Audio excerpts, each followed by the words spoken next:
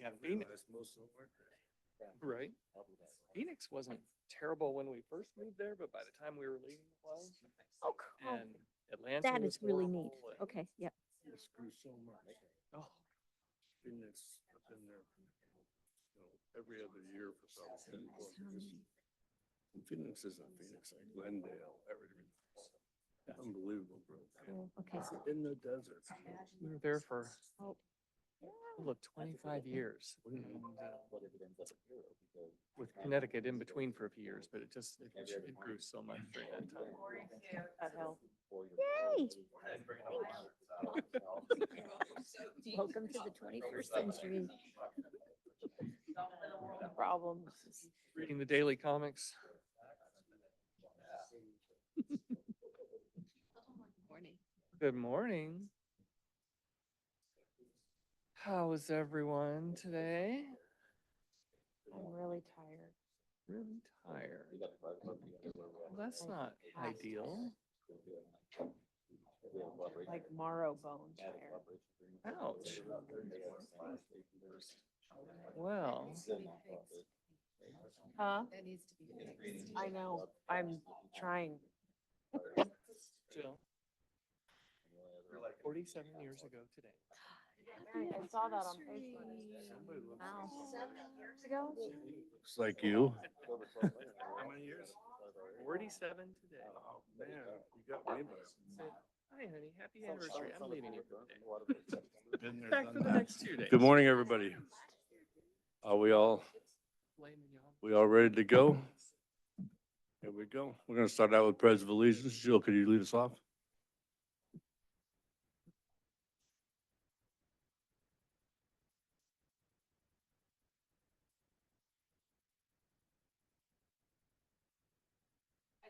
Allegiance to the flag of the United States of America, and to the republic for which it stands, one nation, under God, indivisible, with liberty and justice for all. Jill, let me see your computer. Oh, sure.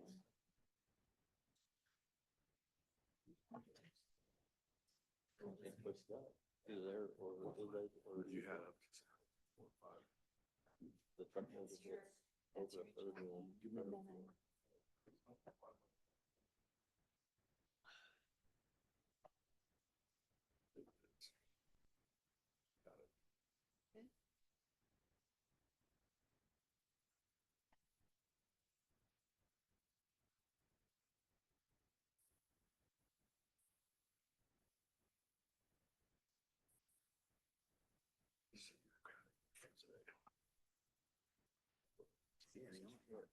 Just a cap and forth.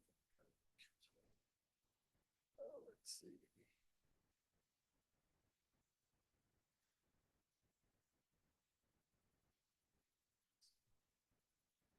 Here we go. But what's in front of you should serve you. Hmm? This should serve you just fine. County matters, just one item. What, 4 items? The 4 categories. Okay, good morning. We are going to start the meeting off. And the way that today will be ran is we will go to the first category. We will take public comment, Zoom comment, comment from the commissioners, and then comment from the board. We'll try to do all segments like that equally. There will be a break today for lunch. We'll try to make it a nice clean break, maybe 45 minutes to an hour. And we will start with the project overview and update. Brett, you're up.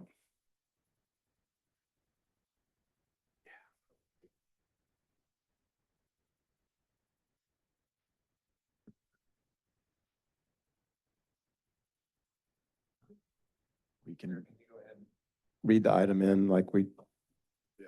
just normally would.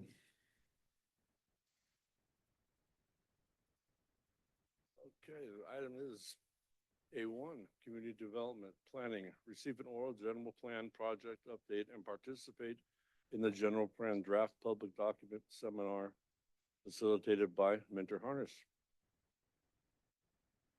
So with that, we'll turn it over to Mentor Harnish. But as Chair, as you kind of stated, this will be run the same way we've run these in the past. You know, this is not the first time we've done this. So we're just at this stage in the process where we've got a lot of public comment in from the draft general plan.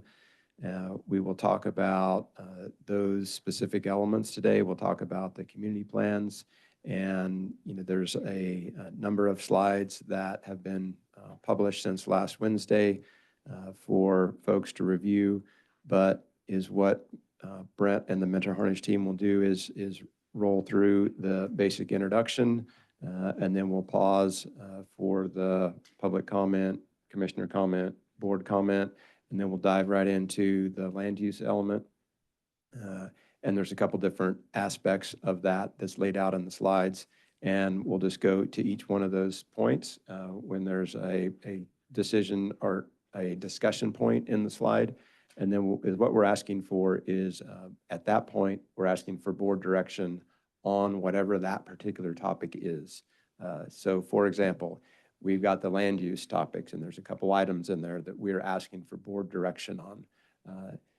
No, this is not the quote final decision. Final decisions will be made at general plan adoption next late summer time period, fall, whenever we get to that next year. But these are directions that staff needs to continue on this process because these decisions today will dictate how these future plans are edited and we move forward. And then as we kick off the zoning code update element of this, which is the first public engagement with that is on Thursday with a special planning commission meeting. That will then dovetail into how we further refine our zoning code updates, which is the whole Chapter 17 updates. So Brett will talk about some of this. You know, we're trying not to get all those things confused too many times today, but I'm sure it'll happen a few times.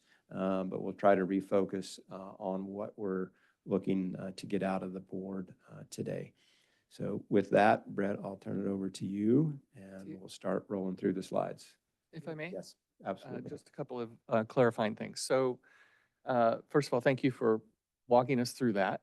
As you look for input and direction, I assume that's both from the commission and the board. And It absolutely will be. You know, ultimately it's the board's direction, but we will be looking for input from the planning commissioners, commission, and then the board as well. Yes. And so do we contemplate perhaps first asking the commission so that we can sort of weigh their feedback and then the board gives that direction? Is that what you have in mind? That's my suggestion is we would go through after each topic like that. We'd have public comment, you know, get that. We'd have commission comment, discussion, board. And then if you guys want to, you know, take all that in and then provide that final direction or Okay. have discussion as you desire and then provide that final direction. That's Okay. what we're looking for. Thanks. And then obviously there were many comments. Thank you for the holistic view. And then what I saw in the presentation was the staff, in coordination with Mentor Harnish, had boiled that down to the things that they thought needed to be addressed through this sort of direction. And that there are recommendations in there sometimes to do something about the comments that were there and sometimes not to do some of the things with the comments there. And that's what you're going to be looking for from the commission and ultimately from us, which then the group will take and start to fine tune it even more. That is correct. Okay, I just want to make sure I'm in sync. Thank you.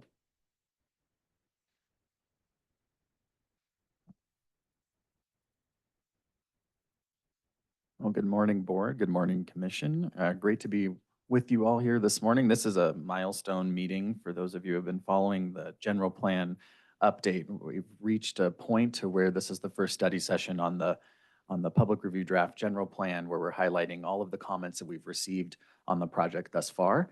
and asking for both commission, board, and community feedback in order to create a revised public review draft, which will inform not only the zoning code that Mr. Tuttle had talked about, but also the EIR. That's one of the next large steps. As we start today's meeting, this is a two-day meeting on every element within the general plan, including the community plans. But before we get into the meat of the discussion, I do just want to go through an overview of the project for those who may be joining for the first time, or a refresher for those who have been part of this process for the last few years.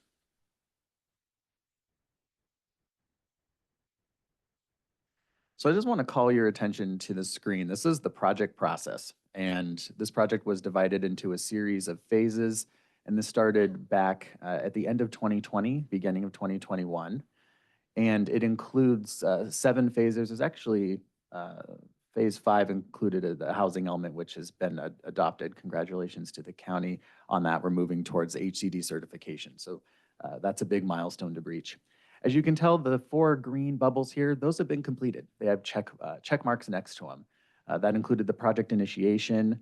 We started evaluating the zoning ordinance. We did an existing conditions and trends evaluation of the county, and that's to really understand the existing setting in order to prepare goals and policies looking forward the next 20 to 30 years. We went through an extensive community visioning process, which was brought forward to the county as well as the Planning Commission, and eventually board consideration and adoption of a vision.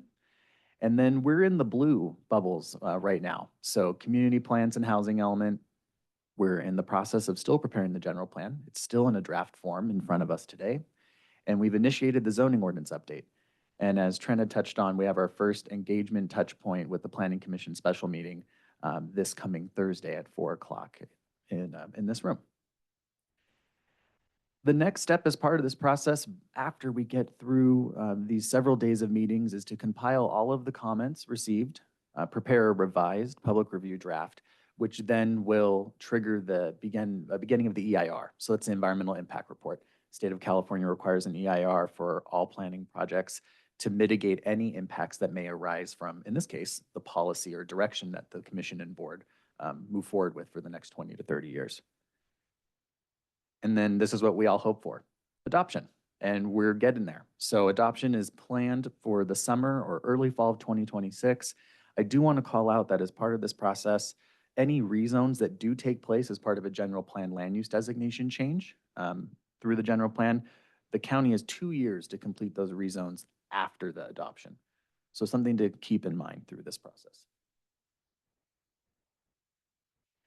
So a refresher, what is a general plan? General plan is required for every jurisdiction, every county, city, town. It guides long-term growth. It's organized into a series of chapters, or as we like to call elements. The state mandates that certain elements and topics are addressed either in a standalone format or intermixed throughout a general plan. And really this is the blueprint for the future of the county. It represents the overall vision, which the board approved, and helps align future policy decisions made by the board going forward. The best way to look at this, I know we've shown this several times, but this graphic really represents the base. So the base of the general plan, that's the foundation. Every other planning document tiers off of the general plan and has to be consistent with it. That's a requirement of state law. So your general plan is the policy base that sets the direction, the goals. The zoning is, I like to think of the teeth, the regulatory arm, all your development standards, allowable uses, permit requirements. From there, one step up, subdivision maps, where you start to subdivide land.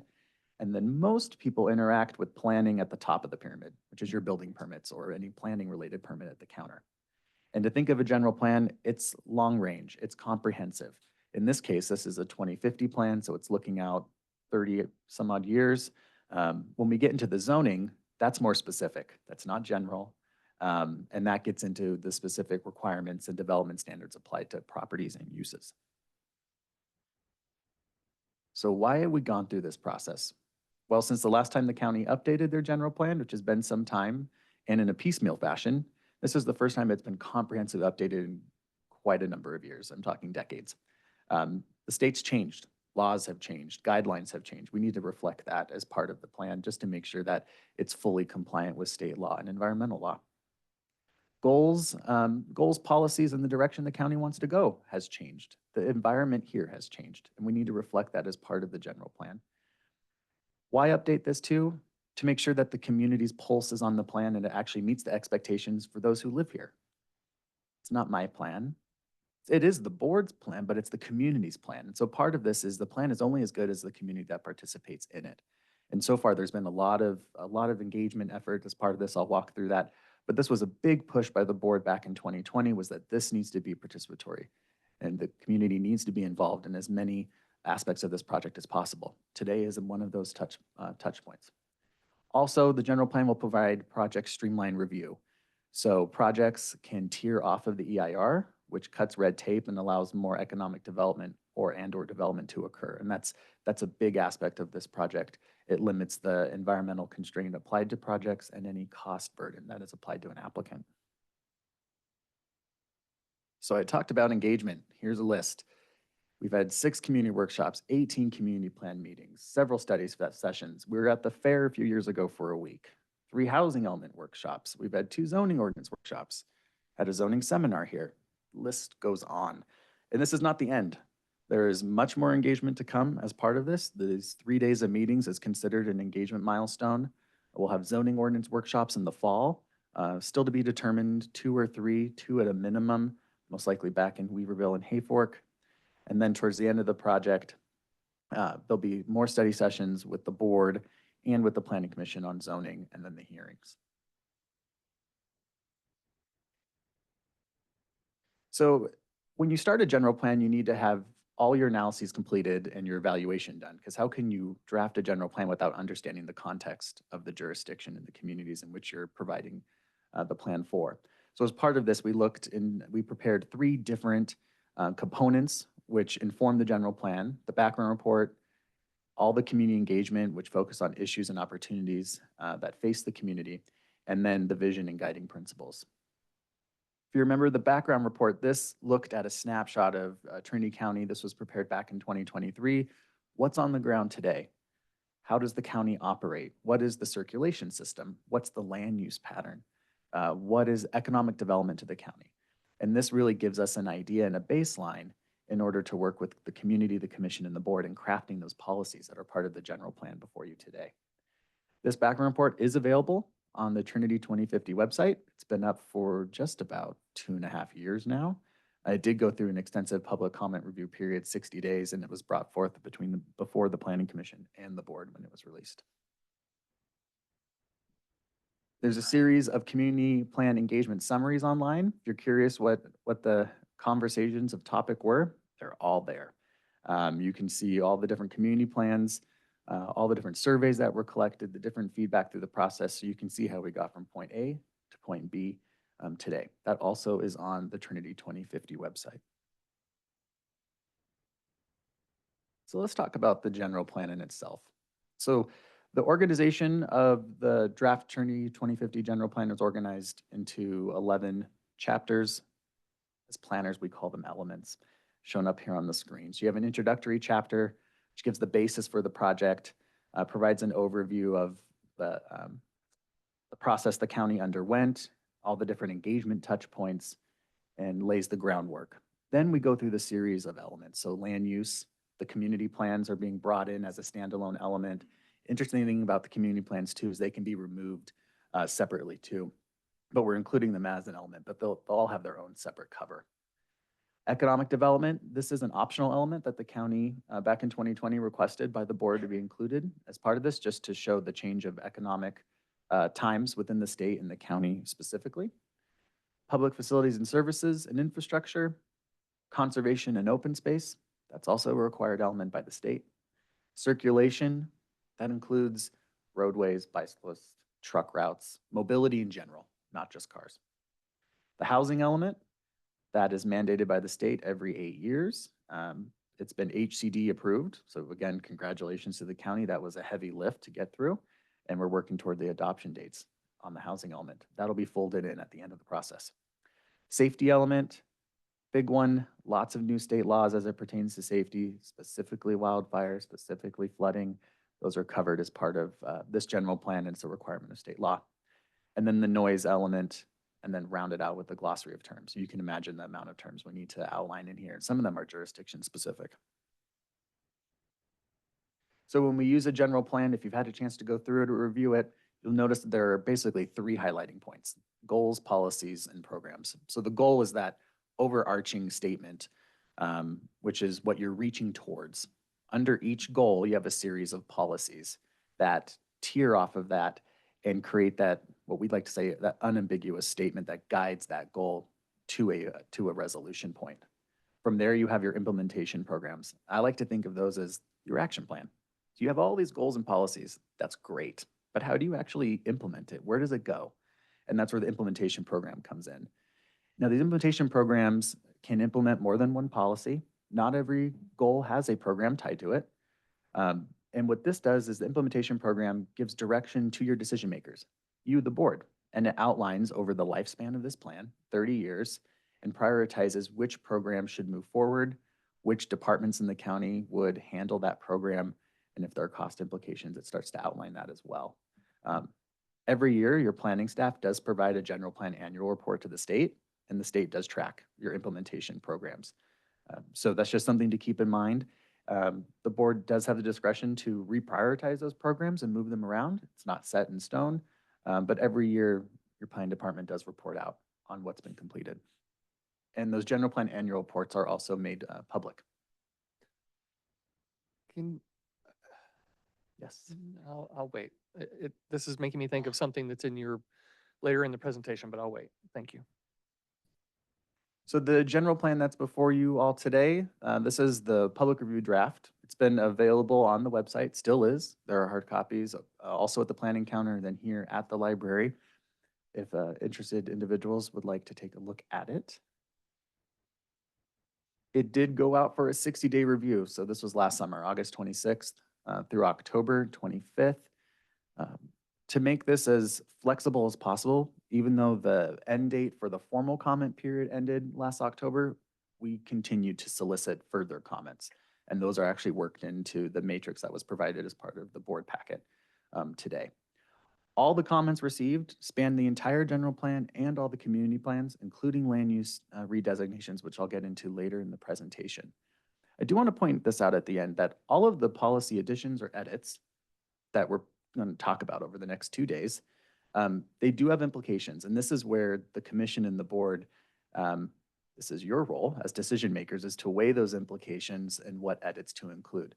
I do like just to state that some of these do have cost implications down the road, service implications. So these are things to consider when reviewing these edits and coming to a consideration or recommendation to staff. And so now you hit on what I was thinking about, but again, it comes up later, but just so we can set our mind on this. Sure. So I noticed, I think it was High and Palm that requested, rather than the sirens, the radios and training and so on and so forth. So if, and again, this down the road discussion, but I'm using an example. Sure. If the direction was to move forward with that, is that an example of where then the county is financially obligated to make that happen? Financially obligated, yes. So there would be a commitment by the county to fund that program or find grant funding for safety purposes. Okay, thank you. So I just wanted that frame of reference as we start talking about what these are, and that's what was teeing up in my head. Thank Yes. you.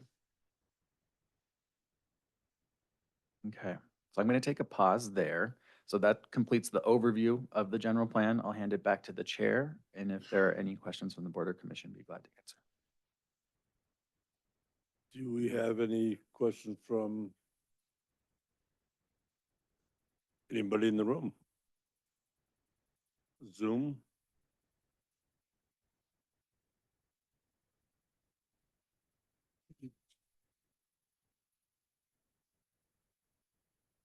I have no hands. Planning Commission? And the board? Oh, I'm sorry, I didn't see him. My fault. You said that the community engagement was completed. Do you know if there was ever anything in Xenia for the people there? I lived there and I never heard anything about it until I joined the planning commission. I had no idea this was even going on. So we have a whole community that has no clue that they're being rezoned right now. I would say specific outreach in Xenia, no. So we worked with county staff to try to identify general locations across the county to cover as much bases as possible. And in some cases, they were trying to do centralized locations to have other communities come in to join. So we did not have engagement in every community throughout the county, no. I'll just make a comment on that. You know, ideally, yeah, we'd be able to go out to every single small community in the county. Realistically, you just don't have the resources for that. We just don't have the funding for that in this overall project. There was lots of outreach through prior Board of Supervisor representatives, through prior Planning Commissioner representatives.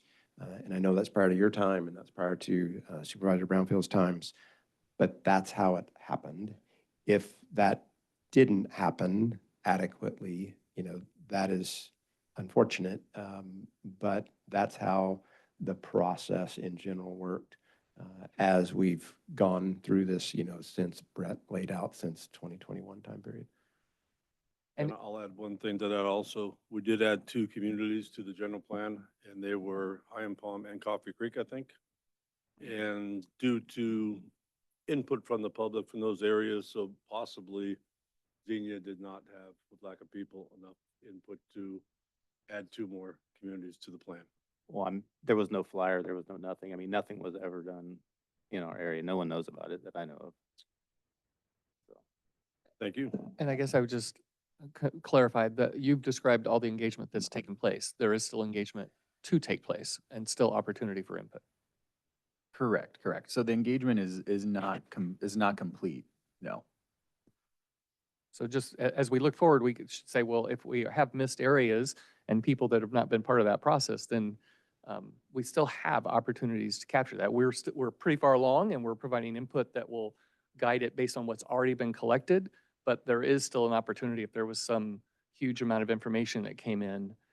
We wouldn't be adding a general plan or a community plan at this point, but we could make sure that that set of communities' input was somehow incorporated to the general plan, because any community that's not covered by its own community plan still is covered by the general plan. Does that make sense? yes. And Okay. We'll make sure that Julia reaches out to you and at least gets you to the meetings in Hayfork. I know it's not close to home, but at least you could have participation there and from the community and yourself. Okay. Yeah, I was just based on it said it was closed or completed, so. Any questions from the board? We will move on, Brett.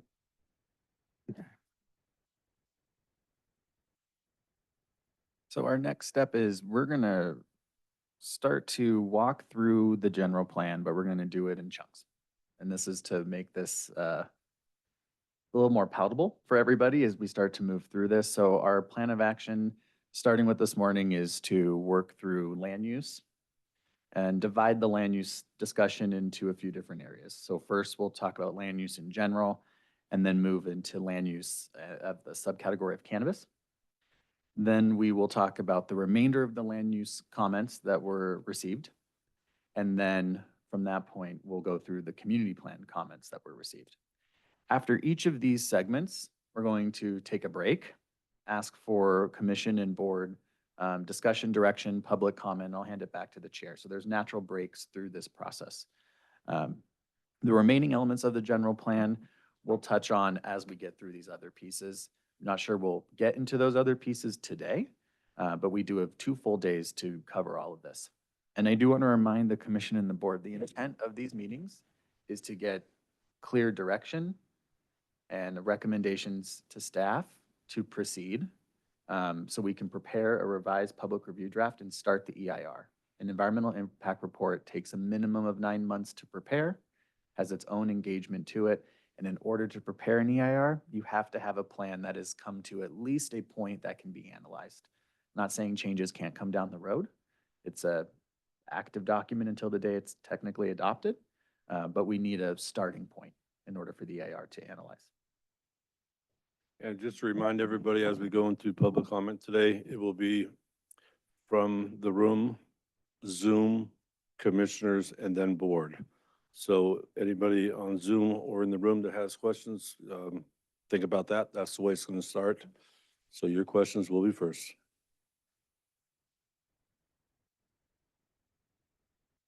And yes, I should mention this as well.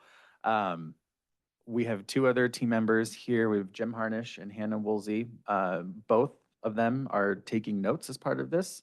The meeting's obviously being recorded. Also, Hannah is doing live editing. So when we get into policies on the general plan specific element, she'll have that element open. And as the board, commission, and public make direction and decisions, we're making those edits live in the document. So those edits are being done now, and we'll work with the planning department and the CAO to provide those comments following the meetings.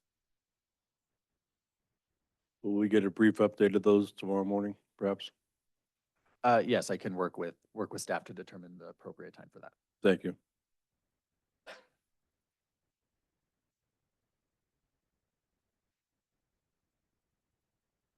My clicker isn't working. Hold on.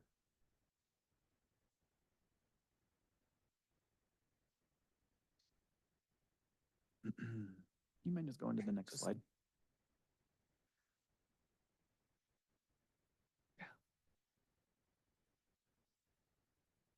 There we go. Now it's picking up.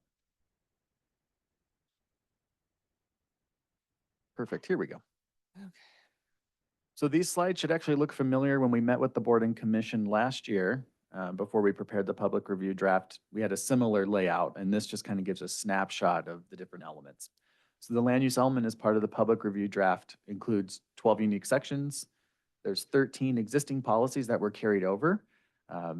Even though you start a new general plan and it's comprehensive, you don't throw everything out. There still are good policies included in there that are still relevant to the county today. They may need some modifications and tweaks, but it's not a wholesale toss and rewrite. So there are 13 policies carried forward, 34 new ones added. All new policies reflect either changes in state and federal law. They reflect the vision statement and how we implement that. They reflect community feedback and community comments, and then direction from commission and board through the process. As part of this, there are 10 implementation programs as part of the land use element. So what's changed? So in the land use element, we updated all the purpose statements. So these align with the vision and guiding principles. Again, those vision and guiding principles for the 2050 plan are on the Trinity 2050 website. There were some new general plan designations that were proposed, which is before you today, including a low density, residential, medium density, a high density, mixed use, and then a new designation called state, federal, and public land. New goals and policies were related to environmental justice and the equitable distribution of public services. This is a requirement of the state that all individuals, regardless of income, race, are covered through all services and utilities and so forth, and they're included equally through planning processes. There's new goals related to cannabis. So within the land use section, there is a section devoted to cannabis. And then we have some new policies that focus on the county doing an internal review, not necessarily through a consultant team, but every 5 years, open the general plan, see what's working. Are there any tweaks through a general plan amendment the county needs to make? That's actually very important to do, and we highly recommend doing that, because then you're not waiting for another comprehensive plan down the road where you're like, oh, we have to make some overhauls. No, if you tweak them down throughout the plan's lifespan, it makes it easier for staff and cost effective.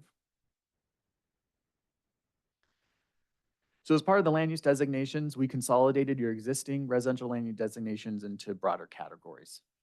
This follows best planning practices.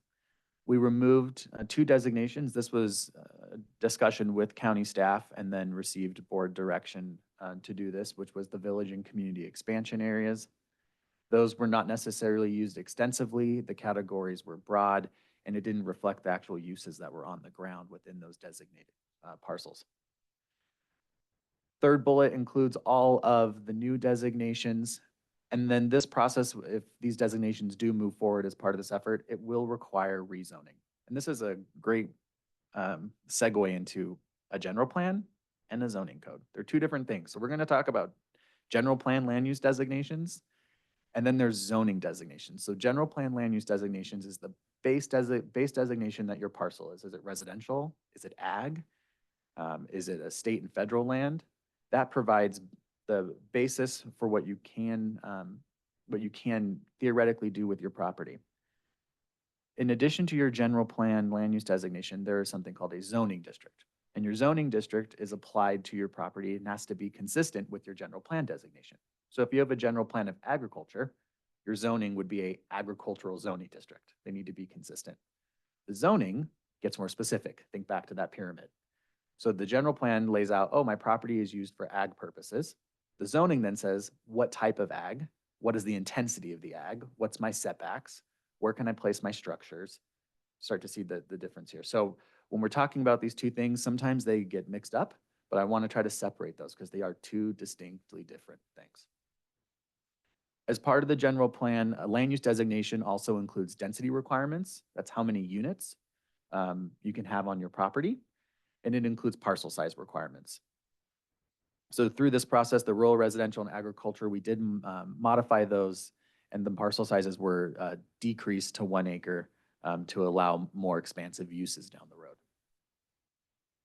Overall, we did go through all of the land use designations just to make sure that they better reflect what's on the ground today, and that they did not include other uses that weren't there. We did go through a redesignation process, and I will say this is draft. This is not approved. It's not adopted. This was just the first crack at this. So here's our methodology for the land use designation changes.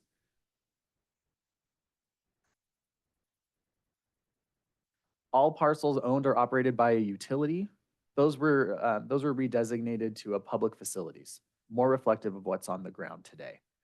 All parcels that were owned by state or federal government, county doesn't necessarily have land use jurisdiction over. And so what we did to make that more reflective, we proposed a new land use designation called state and federal and other public lands, this SFP. And on the map you see on this screen, that's actually all the brown and tan areas. So that starts to give a better idea of how much of the land is state or federally owned. And the way that we change these designations is listed in that last bullet. Don't need to read all of that, but it talks about we did double and triple checks, looking back at the tax assessor, looking back at the history of the parcel. There was great length by your staff to ensure that any designation was truly reflective of the use on there as proposed. So let's talk about cannabis.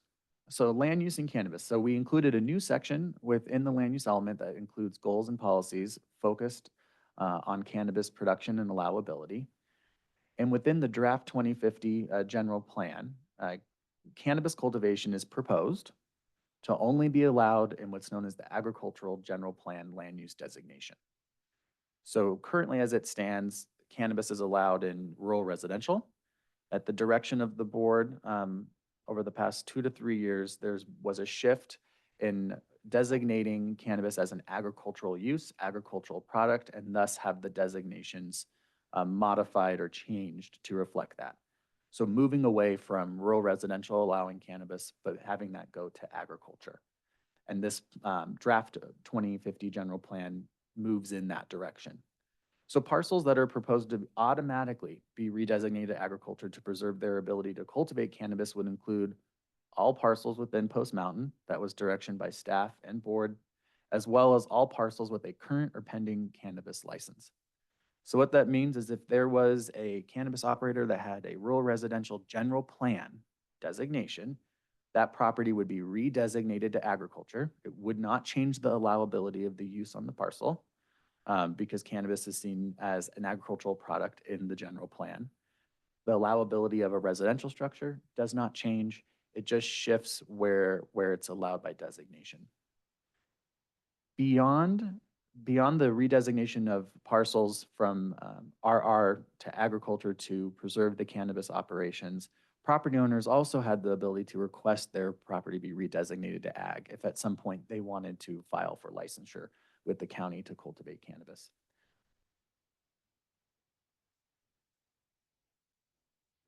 So within the land use element, we received 224 total public comments just pertaining to land use. Now, a majority of the themes that came up through these, most requested a redesignation. The request for cannabis cultivation as allowed use in rural residential. This was one of the major themes that came up through these comments was um, most community members that commented were not in favor of the switch of going from rural residential to agriculture. If it's been in rural residential, keep it in rural residential. Maybe just have development standards to mitigate any impacts from the use.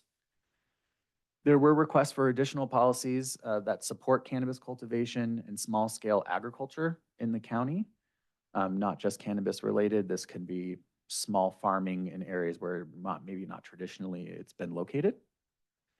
And there was some concern over some various proposed residential land use redesignations. This is specifically tied to Weaverville. There's proposed land use changes from a low density to a medium density in specific neighborhoods within town. And there was some concern that that density doesn't necessarily reflect what's on the ground today.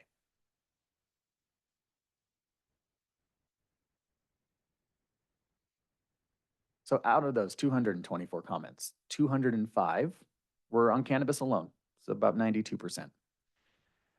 Now, those comments specifically were concerned that the 2050 draft general plan, making that switch from rural residential allowability over to agriculture, actually creates more hindrances in an already highly regulated environment for cannabis. And there was the concern that, yes, you're changing that use over, but you're still creating more work, which causes more issues for operators or future operators down the road. There was also the concern that it creates more restrictions beyond what the county already regulates and can make it more difficult for future applicants to move forward in that field. Community commenters did not have an issue with classifying cannabis as agriculture. That's what the state sees it as. So aligning it as an agricultural use was okay, and that definition should be modified. There wasn't a lot of pushback on that necessarily.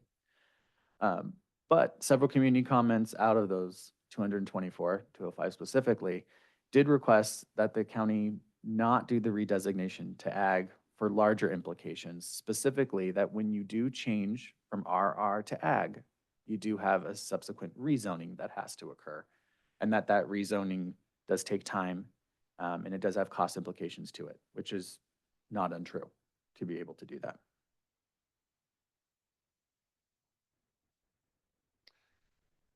Just a question, do you want all questions held, or if we have a clarification along the way? Oh, we're okay. Go ahead. So cost that you're describing to the county, not to the landowner, correct? Cost of the county. Okay, just wanted to be clear. Yeah, the county would have to initiate a rezone process. There's notification requirements, hearings. Rezoning is a big effort. Okay, thank you. Correct, that would be at no cost to the property owner, it would be a cost to the county to rezone. But to be clear, if we don't get that work done correctly, we could then be creating a cost to the property owner and what they want to do with their property going forward. If we didn't get that right, and then they needed to do rezoning in the future, then that's when we haven't served our public well. Is that correct? Correct, I mean, the rezones have to be done within 2 years. And if a property isn't included in the rezone and the property owner later on wanted to redesignate and rezone to agriculture, it would be on their dime to do so. Mhm. Yeah. Which does have cost implications and time implications because there's hearings with all of that. I have to go before the commission and board. So within the land use element, there also was requested redesignations. These redesignations were, had a 60-day window. 193 requests were received. So there's a individual request that came in. Almost exclusively all were driven by the allowability of cannabis. A majority of them were looking at changing their designation to ag to allow either cannabis to occur now or down the road if they wanted to file for licensure, rather than, as supervisors pointed out, waiting and having to have them take on the burden of a rezoning or general plan amendment cost. So out of the 193, 181 were driven for redesignation to ag. 12 were focused on other redesignations, residential, mixed use, and then some commercial along 299 throughout areas of the county.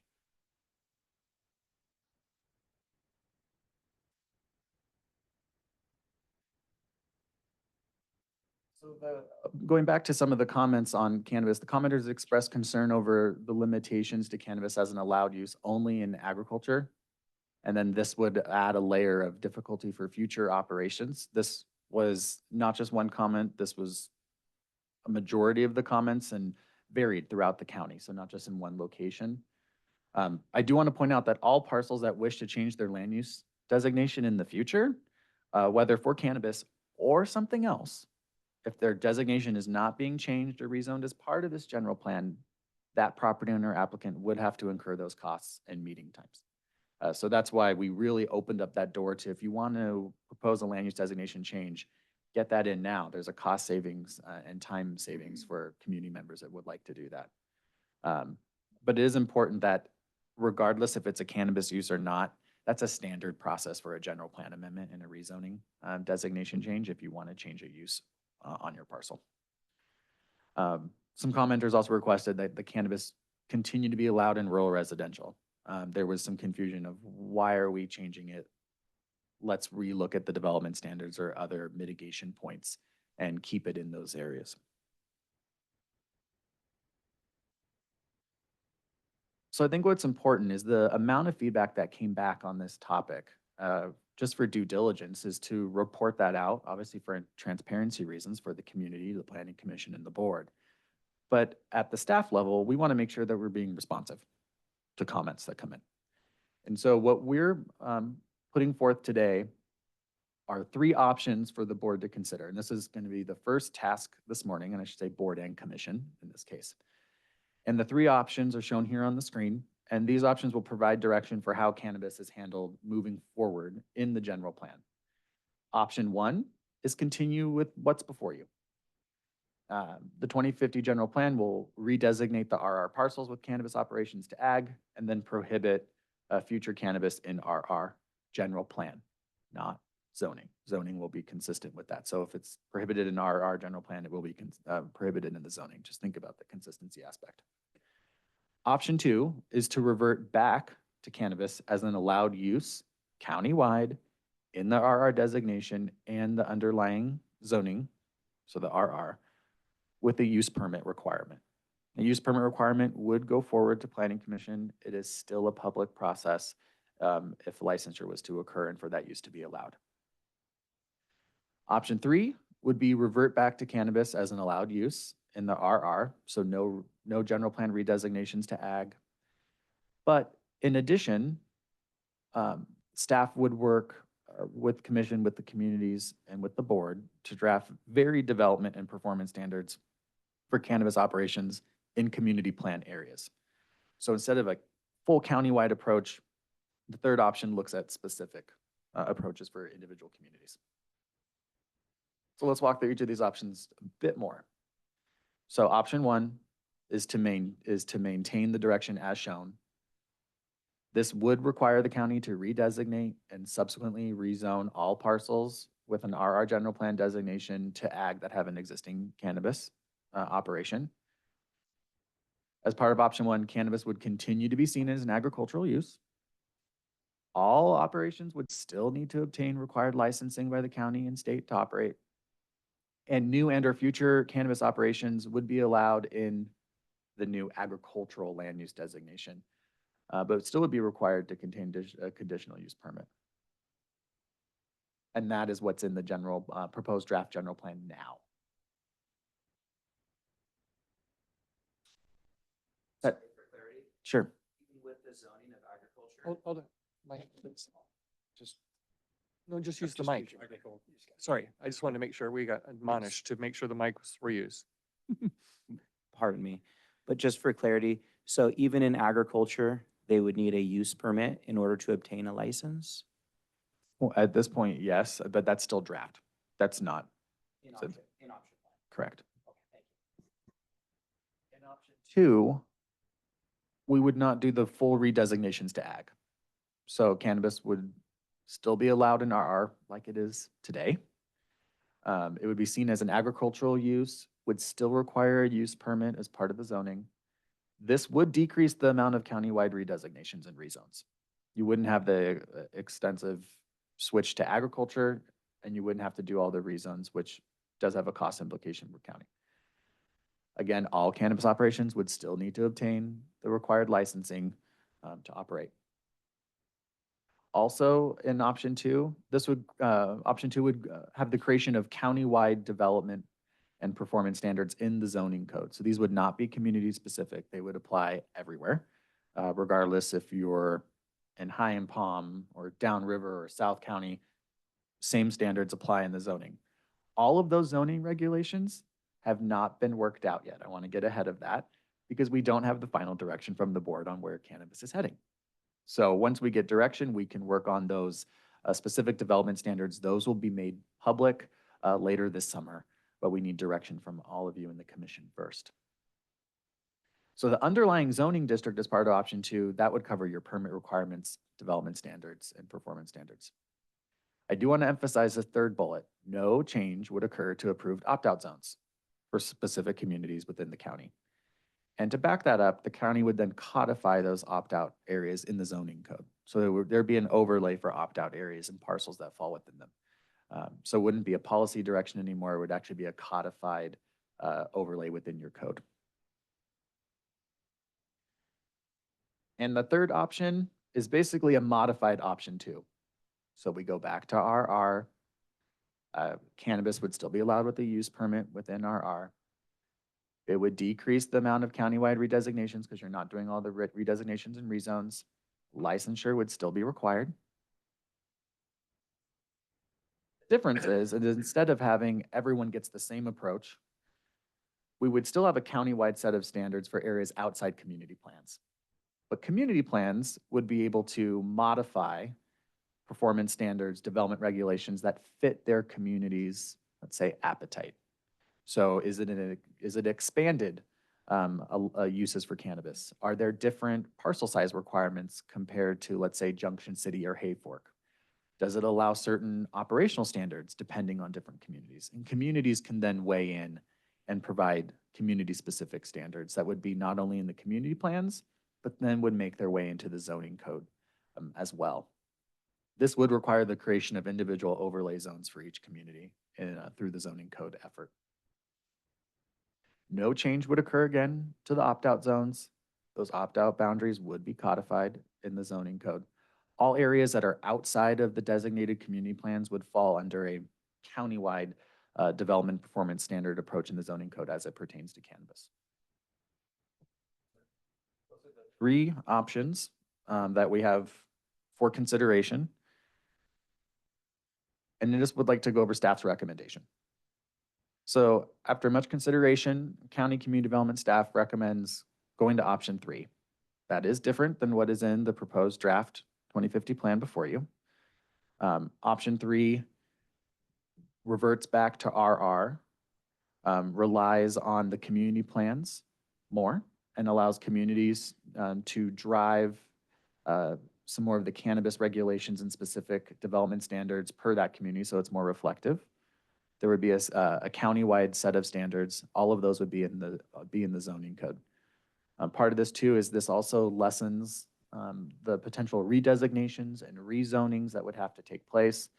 And based on the community plan meetings that we've had, the 18 so far, and the community comments that have come in, this is staff's recommendation is to proceed with option three. But again, it is at full discretion of commission and board to determine which option is the best to go with in this case. So this is our first natural break point, is to cover this topic. I'm going to hand it back to the chair to facilitate the discussion. Again, myself, the consultant team, county staff is all here to answer any questions on the topic. Fred, thank you very much. We'll take a 5-minute break now. We'll come back with comments in the room, Zoom, commission, and board. 5 minutes, we'll be back at 10 minutes after 10, 5 minutes after 10, 6 minutes. Thanks. All right.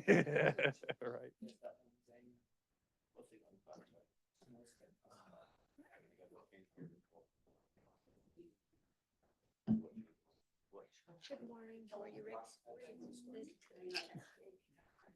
resource? What's our limit on resource? Our whole area is changing. Sorry.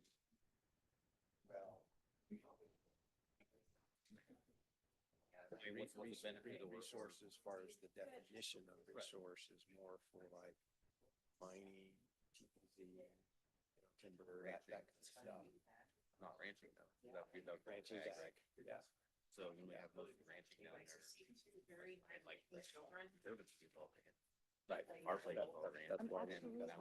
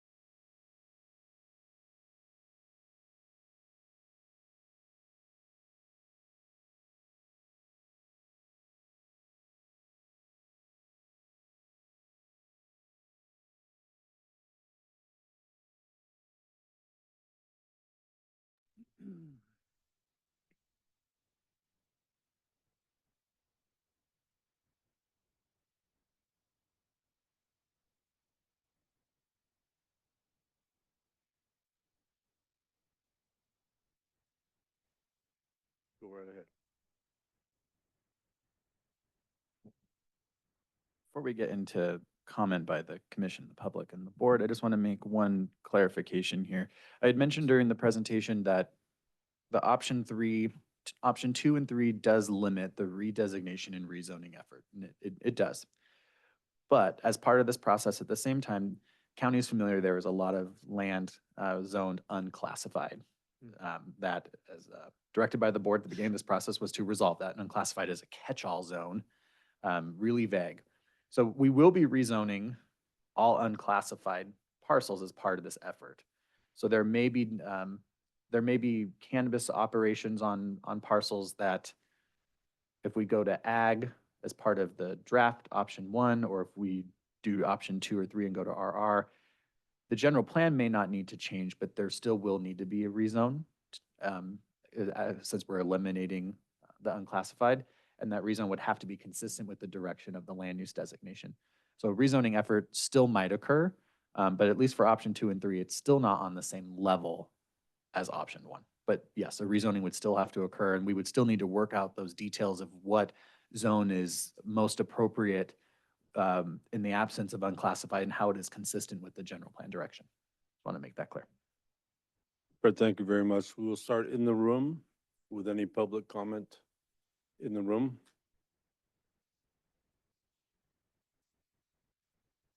Thank you, Chair, Supervisors, Commissioners, staff. Adrian Keys from Hayfork. Going to be really hard to condense this into 3 minutes, so I'm probably going to actually keep it even more brief than that. Just in the option 1, I'm like really confused how there could possibly be a requirement for a use permit for what would become a by right activity. I don't know how that makes any kind of sense at all in the planning world. I'm also then curious if cannabis were to be removed, if cannabis is an agricultural crop, we all know that it is at the end of the day. If it's removed from RR, are other ag uses still permissible in RR? Or does that strike agricultural uses that are existing now in RR? Does that strike them from RR? So no future RR parcels would be allowed to utilize their land for agriculture?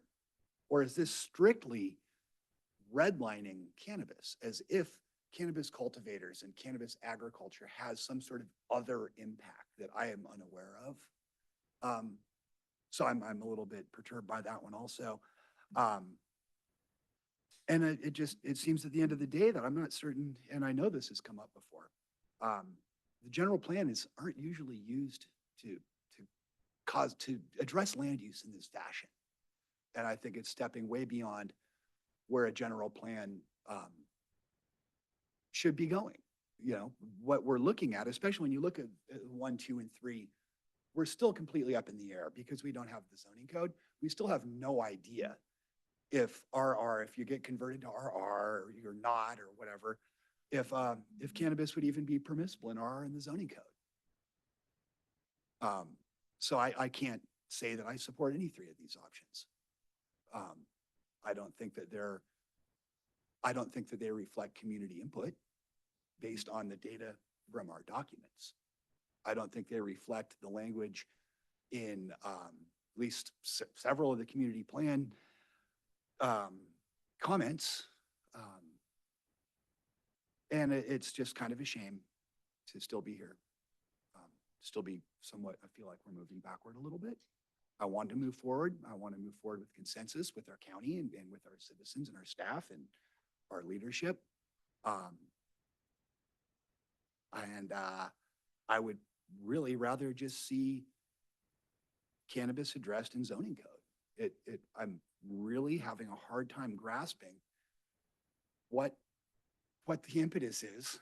I mean, saying that, to segregate cannabis out of this process and create its entire own land use scenario and all these different things that revolve around it, all adding to the complexity, all adding to the expense, all adding to the difficulty. Whereas what we should be looking at is driving forward to 2050, where nobody's even going to remember that cannabis was illegal. Nobody will remember any of this. And we very likely are going to be shooting ourselves in the foot here. So please, Thank you. consider that. Any other comment in the room?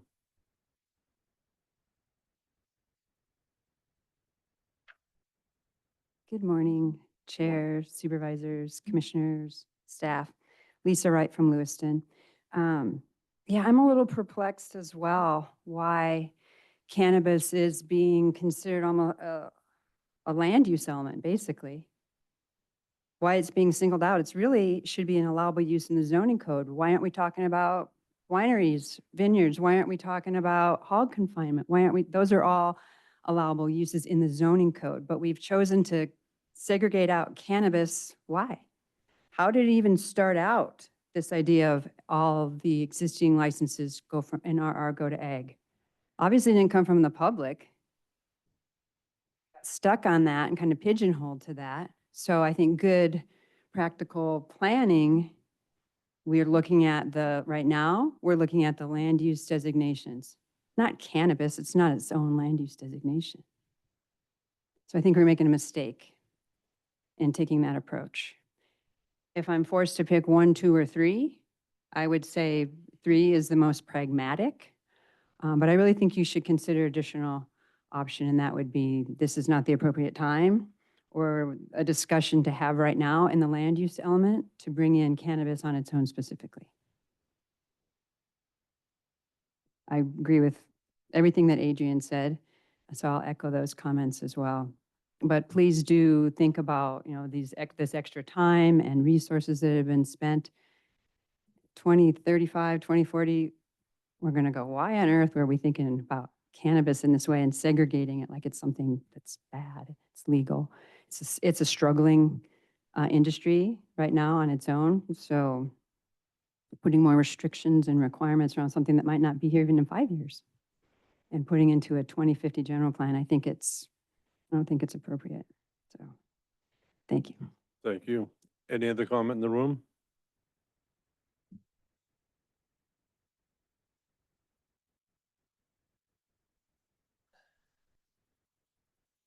Thank you, board. Thank you, planning commissioner and all the staff from the county. My name is Tommy Lohr. I'm from Post Mountain. I'm a resident up there. Reason I'm here today, I just want to understand all the definition, all the languages involved. And I think as a grower, I think that we don't want a lot of information from this that confuse us. And some people that already have a commercial license for cultivation, but others, they don't have the fund, and they're still, they're hoping that maybe next year or the year after that, I can go into getting my license. What if this thing that changes the whole complexity of this industry, and they go, okay, I got a property, I invest so much money, but now I can't get into the game. So we got to think about those folks too. Don't leave them behind. Just because this group got in, the rest can't get in. So we got to be, thinking about everybody's. And I think that I know that you had to make 3 choices, and I think you had to, maybe there's a 4th one. I don't know, but we had to talk about it. I think it's a good way to come together and just brainstorm and study this, and give up best shots at it, and see what the public and also in general, and what the administration decided. But I think it's it shouldn't be one specific person or a reason that we had to do this and affect a whole lot. Let's say the Post Mountain, for example, that's the only way we can make a living is growing cannabis. There's no other industries, and I feel like something that it's going to impact the whole community, then it's devastating. So I thank you for the time. Thank you. Any other public comment in the room? We will go to Zoom.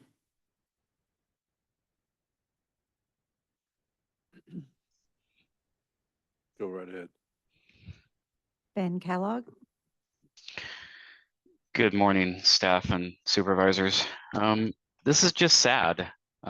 You have continued blocking of an economic development piece in this county, a major one. You've heard from the people, you've sent surveys out, you've had over 200 people come back and tell you that, cannabis is important to them on the various reasons. But from the board who states that they are the most progressive board in a while on cannabis, it sure doesn't seem like it. You wouldn't do this for any other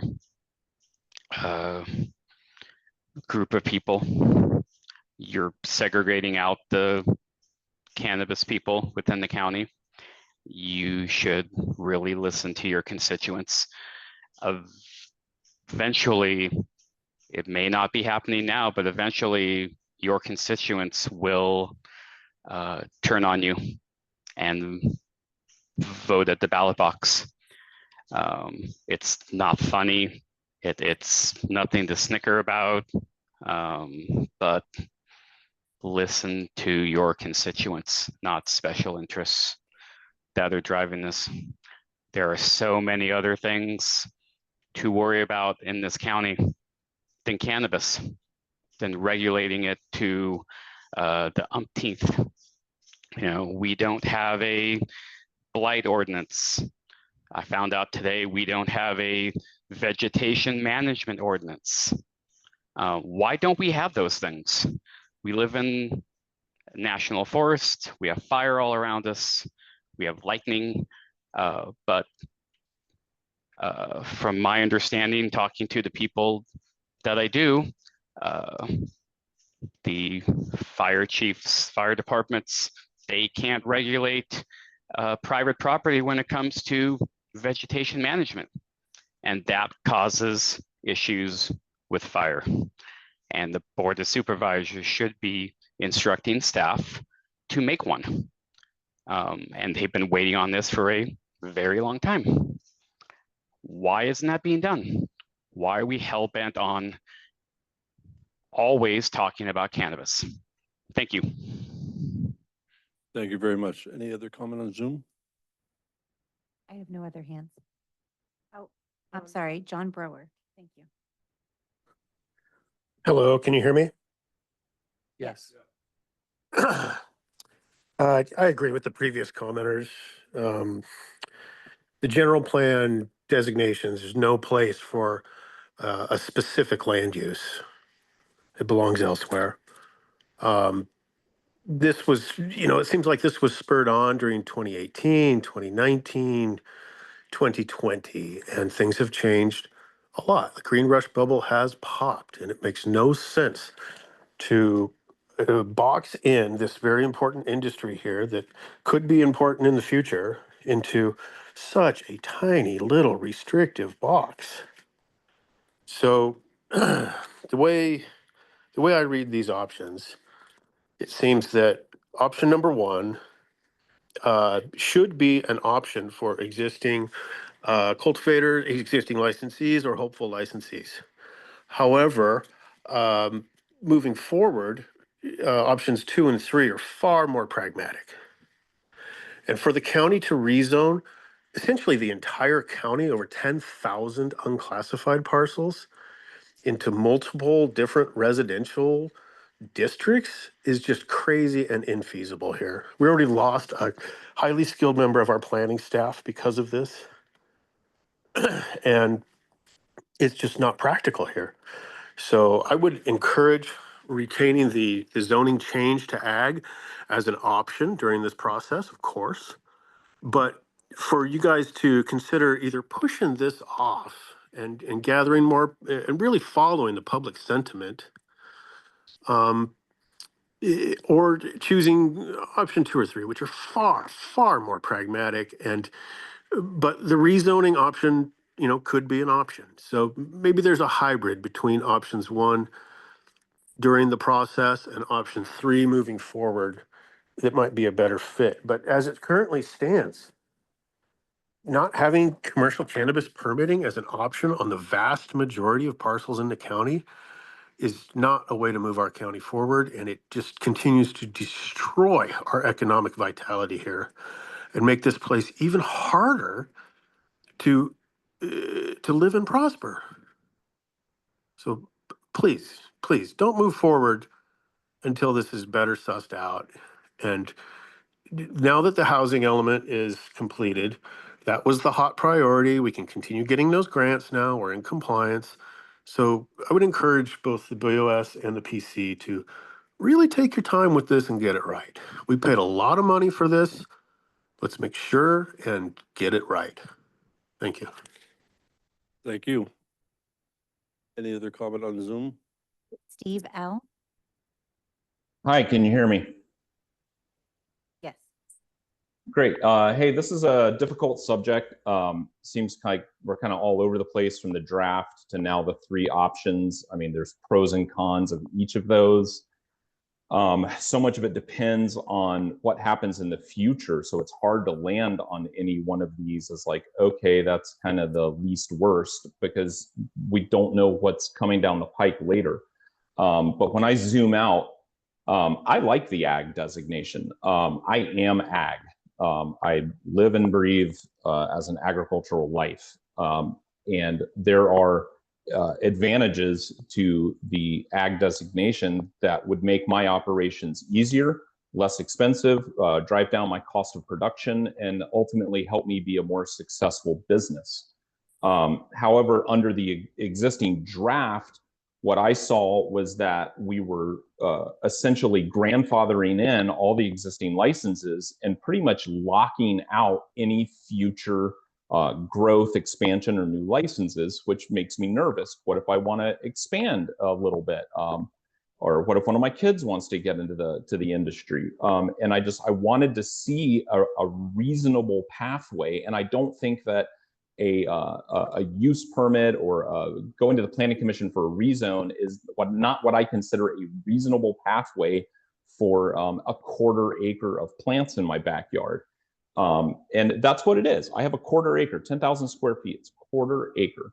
And I want you guys to ask yourselves, with all of these regulations, would you impose these restrictions on me if I was growing a quarter acre of grapes in my backyard? Grapes make alcohol, also a controlled substance, right? So would you do this if it was a quarter acre of grapes? And as I could not agree more with Adrian and Lisa, I'm not growing plutonium in my backyard, it's cannabis. So I also think that if we move away from option one, that we need to reopen the window for rezoning requests. I think we should reopen that window anyways. I've talked to some of my neighbors and community members. Nobody was aware that that window existed except for a handful of cannabis farmers. And if we're switching away from the automatically rezoning, then that window needs to be reopened. I think that window should be opened anyways with a little bit of advertising put behind it so people know that that exists. I also have some issues with some of the goals and policies that are laid out in the draft plan. I think there's just a lot of overreach on things that the government doesn't necessarily need to be so micromanaging and involved with.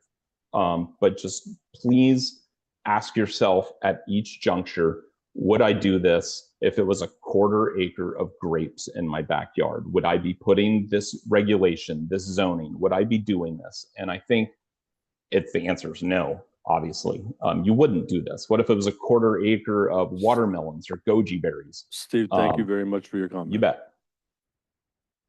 Do we have any other comments on Zoom? Dana Hauser. Hi, board commissioners and staff, Dana Hauser from Hayfork.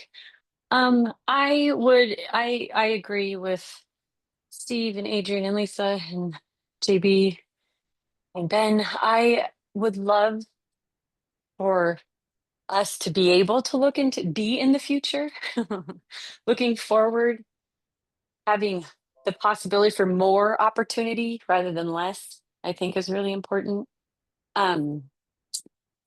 The cannabis program has contributed a lot of money towards this general plan, and I really don't want us to be limited and restricted moving forward. I know it's a hard time in the industry right now. Personally very much am feeling that. And so I know all of my other fellow cultivators are as well.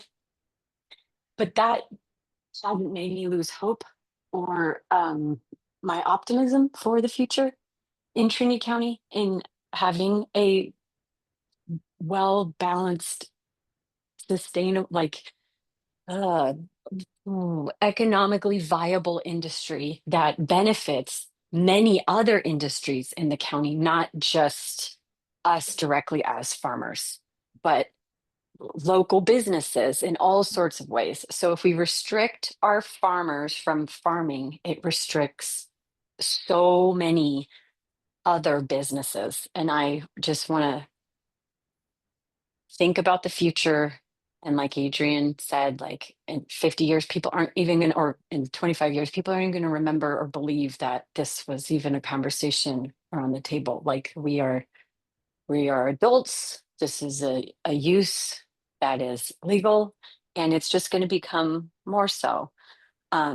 Anyhow, thank you for your time. And I know it's a lot to get through in a long day. That's it for now. Thank you, Dana. Any other comment on Zoom? I have no other raised hands. Thank you. We will bring it back to, actually, I will ask Drew. Drew, do you want to step forward and make some comments of your own on what we've heard?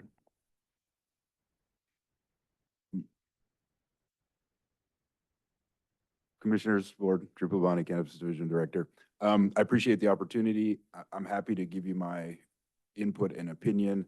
I don't know if it'd be more functional for you to kind of engage in discussion first, and then if you have clarifying questions for me that I can weigh in on specifically, happy to do so. But if you want my general opinion presently, happy to provide that. How about if we have you comment after the commission and the board? My pleasure. Would that be best? Very good. Do we have any questions from the commissioners? Carol? Duncan?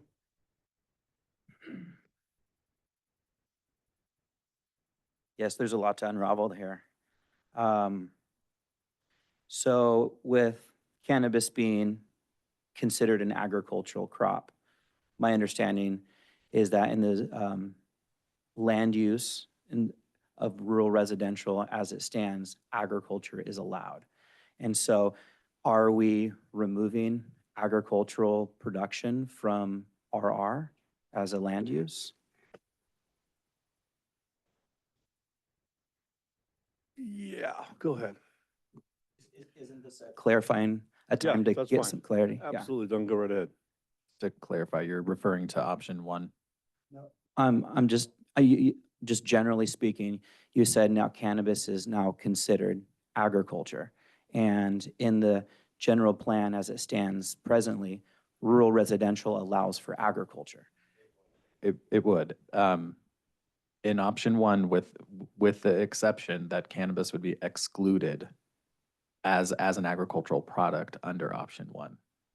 And is there any other products or agricultural crops that would be excluded from rural residential? One, not at this time, no.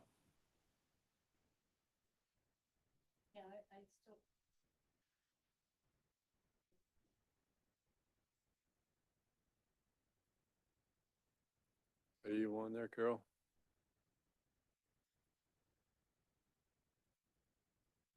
Right. Just to follow up on that. You want to switch for a second? There you go. Drew, thank you. To clarify, I mean, this is a question Adrian asked. So right now in rural residential, you can have chickens, you can have horses, you can have other ag uses. So how does that happen if you have parcels that are rural residential that have ag uses other than cannabis? Does that still allowed? Correct. So ag uses would still be allowed in rural residential. There would be an exclusion in option one for cannabis related uses. And that's where the redesignation came into, to moving cannabis-related uses to the ag designation itself. And that's just in option 1. In option 2 and 3, ag would be allowed, including cannabis within RR. It wouldn't change. Can Thank you you. please clarify? So if we do rezone all cannabis from that are in RR to ag, because we do know that some already are in ag, what are we restricting on that side? What then can they no longer do on their properties if we move them from RR to ag? From cannabis-related production, nothing, because the operation would continue as it is now. Your underlying designation would just change to agriculture. You could still do ag, you could still do cannabis. It doesn't prohibit the use of accessory structures, doesn't prohibit the use of residential. Residential is an allowed use moving forward. So it doesn't actually change. I think some of the concern we were hearing from the public is, what about future use? If 5 years down the road, I want to expand my use, I don't want to go get a redesignation or a rezone.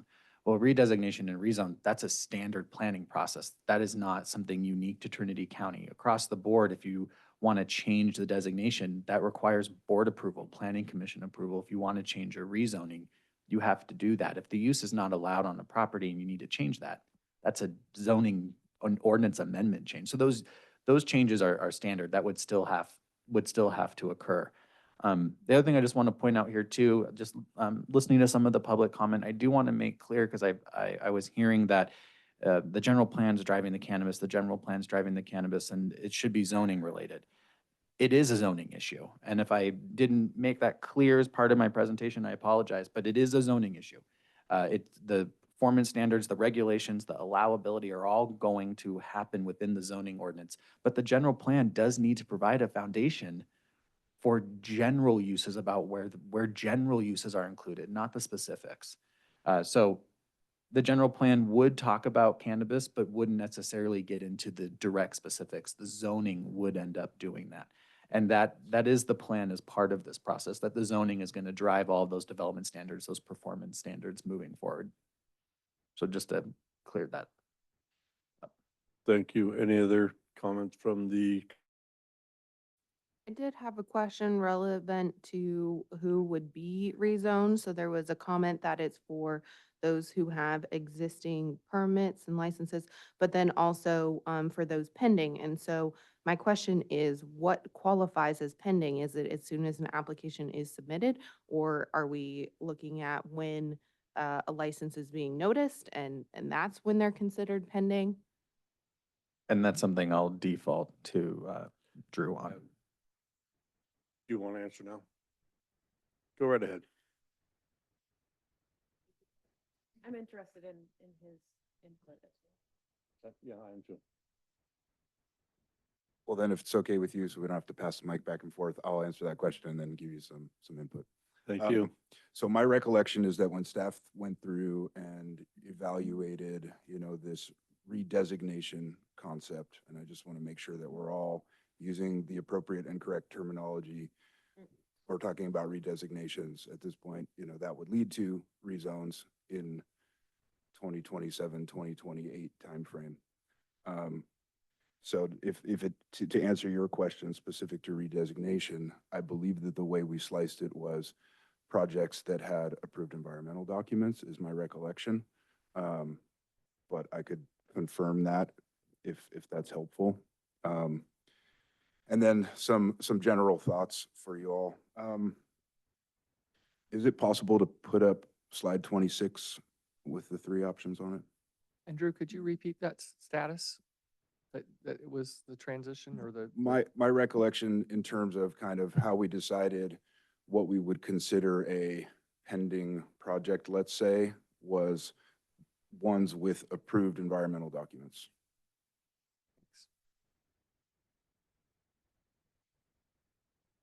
By a certain cutoff date. Yeah, as we speak today, as this thing's adopted, do we have a time period frame? In terms of the future, depending on board direction, you can clarify that, but in terms of the existing land use map that has been presented, it would have been prior to Mentor Harnish going through and doing that exercise in GIS. And that exact date, I don't recall when it was. Do you think that is the best way to move forward? So let me see if I can attempt to clarify a few things here in terms of the three broad options that we're looking at. I would say this might be the only place in this whole presentation where we refer to specific uses and establish the requirement for a use permit. So again, that's a part of what is being a bit convoluted that I think Brent, has attempted to clarify. But in terms of, the broad general plan designations are meant to be broad and meant to be somewhat flexible, as I understand their use. And then that informs the zoning and the allowable uses, the performance standards and the specific provisions within zoning districts and or related to, cannabis uses across the board. One point that I want to clarify is that within these three options, it makes it seem as though cannabis cultivation is only allowed in RR and ag, and that is not the case. Right now, Chapter 17.4.3 basically only prevents cannabis cultivation in R1, R2, R3. And that is all established in the limitations on location to cultivate section of 17.4.3, which also established the original opt-outs. It also created provisions for restrictions and or grandfathering into the TPZ zone. So right now, and I can pull up the list, but we also allow for it in concept, in commercial, in industrial. Also in terms of the existing land use table from our very outdated general plan, we allow for it in highway commercial because it's not specifically, explicitly prohibited in those various zoning districts. We did take a similar use determination to Planning Commission in the last couple of years where they weighed in on highway commercial specifically and said they don't think that that's an appropriate zoning district for cultivation. So I just want to clarify that there's more to this overall discussion than just RR and just ag zones going forward. Of these three options, I tend to prefer option 3. The reason that I prefer option 3 is really unrelated to cannabis. Primarily, it's that the board would be giving direction to do more community engagement and potentially utilize community plan boundaries to make overlay zones, which then communities could weigh in on which uses. And that, from my perspective, very much ties to economic development over the next 25 years, cannabis and far beyond. So if that kind of helps to give you my opinion or clarify some of these things, but just to restate, I suppose, I don't think that we should explicitly prohibit cannabis in a land use designation, period. I think that that is something that we need to address when we get into zoning code and figure out exactly where we want it, the parcel sizes, the setbacks, the correlation between parcel size and license type size. So if that helps give some insight. That helps a lot, but don't go far away. Okay. I do see that we have Cody Smith on, raised his hand. So Cody, please go ahead. I had one question in regards to whether or not it was taken into account in terms of the smaller indoor cultivation licensing. I'm wondering if that type of activity would maybe be allowed in a different district than potentially the outdoor cultivation. And Drew, I don't know if maybe that'd be one that you can answer on, but just wondering if that was kind of thought about at all. Thank you, Cody. Here comes Drew. I think that's a great question, Cody. And I think that is why, rather than trying to define this in the general plan designation topic, that's something that we can dig into when we get into zoning code and the allowable uses within the various zoning districts and the specific provisions for the various license types and various cannabis activities, cultivation and beyond. Thank you. Did that answer your question, Cody? Yes, that was kind of what I was going at, is that I think overall, maybe we could have areas that would be more suitable for that type of cultivation than, say, even some of the RR districts. So with the indoor conversation, I just kind of wondered if that would maybe open up that potential for folks that have properties that would be more suitable for that type of operation. So yes, thank you, Drew. Thank you, Cody. Brett, did you want to chip in at all? Just real quick, I just conferring and agreeing that the cannabis should be regulated in zoning, but the cannabis should still be mentioned in the general plan because there has to be consistency between the documents. When a project moves forward and it's reviewed by the planning commission, reviewed by the board, one of the topics within an application is to confirm consistency with the uses and with the general plan. It's a requirement of every project. And so if there is some direction, maybe it's not limited to a specific designation, maybe it's allowed in multiple, that's part of the conversation today. But cannabis itself needs to be mentioned in some form and fashion in the general plan to make that connection so that then the zoning can implement it. Otherwise, there is no zoning arm to look back at the general plan and go, well, where would this occur? So just making a pitch for that. Thank you. Duncan? So rather than just agriculture being referred to in the general plan designation, since it's an agricultural crop, why specifically point out cannabis versus any other agricultural crop? That's been direction as part of this project. So I did notice that there are some wineries that are currently designated as unclassified for Trinity County parcel viewer available right now. And so is it that those in this proposal have been reclassified to agriculture consistent, or are some RRs? How's that shaking out? Oh, you're talking about unclassified in the zoning perspective, correct? Okay, so this is where we're getting the general plan and the zoning mixed up again. So if we're talking about unclassified in the zoning as part of this project, and its direction from the board since 2020 was to eliminate the unclassified zone, replace it with a corresponding zoning district that is representative of what's on the ground today. So if we used a winery, for example, if a winery had an ag designation in an unclassified zoning district, that property would get rezoned to a consistent zoning district that matches ag. So that could be ag zoning. It could be rural residential zoning, which allows agriculture. So the unclassified zone would go away. We just need to make sure that that zoning district is consistent with the general plan land use designation. Does that answer your question, Amelia? And Chair, I just want to be clear. So right now we're getting questions from planning commission, then we'll get questions from board, then we'll have direction from commission and direction from board. Okay, thank you. I just want to make sure. Go ahead. Two questions. One, briefly, I wanted to go back to the land use pre-cannabis discussion. So you've removed the community expansion designation.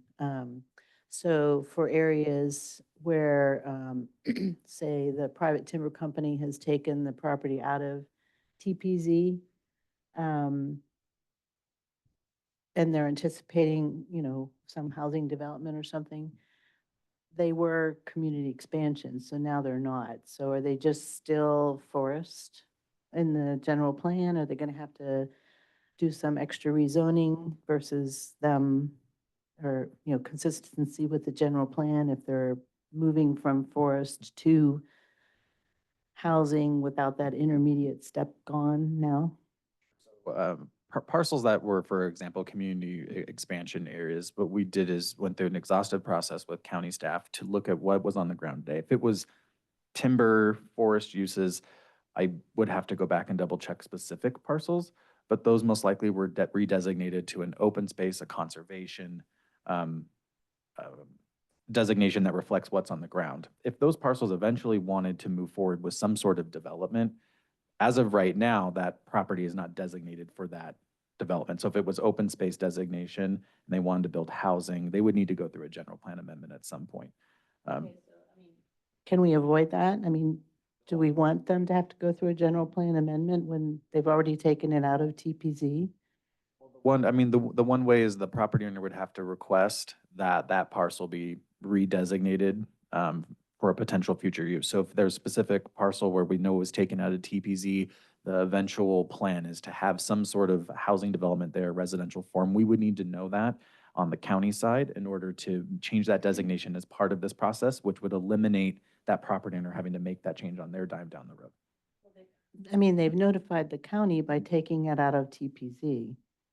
By the county, have they provided specific action and knowledge of what that project would be, or as they removed it out of TPZ, or did they just remove it out of TPZ without acknowledging what the future use they would like to see? I don't know the answer to that, but I'm just saying, you know, there is that intermediate step for future housing development, which we need, and it would be nice to make it a little bit more straightforward where they've at least, you know, they're paying higher taxes now in recognition of the fact that eventually they're planning to develop it. So anyway, I just wondered why that community expansion went away. It was decided at a county level to remove those areas. I'd have to go back through prior discussions. If the commission would like to make recommendations on future land use changes, for example, the properties you brought up that have removed out of TPZ, this would be the time to make those recommendations, and it would be up to the commission and board to consider that as part of this process. That's kind of what we're hoping for. So if there are specific parcels you can think of, I would bring those forward and then make a recommendation as part of this process. We did submit those as part of the community plan for Trinity Center, so. Community plan comments were cataloged and brought forward. They're included in the packet and the comment matrix as part of this process. If something was not highlighted based on staff recommendation, which the matrix as part of the agenda packet did, that can be brought forward as part of these two-day meetings for reconsideration by commission and board. Chair, may I just? Yeah, please, go ahead. Just build on that. What I'm hearing is this was done because of staff input, but not a why. So can we have staff explain the why? Because we have a planning commissioner saying they don't think it's the right approach. Staff may have directed, but we don't know why. Can we get that why so that the planning commission can then weigh in with their opinion on this particular component? Good morning, Ed. How are you?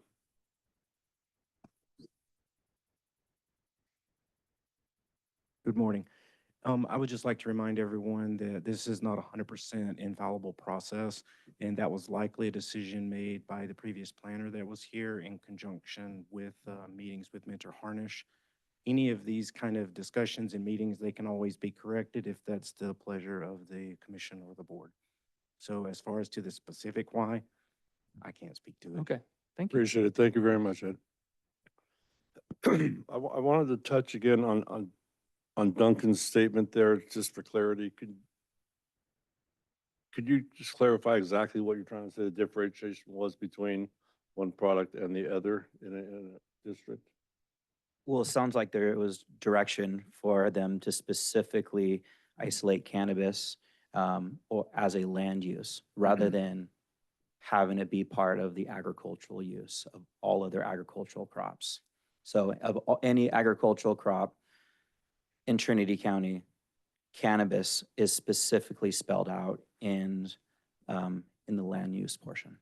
So would this be an example that in District 1, you have a winery and then you have a cannabis farm right next to it?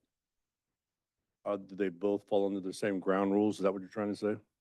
No, it sounds like it does not. It sounds like cannabis is specifically spelled out in land use. And then all other agricultural crops, including cannabis, will be spelled out in the zoning ordinance. Yeah, that's somewhat perplexing to me also as we move forward. As a non-drinker, I'm not against wineries, but I'm not sure why the segregation is so different. Yeah, so the segregation process has been direction since the beginning of this project was to segregate the uses, shift away from the allowability in RR into an alternative designation that would allow it. I do want to state that this is still in a draft form, and it is up to the commission and the board to make recommendations. And if that is not the direction today, then it's not the direction today. And so I emphasize draft. It's not set in stone. And as part of the three options brought forward, what we tried to do was be responsive. Bring options that kind of pushed option one back, pushed it aside, and come up with some alternative ideas. And I do think that community comments on Zoom and in person today brought forth other ideas, hybrid approaches. And that's the intent of these meetings, is to land on a direction, but try to get some direction in the general plan, and then the zoning code really gets into the specifics of the regulatory environment. But if the general plan designation allows cannabis, the zoning would have to allow it to. It is consistent. So I know that was brought up today, the concern though that the zoning might not allow it even if the general plan does. Well, not quite. They have to be consistent. You can't have that break there. And, I fully understand this is in the draft stage, and I think that a year ago, we had public comment that was this wide. And now we're coming down to, the area now that we're getting to the particulars like Duncan asked and some of the public comments that seem to be fairly consistent in what they were looking for. So I just wanted to make sure that that was captured today as a sediment of some of the commission and some of the public comment in the room and on Zoom. It is, and if an option 3 was considered, I mean, that most likely would require additional engagement, because when you're looking now, if you're pivoting to the community plans and then overlay zones driving specified standards for areas within the county, that would have to go back and be revisited by those who live within those communities to help drive the conversation, because what works for Junction City might not work for Hayfork and won't work for Lewiston. They're all different. So just take that into consideration too. The different options have different implications for how engagement and then future feedback is handled. Understandable. I mean, this is multifaceted and, there's a lot of angles here. Correct. I'm trying to kind of hear the whole room at once and yourself.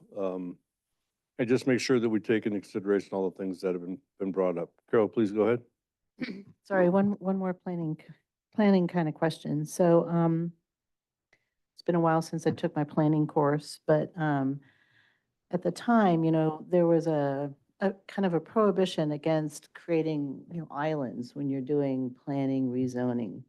And so is there a possibility that by automatically saying these little parcels in the middle of everything else that isn't the same is an island, that you're violating that precept of planning? There is the possibility that can happen. Yes. It's a planning best practice to have cohesion of uses, not to create, I like how you stated it, an island where you have one parcel that allows X, but all the remaining parcels around it don't. It can create issues and between conflicting uses. So it is a planning best practice, but yes, that can occur as part of it. Lawsuits over that, I know, or big planning decisions based on that. Yeah. There have been planning decisions on it. Pending litigation on that, not sure. If the ordinance is pretty clear, it's not vague, the litigation would be a little more unsubstantiated, but yes, their planning best practices is to not create those islands that you're talking about. Amelia, go right ahead. Duncan, we'll get you next. So we've said in the past that, not all parcels are suitable to the same uses. That's how all this is supposed to work, that not all parcels are created equal. Certain parcels are eligible for rural residential because of their size, their shape, their proximity to other uses.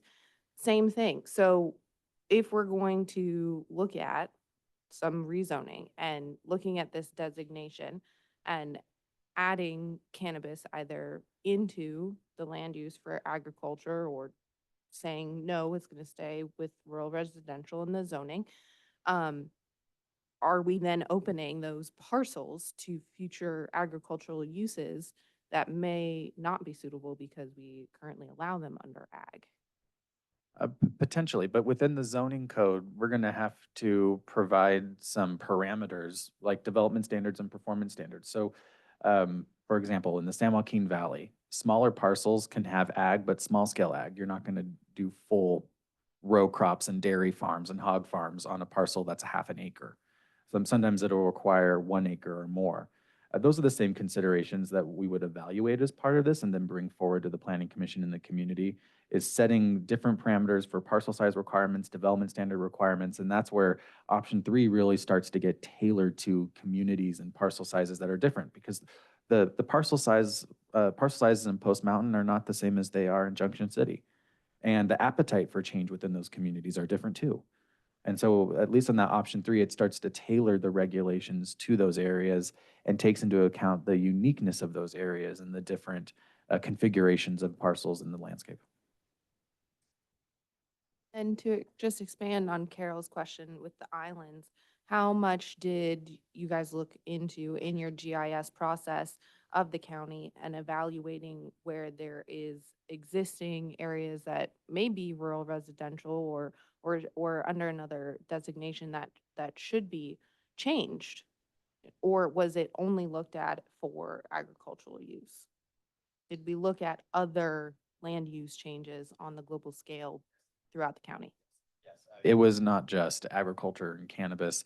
We evaluated other parcels that have recreation uses, open space uses, commercial uses that aren't recognized, seasonal uses, summer camps, cabins, and tried to realign the general plan designations to better reflect what's on the ground today.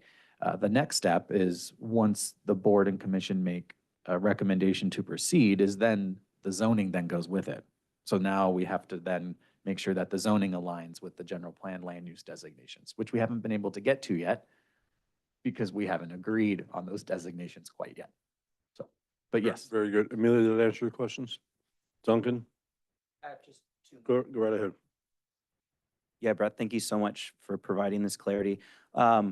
Being that Trinity County is vast and in rural residential is across the county from many different communities, could you provide me who gave you direction to explicitly remove cannabis from rural residential, as well as who gave direction to spell out cannabis explicitly in the land use designation? I'm just coming back into this. And that's fine. I don't have a specific name tied to that. Responsibility for that decision. So if you want to blame somebody, blame me. Not looking to blame anybody. I'm looking just for some clarity. Full responsibility for that. For removing cannabis from rural residential? For the option of the ag and the statement that's in the current draft that says cannabis cultivation is not permitted within this designation. I will take full responsibility for that. Nobody else needs to. Okay, thank you. Okay. Also, this might not be the appropriate time. Maybe it is, but you mentioned that rural residential would be allowed to be shrunk to 1 acre parcels. And so I see in communities where there's rural residential, for instance, 2.5, there's 30-acre parcels and there's 1 acre parcels. What is the process of establishing what the minimum of these communities will be? The minimum parcel size that's allowed. Parcel size would be 1 acre. So you have to have at least 1 acre for rural residential. It can go up to as many acres as you want. The uses can be tailored in rural residential based on parcel size, but that hasn't been worked out yet. Even if that occurs, I'm not sure. Okay, thank you. So like presently, there's like RR 2.5, there's RR 10. It's like the minimums. And so you're saying that all RR will be just 1 acre minimums across the county? Plan land use designation, which is your base. And what the general plan says is that RR has to have at least 1 acre. Mm-hmm. Then you have your zoning code, which stacks on top of it. And the zoning code is a series of zones which implement that general plan. So RR 2.5, let's say RR 10, 20, and so forth. So all of those parcels need to at least be an acre. And then the way that your zoning code works right now is those different zones that implement your RR general plan, the uses vary based on those zones, based on the parcel sizes. So one use might be allowed in RR 2.5 that's not allowed in RR 10, or vice versa. So we're getting mixed up between the general plan and the zoning. So the minimum sizes for neighborhoods will be in the zoning, not in the general plan designations. The general plan is just saying that you have to have at least 1 acre, and then the zoning will dictate the remaining parcel sizes. Because the zoning code dictates your development standards. Thank you. Duncan, did you have any more questions? Nope. Any more questions from the commissioners? Yeah, I was Go right curious. ahead. I was curious about the RE, because it looks like you just changed everything. It was unclassified to RE, like a blanket RE on all the rural areas. Like look at Southern Trinity, like down where we are. The entire thing is RE, or 90% of it. So what, I mean, how close did you look at everything to see what might be different? Why is it just unclassified, switched to RE? Okay, just to confirm, so I understand, I want to make sure I'm answering your question correctly. We're talking the general plan designation, RE, not the zoning unclassified. So that it wasn't necessarily a blanket change. So when we went through all the land use designations with county staff, we looked at what was on the ground and what general plan land use designation best aligned with what's there now. And so looking through the land use designations in that case, RE was the determination made after looking at tax assessor code, what's on the ground, current permits for each of those parcels. We did a ground truthing, we did satellite review of all of these areas to come up with the best general plan land use designation for that. So that's where the RE came into play. The unclassified zone, that'll have to change to be consistent and reflect the general plan. So if it's RE in the general plan, when the rezone occurs, we would need to find a zoning district that is consistent with RE. What that is right now hasn't been determined. I just want to reiterate was that cannabis is ag. So all this seems kind of moot as far as 1, 2, and 3, just in my opinion. Ag is ag. And if it's allowed, it should be allowed. If it isn't, it isn't. I think everybody else is saying 25 years, you won't think about cannabis. I think it's more like 8 or 10 years. Cannabis won't even be thought about, in my opinion. And I think that's a valid point and understood, and that's why we have these forums like this with the commission and the board to work out those details, even down to the definition. Yeah, and just for everybody here, if you look back 25 years ago, would you thought you would be sitting here today doing this? So the future is very undefined, but the rubber is starting to hit the road here, so we would like to get it as close as possible. Do we have any other questions from the commissioners? Amelia? Good?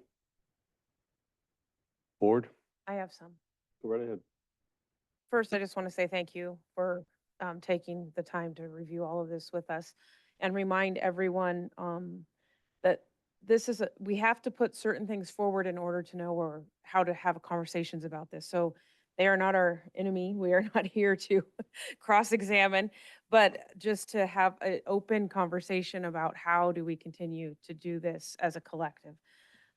So a couple of my questions, I'm aware of the zoning of agriculture, and one of the questions I have is if we do a zoning of agriculture, when we look at the rule in terms of the state, there's some stuff that comes with that zoning. And one of the things is the Williamson Act, and that's a reduction in taxes because you're clarifying and stating that you're going to stay in ag. It does reduce in some ways the amount of dwellings that you can build on a piece of property. And then it also has other things that are tied to it, maybe acreage size and things like that. So I really want to be careful when we raise our hand and say, I want to be agriculturally zoned, that people are fully aware of the statewide definition of that and what rules and regulations or opportunities come in that zoning.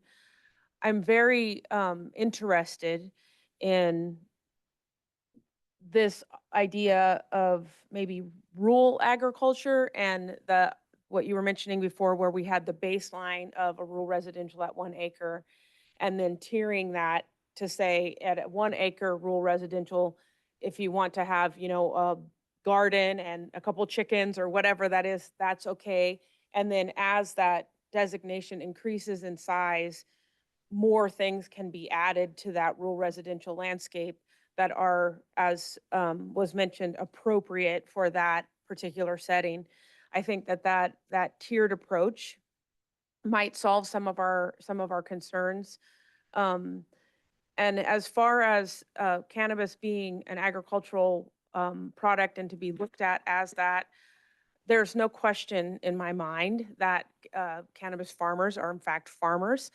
But my time on this board and then my time on the North Coast Regional Water Quality Control Board for 8 years, one day they are farmers and they want to be treated as farmers, and then the next day they're something special and different, and we need to be allowed to be different and do things different. So there's conflict in the messaging at times that I've witnessed and had the experience of hearing over the years. But there is no question in my personal mind that farming is farming, whether you're farming cannabis or you're farming tomatoes. There are different legalities around those. To be a row crop vegetable farmer, you don't need the type of permits and licenses that you do to be a cannabis farmer. So there is, in fact, a level of difference there, whether we like it or not, as far as spending your time on the land during plant and growing and harvest. All of that connectivity to the landscape is there. I appreciate that and understand that. But I am interested in the tiering options with the rural residential. I think that some of the pushback you get from folks in some of the communities downriver is when I think people have post-traumatic stress a little bit from the origins of the boom, the rush that occurred. And we look into communities and there's still artifacts of messes and things that occurred that probably shouldn't have happened. Most of them were probably from unlicensed or illegal grows. So I give credit to that, because I believe right now the folks that are still cultivating have lived through so much fire that they are refined operators, and I appreciate all of the effort that they have in staying licensed and doing the tremendous amount of work that it takes to be a cannabis farmer right now. And I recognize that. But I do know that some of the folks that live in some of those communities that are still in line of sight of the negative things that happened during the rush stages are concerned, and they have a right to be concerned. And so the idea of tiering the rural residential to saying, maybe not on 1 acre, maybe not on 2, and I understand that the licensing process takes care of that in some degree with the setbacks and different things, but I just want to make sure that we are allowing as much as we can in areas that are appropriate, and that we are looking to the future, and not pigeonholing anybody into one spot that says once it's zoned like this, it can't be anything else. I don't think we're going to do that, because there's going to be opportunities, but those are just some of my thoughts. I just want to make sure that before we start zoning things ag, we understand what that means from a state perspective, and that people are aware of what that means. Thank you, Heidi. Any other questions from the board? Supervisor. Focus on, Lutwell. thank you. Focus on questions at this point. Drew, if you could grab a mic again, please. While you're getting set up there. So I want to just get some background information, frame things up a little bit for us. So my understanding, the current EIR that we have in place for the cannabis program supports 530 maximum permits, licenses, whatever we're calling it today. Am I accurate? The 530 is specific to the evaluations related to cultivation mostly, but yeah. Okay. And so how many active do we have today? I don't have stats as of today, but I want to say that in your last board report out, the number was 333. Okay. And again, putting you a little on the spot, but I'm just trying to get reference to what we're discussing. How many pending do you estimate we have? You should have the most recent stats that were sent to you by Director Presley, and that would be a better place to reference those stats than off the top of my head, but I will do my best. I believe approximately 30 to 50, somewhere in there on pending. Yeah, I think that's fairly accurate. Okay. And I don't know if you or anyone has done any work to, we heard some concern about how much would decisions that could be made here, direction that could be given here, could impact limiting the future of the program and so forth. Do we have a sense of the estimated number of parcels that would remain available for cannabis cultivation if we impose options 1, option 2, option 3? I would say that those numbers would differ based on the option that was selected, and I don't have any refined data for you to answer that question. Okay. And But I guess, generally speaking, if you were to consider one of the if we were to go down the path, which I am not supportive of at this point, to basically clarify that in a general plan designation, cannabis would not be allowed specifically, then if we were to redesignate and subsequently rezone all of Post Mountain, well, there's 1,000 parcels there. So, there would be several thousand parcels, but I don't think that's really what you're trying to get at anyways. Well, yeah, I truly am just trying to, hear some of the concerns that have been raised and then get a sense of, okay, how do I frame that in my mind to know? So the question while you were out was, as we talk about, we've got 330 plus active program participants. We have 30 to 50 pending applications. We have a cultivation cap of 530, so we're 3/5 of the way there.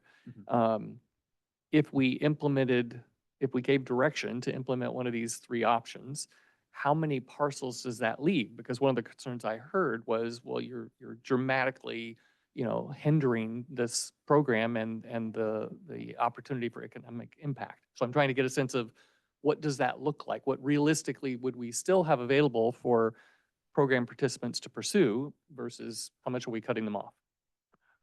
Right. Well, under option 1, it would be limiting it, because what option 1 would do is it would prohibit the use in RR. It would only focus on the redesignation of ag. So any other parcels that have an RR designation would allow ag excluding cannabis. So that would limit it.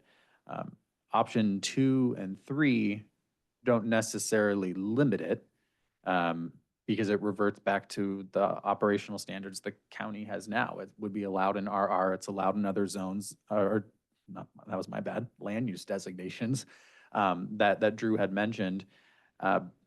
And the opportunity would still be there on a whole host of designations that allow agriculture.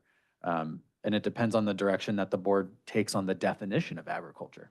If agriculture includes cannabis and there's no exclusion depending on land use designation, well, then wherever agriculture technically is allowed, cannabis would be allowed on those parcels, maybe with specific performance and development standard requirements, but it would be an allowed use. So there wouldn't be necessarily a restriction. It would still have to go through a licensure process, but. Okay. Good. Still have some more? Yeah, absolutely. And then, one of the things I've heard before too is that with already existing opt-outs and potential changes that might come from this, that we are sectioning off where that cultivation, I'll focus on cultivation, could take place. And that could be in conflict with the EIR that basically said, well, we're looking at this and we think that it's okay to have 530. And now we're saying, well, it's this, but only here, here, here, here, here. And so I'm just wondering, do we sense that these options that we're considering right now, do they cause a potential problem with that, or not any more than we have today? I'm just trying to get a sense of that. Not any more than we have today, because the cannabis EIR still stands. Part of this process is melding those 2 environmental documents from the general plan and the existing cannabis EIR together. Okay. So there would be no other conflict. And there'd be no other creating of islands. The opt-out boundaries, which have already been approved and established for the county, would just get codified. It's just making them more concrete. Okay. And I just want to say, you know, I'm grew up in Iowa, and farming is everywhere. And there was a farm right behind us.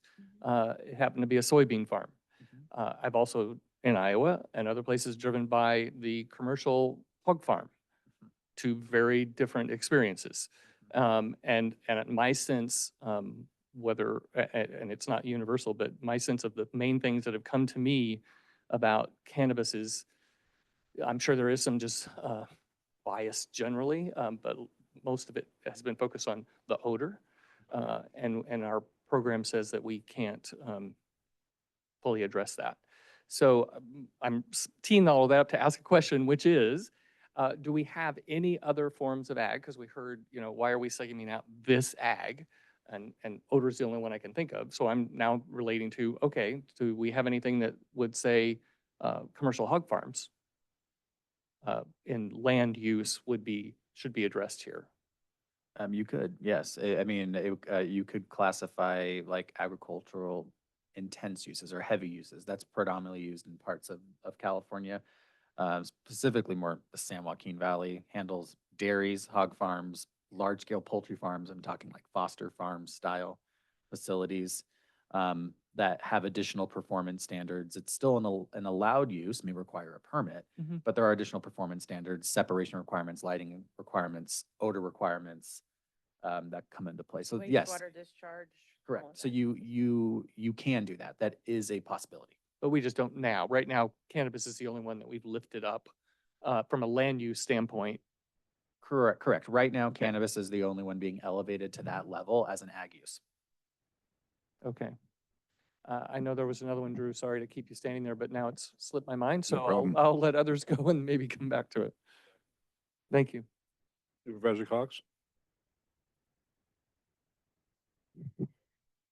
So I do think it's important to acknowledge that what we are all engaged in is something that this consulting team have spent years and years in education and experience in creating for jurisdictions. And we, the general public, approach this from our really rather limited scope and exposure, and we all care deeply about the outcome. And our approach to it, I just think that there's room to look at each other and say we are all doing our best. I also would love it if I never heard again terms like weaponizing and negativity toward cannabis, but just more with a recognition that what is embraced, you know, largely and wholeheartedly, I would say more like large scale, does have impact on people who maybe don't mind the product or the process, but they simply mind the repercussions, things we have said like odor and light and you know, we delve into roads and those other sorts of impacts. And so the intent here is to really find, I wish there was one way that everybody just fully wins. That's what I'm looking for. I would love to see that. Thank you, Supervisor Cox. I'm not done. Oh, I'm sorry. That's my introduction. And so I think what would be helpful is there have been a couple of comments that, well, the board gave direction to such and such.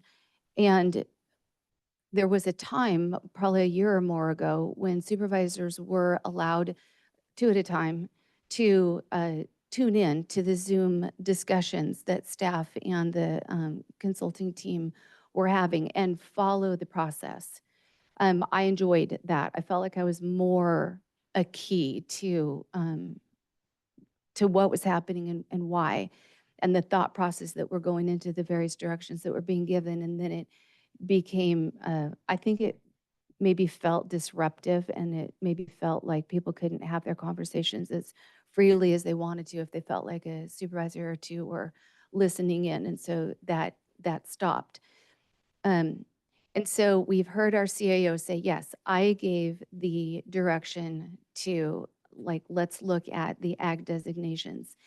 Now there has been these changes with options 2 and 3. And I think that what I would like to hear are the thought processes that went into, I think, designating as ag would be their best way. And then the developing thought process that went, wait a minute, I don't think that ag would be the best way, with the underlying understanding that everyone is looking for the best outcome. I just think that understanding what the thought process was at the time would be helpful toward what is it that we're looking to do. And then, so those two pieces circle back to my initial comments. And the other part of that is that we are clearly struggling in our own minds with general plan designations and zoning designations, why they're different, how they fit together, because we all continue to kind of make statements that are, okay, no, wait a minute, let's remember, that's not this, that's that. And so here, trying our best, maybe just circling back to those intents, the process, and then why we think the options I had just a limited hour with our cannabis division director yesterday, with him expressing why he felt option 3 was the best. And I would love to hear more from him publicly on that. In whatever order you want to provide those 3 things I've asked for. Let the board go through first, and then you can answer those questions. Drew, sorry. Go ahead, Jill. You have more. That's what I want to hear next, please. Julia, do you have any questions? Yeah, I do. In this process, I think it's very important that I think there's more time to be had here to discuss all of this. I think that there's a lot that needs to be cleaned up here in those 3 choices. I don't think that any one of those choices is the one I would choose right now, because listening to the people on the phone and in the public, I still don't think that we're getting it. I don't think that we're hearing their voices. I think that cannabis has been singled out for a very long time, it's my opinion. And I think that when we're talking ag, we need to think about every ag, cattle, farms, when we talk about that. And Drew, is there a cap? I mean, could we raise the cap? Is there any way we could raise the cap to go up to the amount of parcels is that an appropriate question? Because we're going to have a lot more parcels, it seems like. So why would we cap at a certain amount if we're trying to get business? And The simple answer is yes. However, the process to do that is not simple. okay, Thank you, Drew. I could answer that. To help her a little bit more, isn't it the case that the cannabis EIR was based on that number of parcels? And so you have to revisit that whole thing. Yep, and that's why I say it's not it's a simple answer, yes, the process is involved. Multi-year and hundreds of thousands of dollars, as I recall. okay. In terms of the way we did it in the past, I don't know how far you want to go down the road of brainstorming that topic in this present moment. I think that's a bit off what we're really trying to resolve here right now, but I think we're good for now, Drew. Thank you. I just had some kind of anecdotal about how separate this is and how personal this gets to some people. A couple of years back, a lady came up to me, and she was living by a cannabis farm. I can't remember if it was legal or illegal at the time. And she said, boy, it really smells bad. And I said, I'm sorry to hear that. And she said, it would smell so good if that was an acre of roses. She says, Liam, wouldn't you like to have an acre of roses next to your house? And I told her, no, I don't like the smell of roses. So this is how individualized these things are for people. And now when the rubber's kind of meeting the road, we have to realize that there's a lot of different thoughts, processes, people, communities involved in what we're going to make decisions for the next 20 odd years. Lots of different facets to this thing. So I think we're trying to hone in on that. I think everybody's opinion is valid.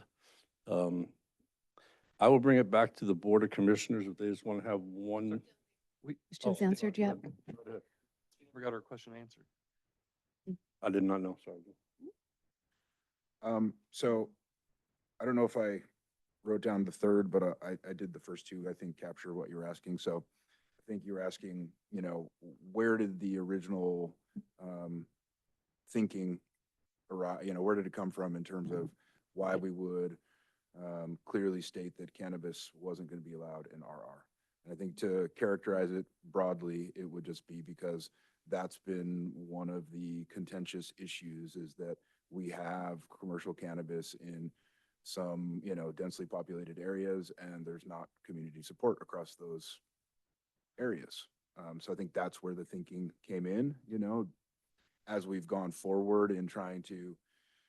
I'm going to interrupt you for 1 second, just yeah, for my own clarity. So please. what you just said would be the reason why the original suggestion was to redesignate to ag.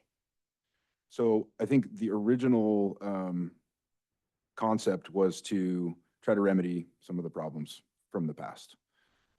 As a compromise, let's say, or, you know, as the process evolved, I think that was the point of, you know, when Post Mountain got brought up as, you know, an area which would be potentially negatively impacted because they are currently, you know, I believe a general plan designation of residential of some sort, but they're all unclassified.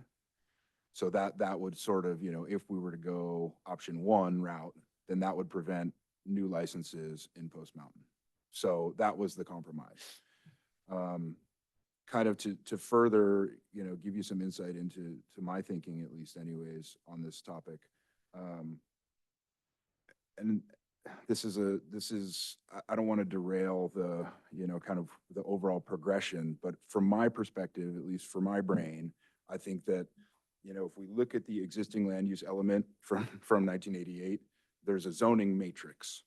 And that, I think, might provide you all with the framework to kind of understand functionally, okay, so we have general plan designations and we have zoning districts.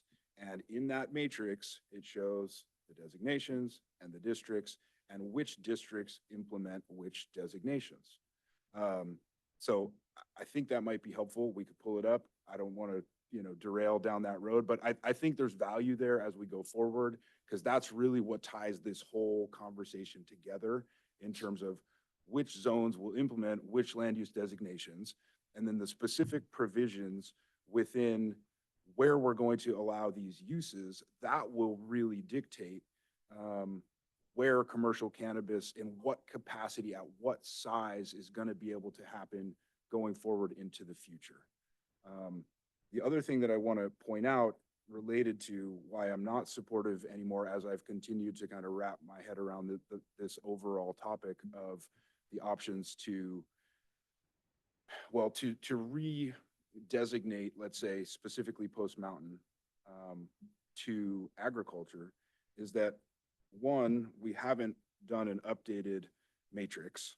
And currently, if I use the existing matrix for reference, that would be creating 1,000 non-conforming lots, because the agriculture designation and the agriculture zoning district has a 10-acre minimum. So that's just another piece of kind of responding to your question as to why I don't support that currently. I think in concept, what we were trying to balance was, let's not continue allowing for new cannabis licenses in places where it doesn't fit with the community. And so that was the compromise that we arrived at early on in this process, which we've continued to learn and reevaluate. Yep. Okay. So I really appreciate that. And I think it's helpful for everyone to sort of hear the progression of thought as you've moved through this. Could you now address concerns expressed in public comment regarding, if you go this route, you're making our process harder in the future for new applicants to engage in the process and be licensed? Do you think that that's an an accurate statement from the way that you view how things on the ground would get walked out? Granted, we're not to all of the zoning, all the things that exist within the zoning, which are multifaceted. I don't really think that the designations themselves inherently make the process harder. I think that's another, concept that comes from lack of clarity about the difference between general plan designations and, standards for specific uses within specific zoning districts. What it does is prevent cannabis. I don't think that makes it harder. It makes it not possible. If we were to go with option one, no cannabis is allowed in the general, by the way that the general plan designation is constructed, that doesn't make the process any more difficult. In fact, you could probably say it makes it much more clear. It's not allowed, period. So Yeah. there's no hoops to jump through at that point. There are no hoops available. Okay, so the reason that I asked all those questions, and you're getting exactly on the table what I wanted on the table, and that is that it doesn't make sense in my mind that our cannabis division director, who's working really hard on going through planning classes, learning what our consultants spend their careers doing, getting to that level, and being the person that has taken our cannabis program and put it back on our local map.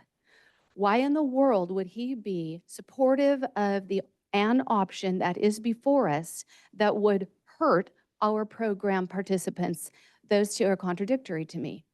And so that's why I think, well, then there just has to be pieces that just aren't understood among us, because that just can't be the case.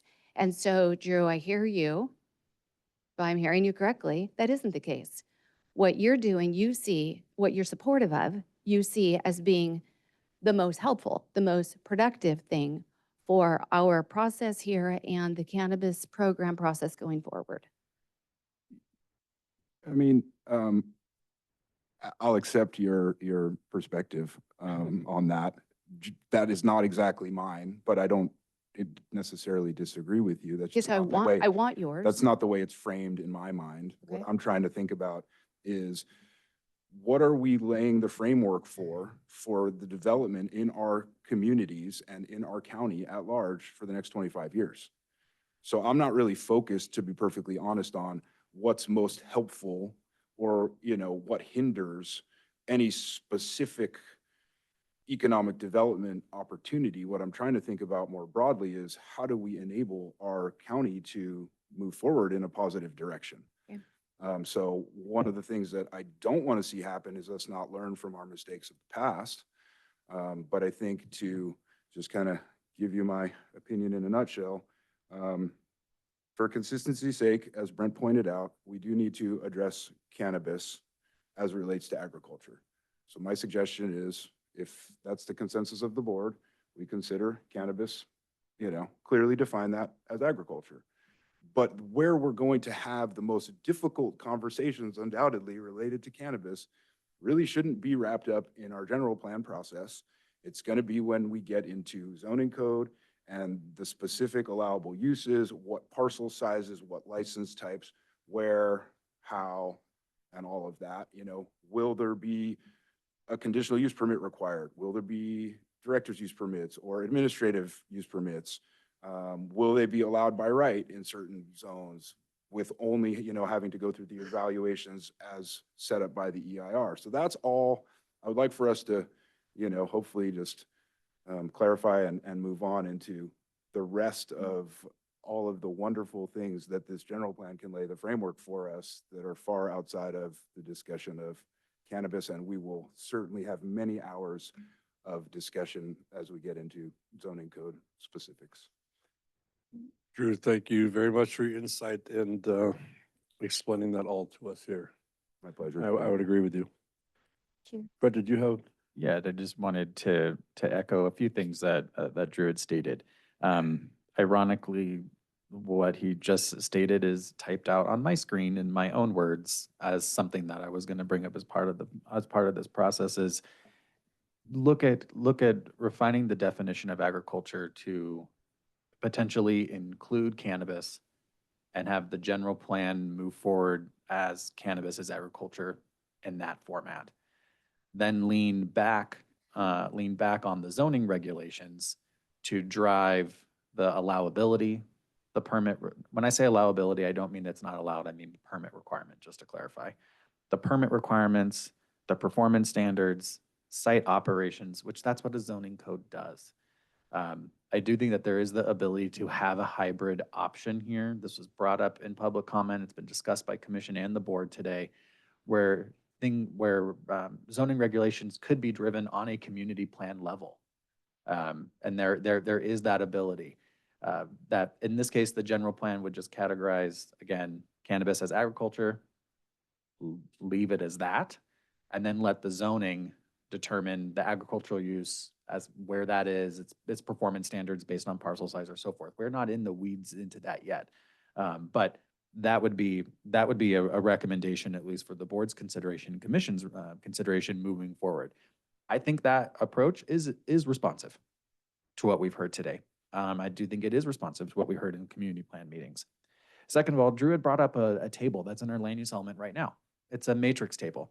There's a reason why it's not complete. And the reason why it's not complete is because of the conversation we're having right now. We have not solidified land use designations. We're still talking about what these land use designations do.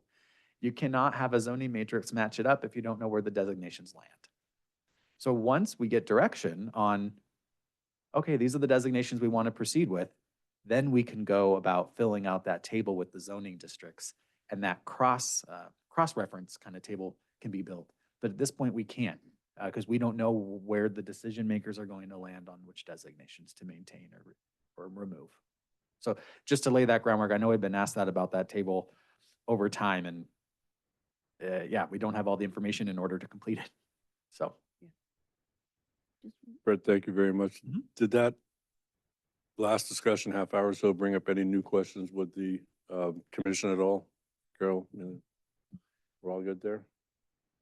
Are we all good here? Just one designate. And Just one designation question Go right ahead. for RE.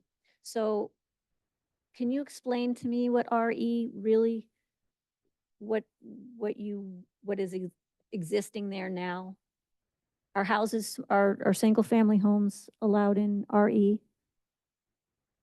I need to open it up and go back. And I think it isn't. And that's, I mean, I'm not sure how we change that designation or if we include single family homes in RE, but there are many parcels where we are that are redesignated as resource.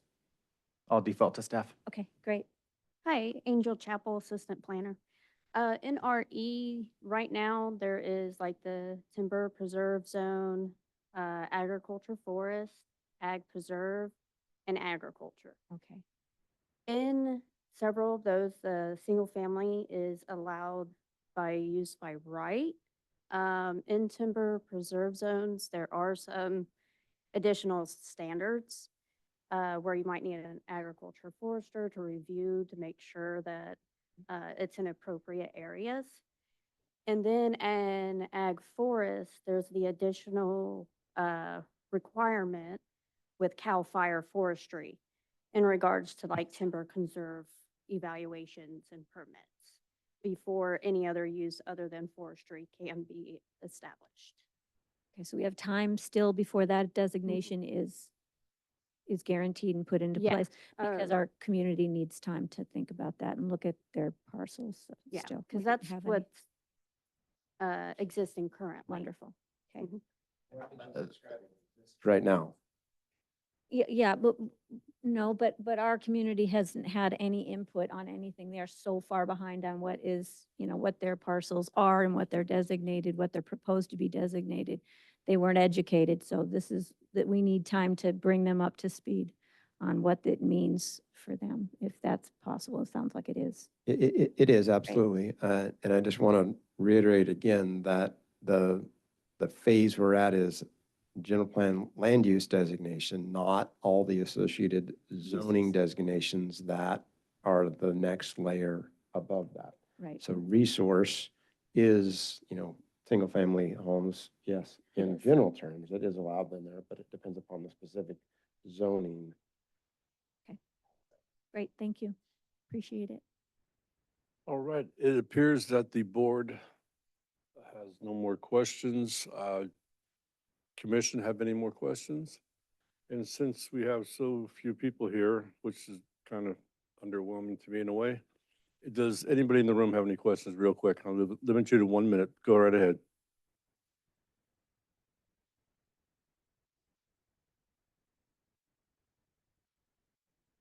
Adrian Keys from Hayfork.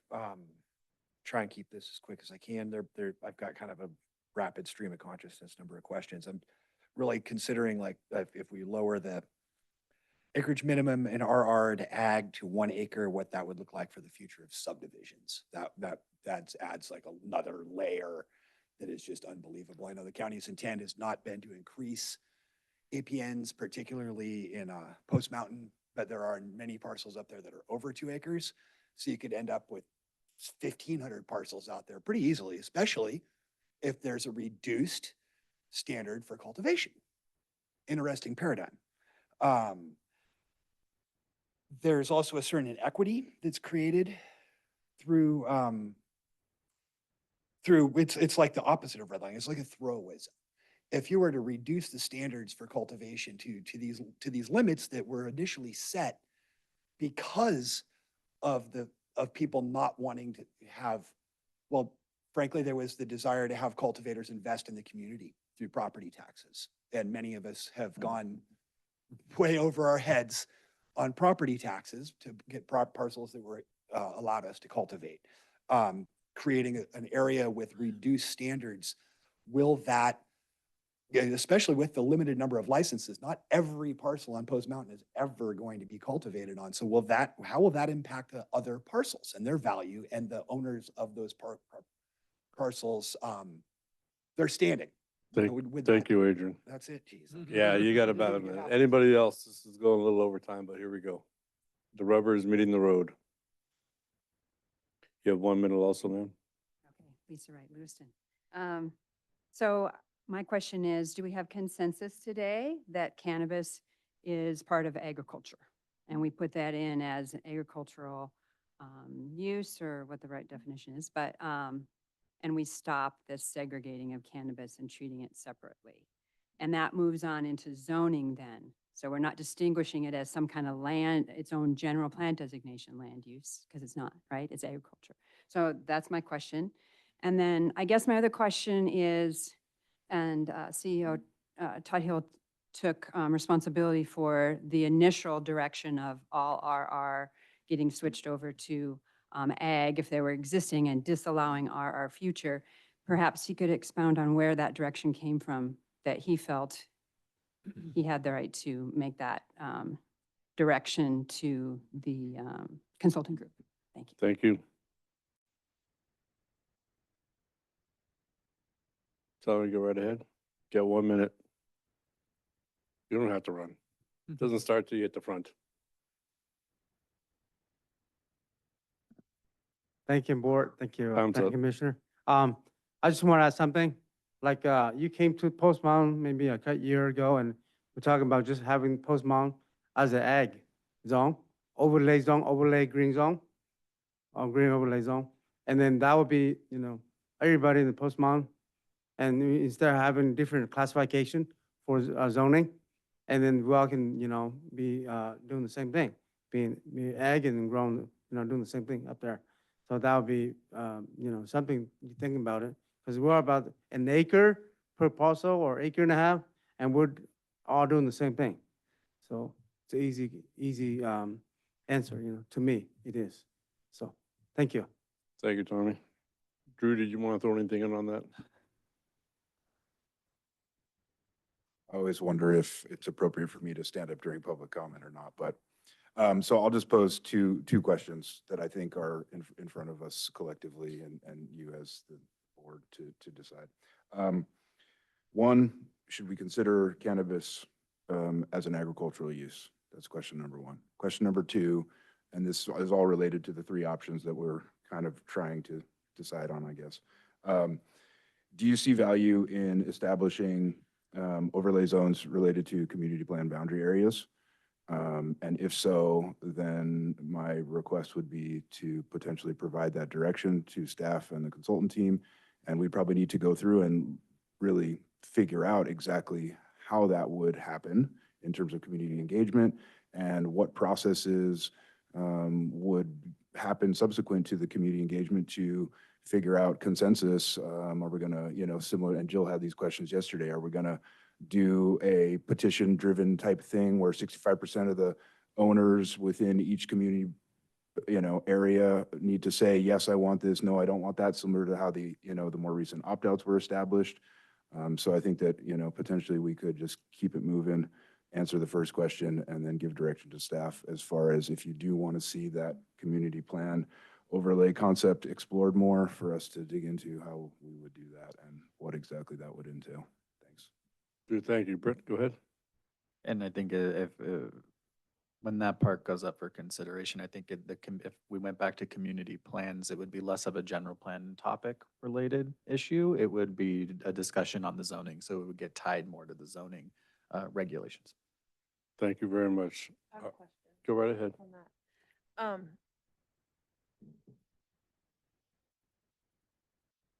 Then would the communities that don't have community plans, how would they move forward? For example, just as an example, the Salyer Loop subdivision on the top of in Salyer Heights, like that community has a restrictive water situation. So would communities say like that be able to continue with opt-out zoning, or would we have, what would they do if they chose to do something like that? How would we contend with those communities that are clear, obvious communities like Trinity Village, different things like that, but that do not have community plans? How do we deal with? Those areas are currently not in an opt-out zone, or are they? They are not, no. So if they're not in an opt-out zone, not in a community plan area, as part of the zoning code, what we would develop are a base level county-wide set of standards, performance standards, development standards for cannabis. Okay. And all areas outside of community plans, outside of opt-out areas would abide by that. Okay. Any area within a community plan, there'd be an overlay for that community, and the zoning standards would be specific. So it may not be a full use permit. A community may want more by right uses, allowed by right cannabis uses within their community, or the setbacks may be different within that community, or the types of commercial cannabis may be different within that community. It just depends. And in order to get that feedback, you'd have to go talk to the communities about the zoning related portion of that. So that's really where that option 3 was starting to head, was in that direction. And I clarify, I'm glad that Supervisor Cox and Director Labani brought this particular part up. And what I'm gathering is you're saying if that is the direction, then give that direction to staff, and then staff could go pursue how that would turn out.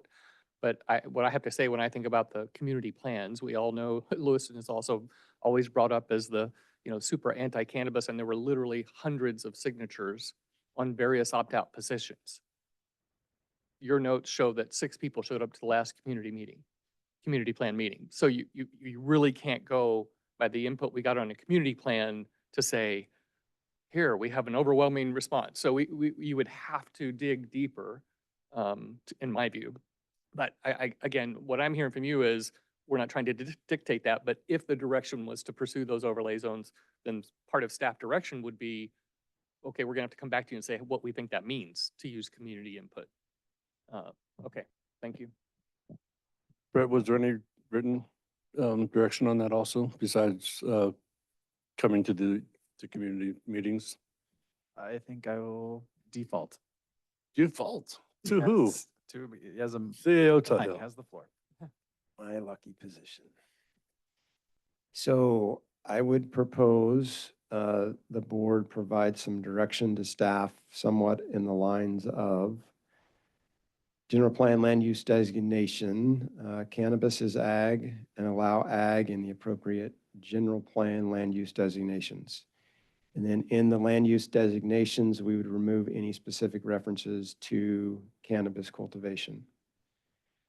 Then we would also move forward with the concept of using community plans as guidance related to zoning standards, which are currently in development. And we would add an additional round of community engagement forums. With that additional round of community engagement forums, there will be a price tag associated with that of about $50,000 just for boards' awareness if they move forward in that direction. That would be my recommendation based upon what I've heard the last few hours. Can I ask Question. Oh, sorry, Joe. Go ahead. Go ahead, Supervisor Hawks. I'm wondering how much of that $50,000 would be offset by, there was a cost associated with option one and all of the redesignating toward ag was going to be a bit of an expense. Do we know how much? None of the 50,000 would be offset by that. The 50,000 is for specifically getting back to the communities, getting a team of 4 people over 2 weeks back to those communities, travel costs, time costs to put products together. Metro Harnish has already given us a detailed breakdown of that. Okay. That's just for the community engagement meetings. That's not an offset cost of potential future rezones if option one was changed. Okay, thank you.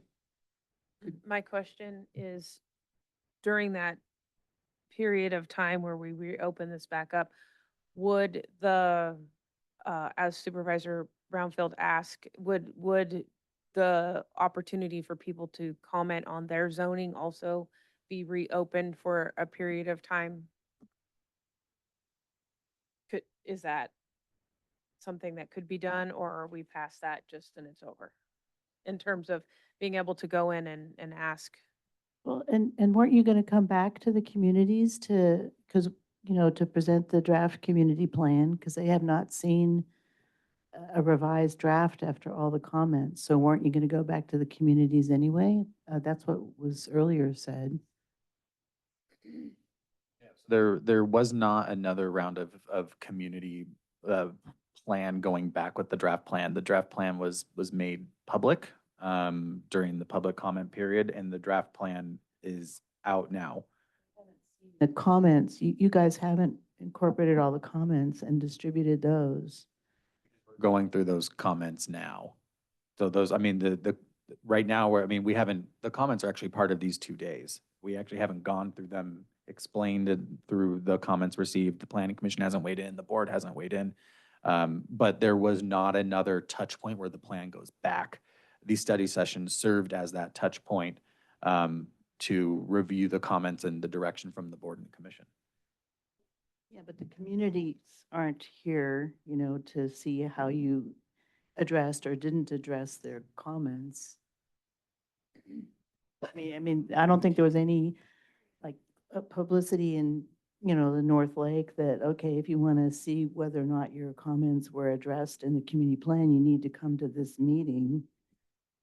Plan, sorry, the mic keeps cutting out, I apologize.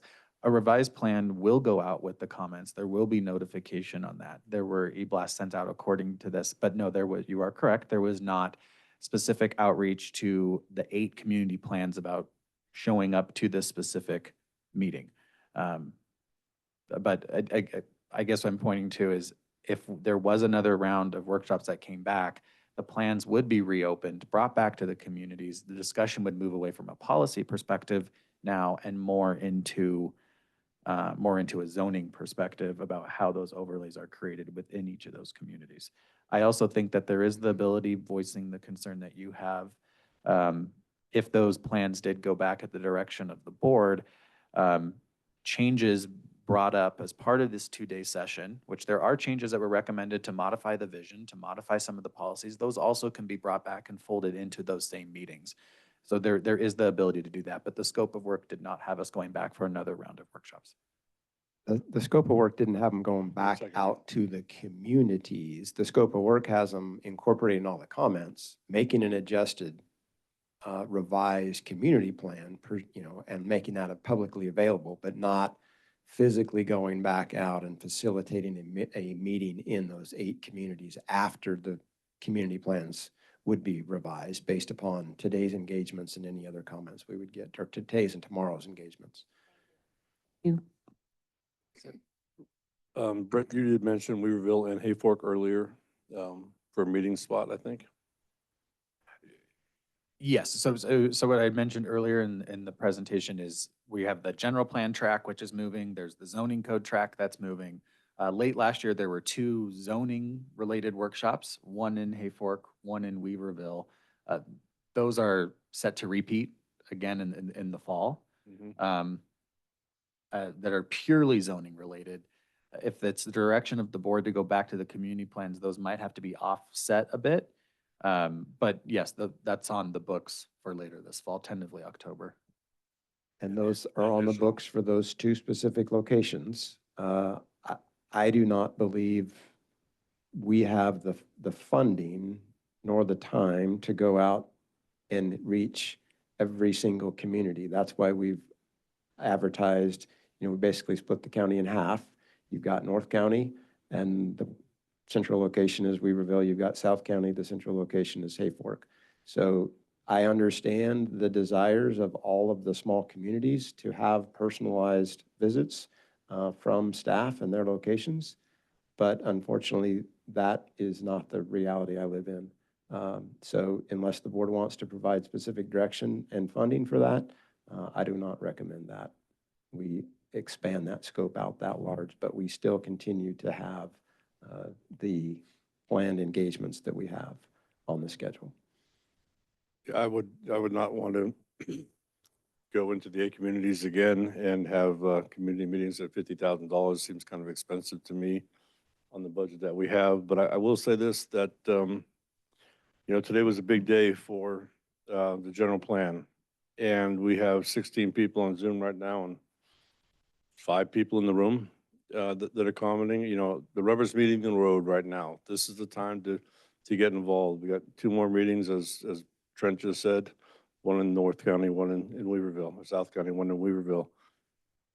If you want to get something done and you want to be heard, it's time. It's time to show up and say what you want, no matter what side of the table you're on.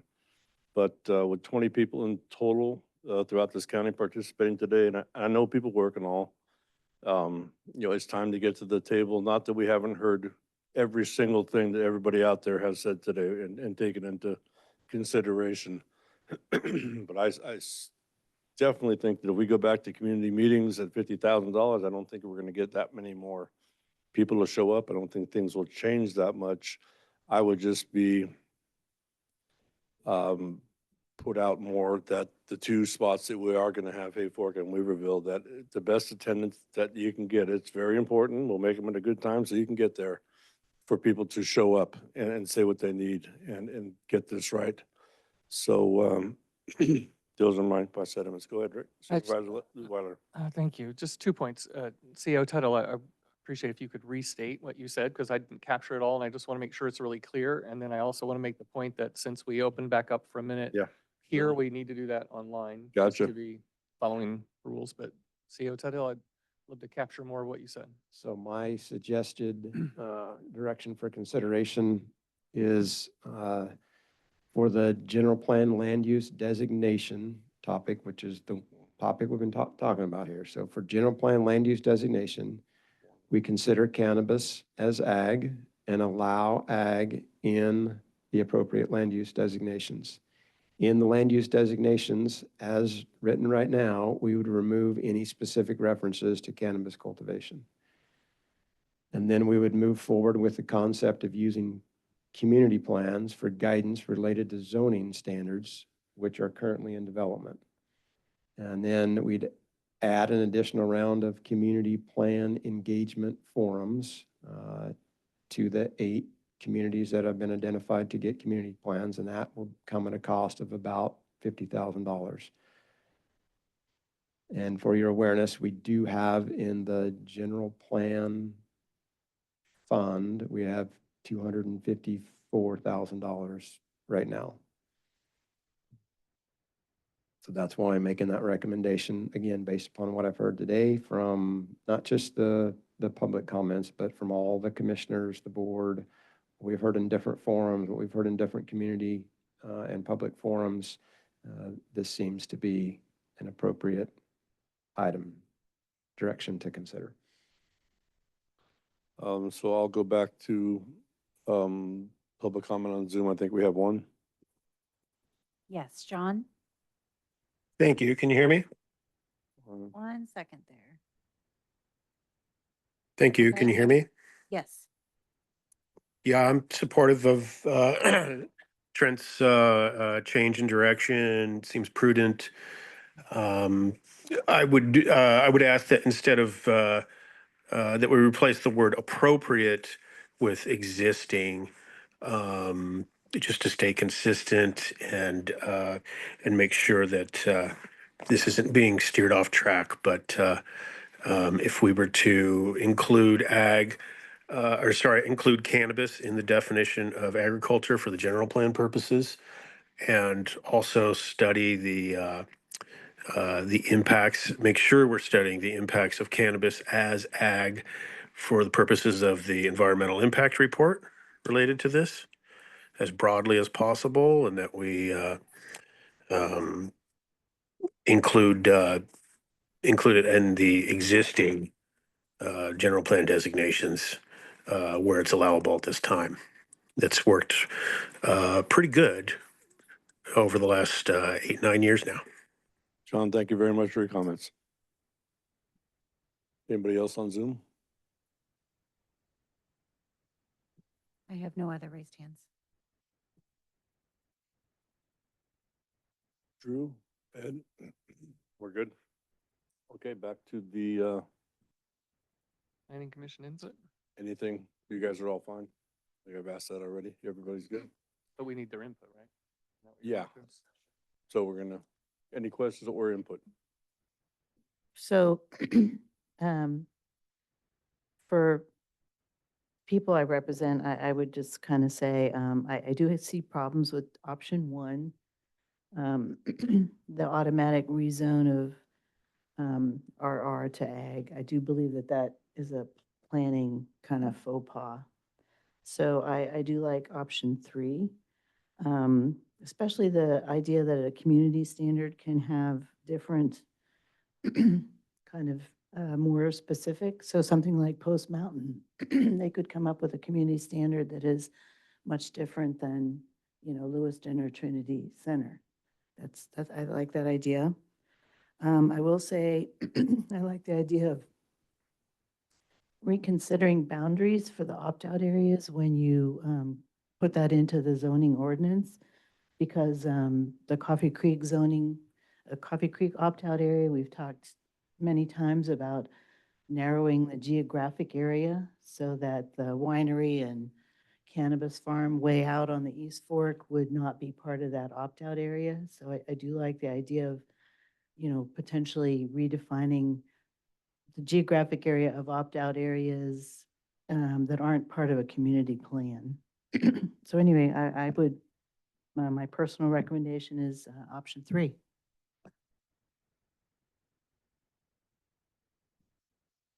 I would agree. I do, would expand to say that I do think that there is I have concerns about using the community plans to do all those restrictions. Very similarly, I've traveled this whole county as the Trinity County Fire Safe Council Coordinator in the past. I understand that not all our communities are represented equally.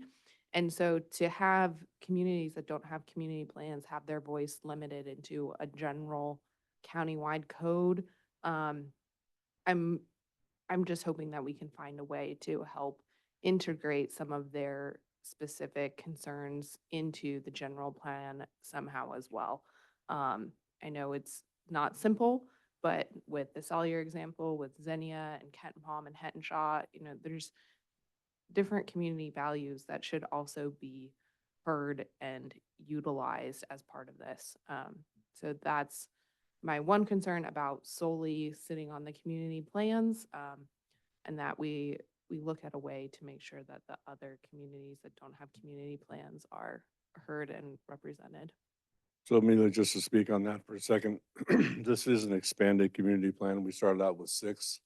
And due to public concern, we went with High and Palm and, excuse me, yeah, and Coffee Creek, I think it was, to Trinity Center to go to 8. So with budget and all that allowed, those people are gonna have to travel a little bit to get to their meeting that's closest by. But this county is so vast, we can't afford to hit every spot. But I think her point is not so much about that they have a meeting to go to as if I'm in Ruth Xenia, there is no community plan. Right. So how would you create a customized view for my community when I don't have a plan? That's what I'm hearing. Not about where I have to travel, but how do I get representation?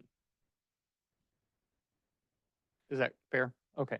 Can we perhaps have our consultants speak? Surely you have encountered this in other general plans that you have created where any place that there isn't something designated, it reverts back to the general plan broadly. It does. It reverts back to the countywide. It was a long discussion almost 2 years ago with the board about community plans.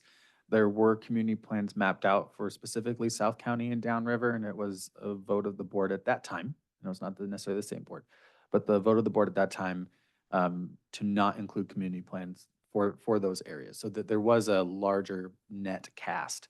And part of the discussion at that time was communities that weren't covered in community plan would get covered under the countywide policies, the countywide zoning ordinance. It would apply in that case.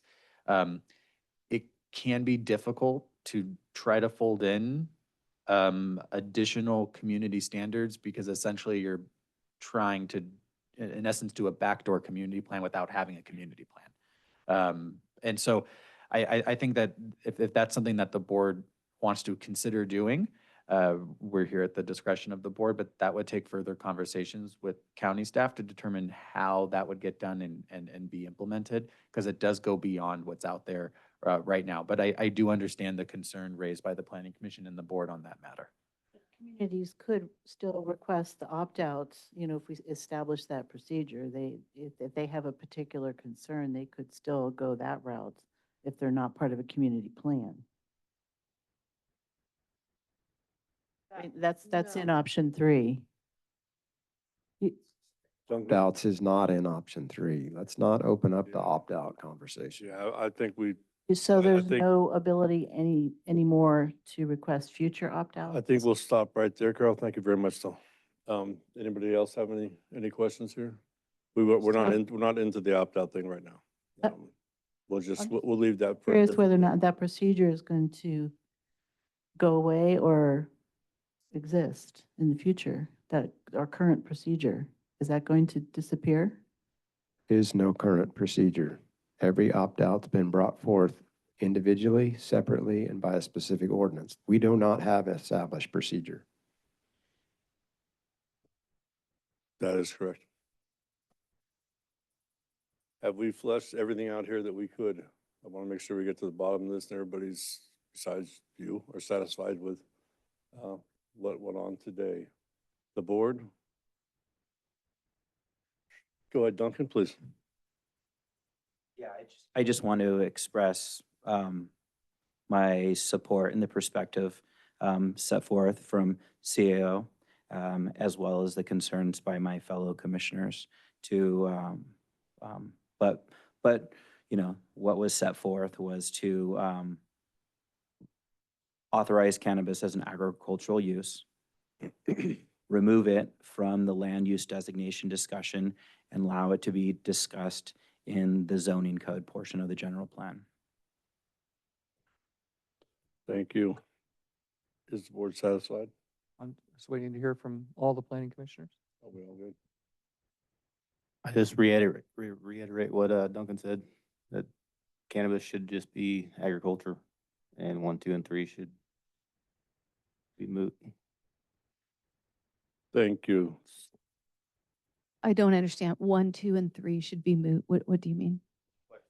The question was voting for 1, 2, and 3, whereas Trent's proposal makes cannabis ag, where there would be no need for 1, 2, and 3.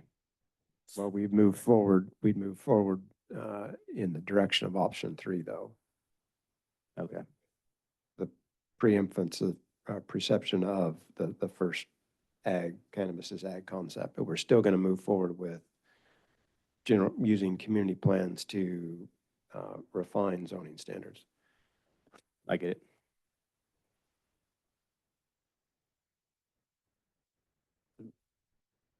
So now you're looking for board input?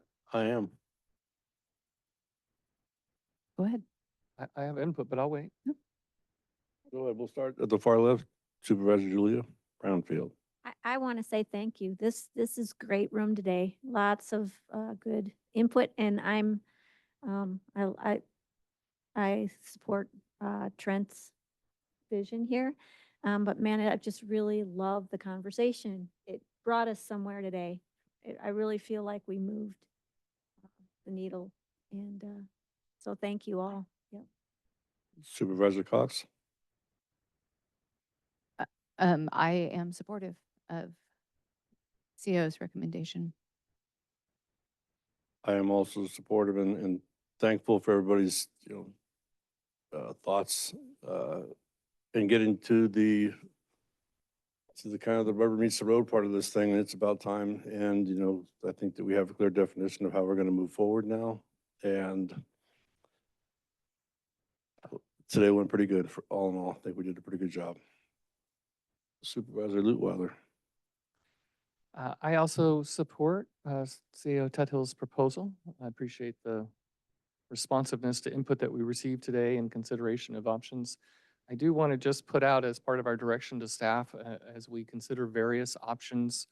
I just did a quick AI-enabled research, and I see that you can also use a ballot measure to gain input about things like this, and it refers to different examples of when that's been done. And so, again, when I think about the laborious efforts I saw regarding petitions, when I saw the week in almost every situation turn out to community workshops, that might just be another way that we could approach this. And again, I know that comes down to, well, what are the boundaries of our election districts, and does that give us what we need? But so I don't want to get into the details, but I just want to share, let's pursue all the different options and realize what our history has been. Because again, maybe if you put something so specific, people will actually show up.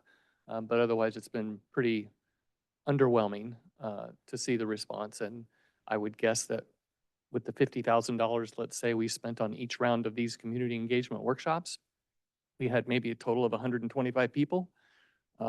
That's pretty weak. Supervisor Carpenter Harris. Yes, I'm also in supportive of CAO Tuthill's recommendation. And I just want to add to Supervisor Weiler's comments that we often have an underwhelming, I guess, contribution on the front side, and then sometimes overwhelming on the complaint side. And I think that active citizenry is necessary to get out of your community leadership what you want. And if more people could speak into this, I think we would have a much broader horizon of land use and different ideas coming forward. So I just want to encourage folks to reach out to your neighbors and invite them into this process, because we really do need to hear from more people, because I know we'll hear from them if we don't do something that they think is right after it's already done. So Yeah, I would agree. Tell everybody to come out. The 25 people we had today is, I would say, underwhelming performance by the public. So if we can get the word out and they can get here, and I know it's work hours, it would be very, very, very helpful, considering these things are going to be for the next 20, 30 years. If we are done here, are we good with the motion that CEO Tuthill put forward? Staff have their direction? That clear enough? I want to give one caveat. While we're sounding very critical of public who don't show up at a meeting on a weekday at 9 a.m. to whatever time, I don't think that that's fair. I just really don't. And I think that what happens is, and yes, it is disappointing, some of the community meetings that we had when I looked around and saw, just a handful to, 25 or so. individuals that were there, but I also think that it is really fair to say it is hard to understand this process, to realize the impact of it, the complexity of it. I'm doing the best dive that I know how to do and am finding it quite overwhelming. And I'm very appreciative of our consultants being so patient to guide us through it. To have a CAO who is strong enough to say, yeah, I put that out there because I thought it would be the best. And in reflecting and further thinking, I realized there's a better way. And I will shoulder my pivoting. I really appreciate that. That's just called honesty. It's called transparency that everyone, screams for. So here it is. We're doing our best. And I think that in light of what has taken place today, hopefully word will spread that we've had this great conversation. People perhaps will watch the conversation, and then people will be encouraged to then come to meetings realizing the direction that we are taking with our community plans, and realizing that communities like what Supervisor Carpenter Harris has described in her district, are going to be dependent. The outcomes will be dependent on coming together and having that conversation. And so I hope that that will happen going forward. I think it's worth a $50,000 bet to I'm betting on the side of our public that they'll weigh in one way or the other. So. Thank you very much. We move forward with the suggestion of good? CEO Tuthill. I just want to confirm, I know it was brought up from commission and then echoed by board about other areas that don't have standards, and I just want to make sure that we're clear on direction from that. Sticking with the community plans. That echoed. Thank you. Yeah. So Chair, my recommendation at this point, we are all the way through slide 34 of 165. It's 12:20. I would suggest we take a lunch break. You pick the time to come back, and then we will pick up after lunch with the remaining land use element discussions.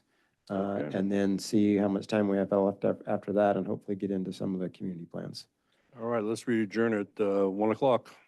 40 minutes for lunch. And we don't mind you eating in the room if you got to. It's good.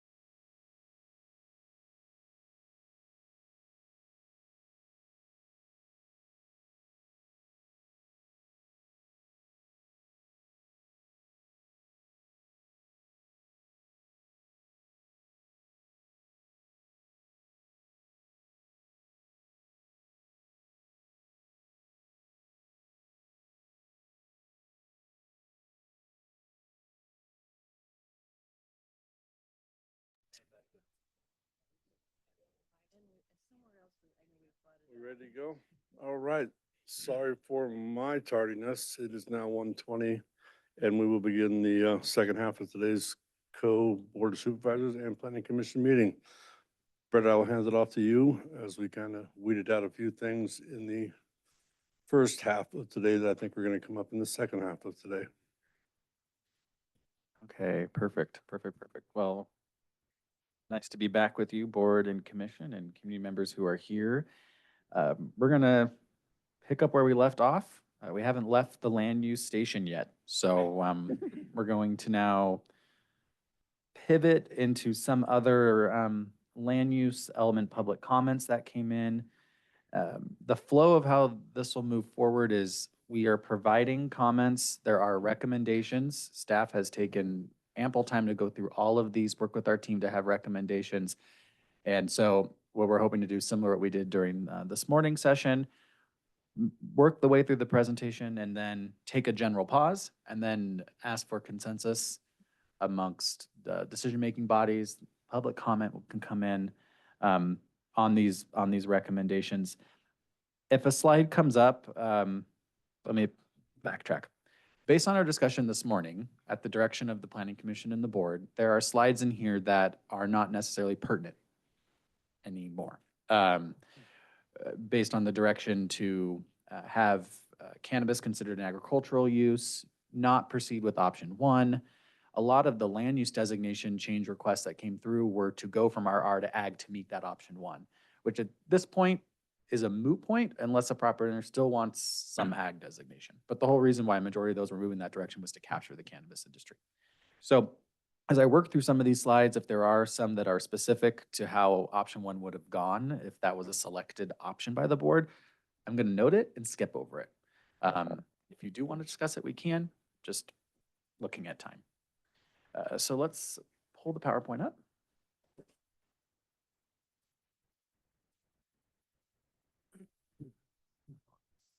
If this thing works. Bear with us for 1 second.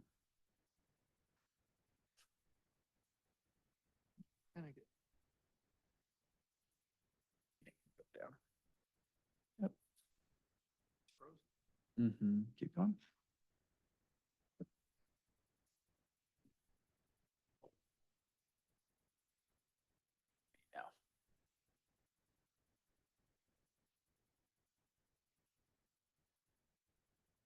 Okay, so land use element. So other public comments that came in during the public comment period and essentially thereafter too, we considered continue to capture community comments outside of the formal comment period. Some of these public comments included topics that are really zoning related, and this is why we wanted to bring back up the difference between the general plan and the zoning. Some of the comments got into specific uses, permit requirements, and allowances, which we've noted and pushed off into our zoning code matrix of comments. So we did capture those. But I just want to call that out that there's still some confusion. I know Supervisor Cox touched on this of the difference between the general plan and the zoning. Other comments came into wanting to know when the zoning code would be consistent with state law, how that's being done. And then how are we going to ensure consistency between both documents? I think that's been a resounding question throughout this effort. So back on the parcel redesignation requests, as I noted, 183 requests to change the parcel designations were from rural residential agriculture. This was tied to if option 1 proceeded. At this point, the recommendation from county staff, and I had stated it here, if option 1 was selected, we would move forward with that. If option 2 or 3 or another option was created, the board should consider no change to the designation here. And in this case, if the direction this morning was that cannabis is considered ag is allowed in RR, ag is allowed in ag, there's no change, there's no need to change the designation. So staff's recommendation would be to not proceed forward with those that were directly related to a switch to agriculture. We've been able to note that those were directly related to cannabis uses. There were other land use element requests within Weaverville for parcels redesignated mixed use. This was specifically along Main Street and within the entire Weaverville historic district. Staff's recommendation to the board is to consider approval of these requests and redesignations.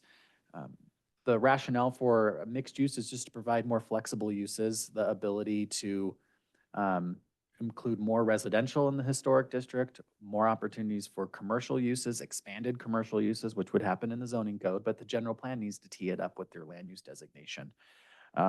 The direction that Main Street and the historic Weaverville district is going, mixed use seems appropriate for that.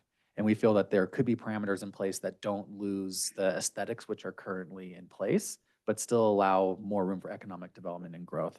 So the recommendation from staff on that is to approve and consider those requests for mixed use along Main Street in the historic district. Another set of land use public comments that came in regards to requested changes have to do with an area within Weaverville that currently, from medium density to low density, the major concern about this was that changing the designation is not, comments that came in felt that it was not representative of development on the ground, and that it was changing what was there currently, and that was providing too much density in this area. So at this point, staff's recommending that the board consider the request. I do want to note that in us making the recommendation to evaluate that land use change, it doesn't change the existing area that was called into question. The area in Weaverville, the neighborhood's built out. There are properties within the neighborhood that are already duplexes style development. So increasing the density does not necessarily change the fabric, and that type of development is already on the ground. It already reflects existing conditions. It does also mean, though, if somebody wanted to build a duplex on their single family lot, they potentially could in the future because you've expanded the density requirement. If the board was to move forward with this land use designation change, it does not have any issue with the housing element. So this area was not called out as part of your housing opportunity site. So it wouldn't affect your approval by HCD. And it could in the future lend to future approvals of future housing element cycles because the county's already made that initiative to redesignate parcels. There were also several properties where we received requests to specifically look into allowing commercial and cannabis on a site. Two properties in question are shown in front of you, one on 141 Buckhorn Station Loop that's located south of Lewiston, the other one at 63770 Highway 299. So these requests for redesignation of properties along Highway 299 that currently cultivate cannabis to commercial to allow for commercial on-site operations. So cannabis cultivation at this point would be inconsistent under that designation. And we've worked with the planning department and Drew on this. The recommendation would be the board to consider redesignating these parcels to agriculture or rural residential and editing the allowed list of land uses. Looking into this one a bit more, this might become a moot point as well, because if it's seen as agriculture, that use would continue. Drew, I don't know if you have any other additional follow-up items on use of cannabis on a commercial property. I know we had talked about potentially evaluating in the zoning code the allowance for accessory on-site sales, similar to what you see when farms have on-site produce stands. You can allow accessory retail or accessory commercial on site under certain parameters. That's something that could be included for this that would apply across ag. It wouldn't necessarily be excluded. But I didn't know if you wanted to add anything else to the conversation on these parcels. So specific to the first parcel here, this Buckhorn Station Loop one, my understanding is that historically there used to be a restaurant there. And so at least, you know, and I'm not speaking on behalf of the property owner or applicant, but it is currently licensed, as I understand it. It's general plan designation unclassified, zoning district unclassified for that specific parcel, at least according to Parcel Viewer when I just looked at it. Let me double check, make sure I'm not. So sorry, it's general plan designation resource zoned unclassified. So they, I think, submitted almost a handful of different requests, perhaps. Some said commercial, some said agriculture. So I just kind of read between the lines, just given that I had talked to them about kind of what they wanted to see there as they were moving forward with licensure. So right now, as I sort of referenced earlier, that we only explicitly prohibit cultivation in R1, R2, R3. And so I guess that's a future topic of discussion. Do we want to consider a mixed use type of concept there and allow for cultivation with obviously specific, parameters to that established in zoning code?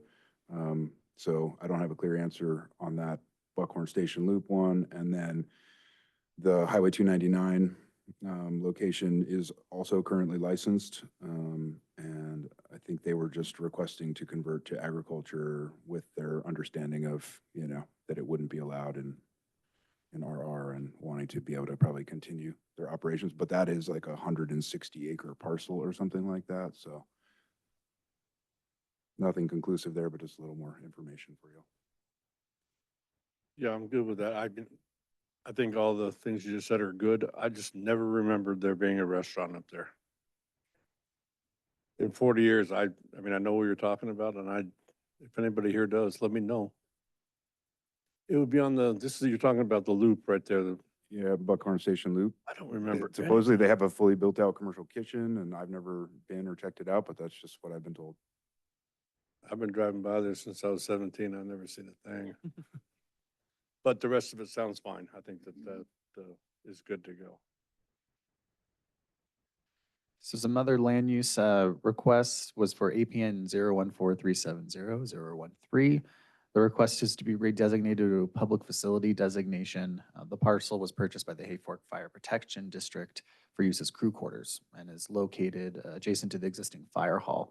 The board should consider approval of this request. The redesignation is consistent as a public facility land use designation and is appropriate for such facilities that are currently there and looking to expand. So that would be in alignment. There were 2 requests that came in throughout the process. We've been in touch with the property owner here. This is the second blue bullet on the screen to redesignate various properties that include a children's summer camp facilities. This is outside High and Palm. To agriculture to ensure these properties are accurately designated for their intended use. Part of the conversation with this property owner was the summer camp is a commercial entity. It's a commercial activity. And whether redesignating to ag or redesignating commercial, what is the best use designation for that property? The property owner originally requested to go to commercial, but there are ag uses on the property now, and that would exclude those ag uses if the property was redesignated, and it's a fairly large property. So through conversation with county staff and with the property owner, we looked at redesignating that property to agriculture and then modifying the allowed uses in the zoning code that could occur under agricultural properties, including recreational camps and facilities. So that would cover that property in particular would allow that use to continue and would allow ag to still continue into perpetuity on the property. And then through other research with your county staff, there are other seasonal camps in the county that fall under the same issue that this property owner is dealing with. And so having that same designation and having the allowable use in the zoning code as a recreational camp facility covers all of those other uses. So it kind of brings everything into conformance. So that's something to consider. Staff is in recommendation of making that change moving forward.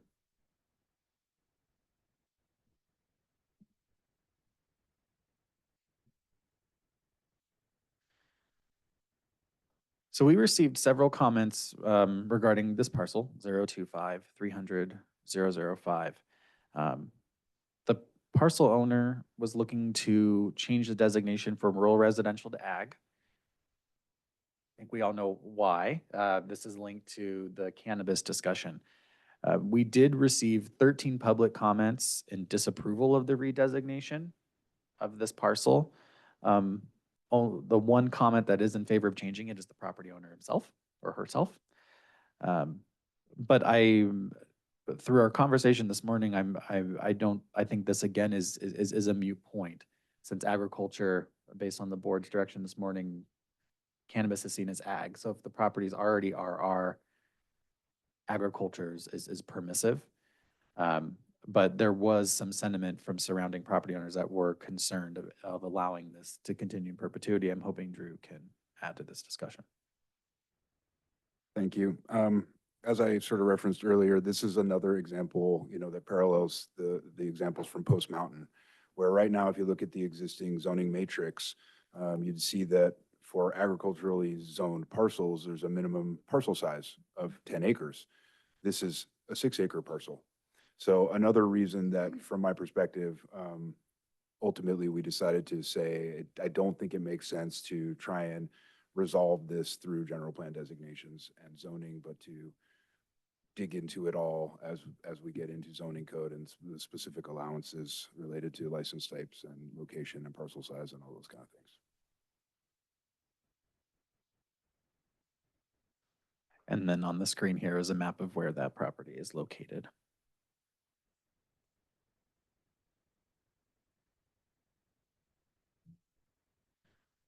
County staff did receive additional requests to merge 2 of your land use designations. So currently the county has a rural residential low density, RRL, and a RR designation. Primary difference between these is the acreage requirement. So the RRL is a lower density, requires 1 dwelling unit per 10 acres. RR allows a 1-to-1 ratio. I would say the recommendation after reviewing this with county staff is just assess the implications of merging these 2. From best planning practices, I don't think it's necessary to merge them. They have a place. The uses are slightly different on larger properties. And we talked about a tiered approach this morning, which can get reflected in the zoning. And I think that can get echoed here as well. The purpose of the rural residential low density allows for expanded uses, including, it's listed right in the definition here, light industrial operations, which RR does not. And the reason why light industrial operations are allowed in that RRL is because the acreage requirement is larger, has a 10-acre minimum. So more impactful uses have more of a buffer compared to a 1-acre use. So staff is not recommending to merge these 2, but it's at the discretion of the board if you want to collapse these 2 designations just into a single rural residential designation.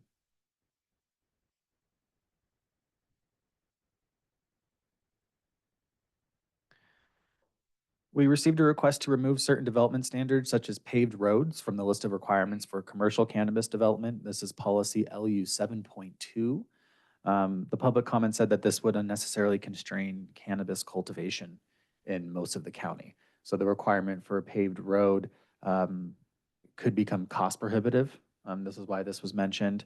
The policy listed below states that, and I will defer to Drew to expand on this topic. So I just want to clarify that from my perspective, the concern about the paved roads came about from recommendations that were established in the EIR. And when language got pulled from the cannabis EIR into the draft general plan, that recommendation that was never established as a standard got carried over, which was the basis for this concern. So if that helps to clarify that we weren't actually proposing necessarily to establish that as a standard, and I don't think it'd be something in zoning code anyways.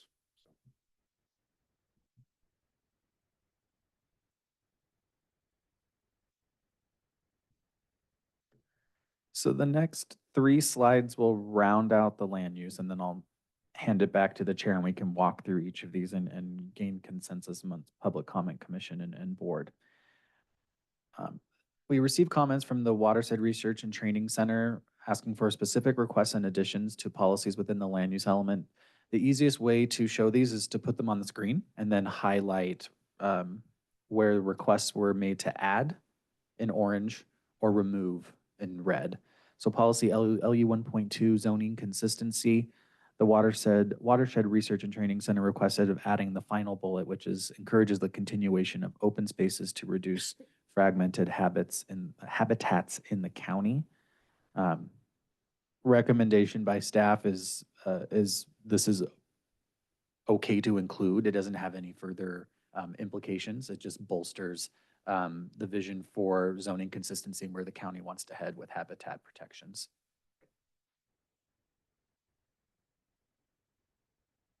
The next recommendation is to form a new policy, and this is shown in orange.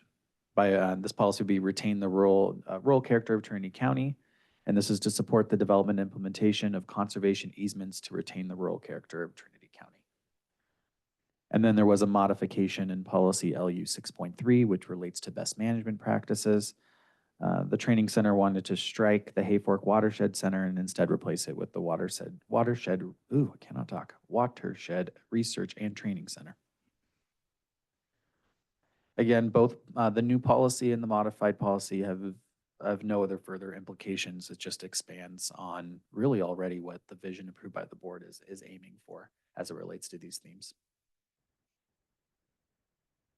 And the last slide for this section relates to policy LU 7.3. The training center asked to include water conservation practices when we're talking about sustainable cultivation practices. This is in alignment with typical sustainable cultivation.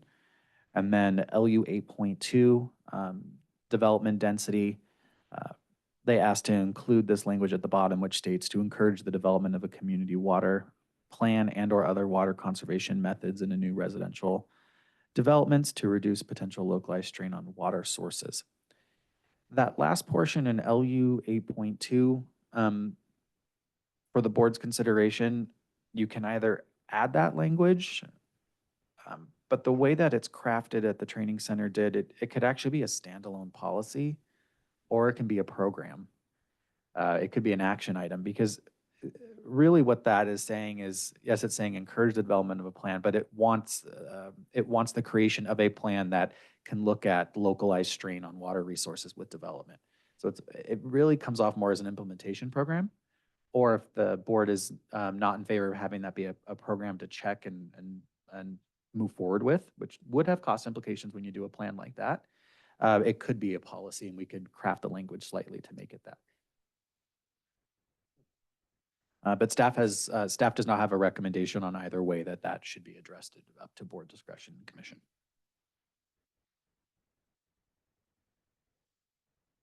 Okay. I know that's a lot. But I'm going to hand it back to the chair. We can go back through these slides and gain consensus. If you'd like, on future elements, we can gain consensus by slide if that's easier, rather than going through all of them at once. You just let me know what you prefer. Let's go back and look at the first slides, and we'll have discussion on those from, let's see where you're at there. Are you going to do public comment about that whole section? Yeah, do we need to go in room, Zoom, us, or planning commission, us? I believe that's the format that we've been working Okay, with, yes. then we will go, is there any public comment in the room on, CEO Tuthill? We're gonna go slide by slide. I might suggest that you just, because there's a number of different items on there as far as public comment, and I would just suggest going through and getting consensus on each item on the slide. Go public comment, board, or PC, board, and then just roll to the next comment, and we'll just take notes and get consensus on each item. I think it'll flow a little faster that way. Okay, so let's go, this is the first one, right? Yes, this is the first one. This has to do with the land use designations that were from rural residential to agriculture.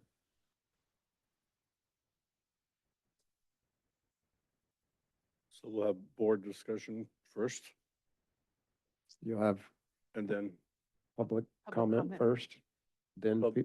then Do you PC. have anybody in the room?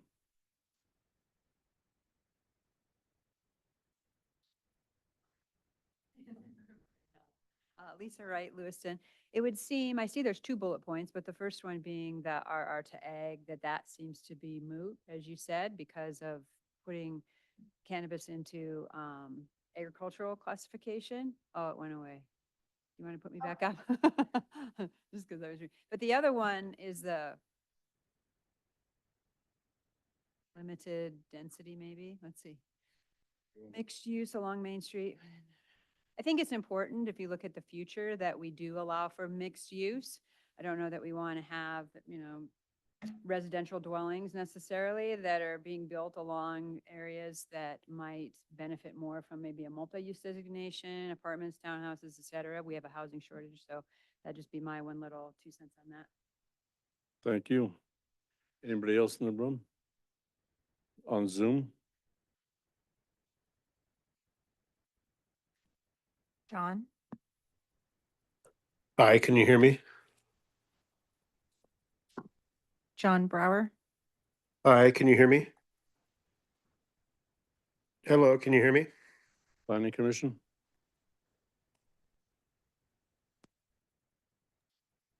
Hello, can you hear me? Sounds like it works. So as a member, for the planning commissioner serving Weaverville, living very close to the historic district, and then also, actively on the Weaverville Architectural Review Committee, mixed use is a part of our legacy in the historic district, having the proprietors live in the rooms above the businesses. And so we currently see this existing. It would be pertinent to have this maintain and continue. And we also can see a larger global push to some of this, looking at the newer Costco's with the building, the regular retail downstairs, and then low-income housing upstairs. So bigger options there, and we could see opportunities for future development, maintaining that historical legacy while also serving the needs of our community. So I would be in support of mixed-use planning. I see that John has his hand up again. Is he there now? John? Hi, can you hear me? Hello? Hello? Still can't hear you. You're trying to talk, John. Yeah, I am. Hello, hello. Okay, we'll continue with the rest of the commission. I can hear him on the There's no Zoom side. questions. We're good to go Hello, there. can you hear me? Is John available now? Hello, can you hear me? Hello, can you hear me? So are we just looking for questions or also direction? Just direction. Direction. Okay, we'll bring it. Okay, well then regarding direction, I would just like to just echo and support what Commissioner Flight said, in addition to supporting the recommendations as presented.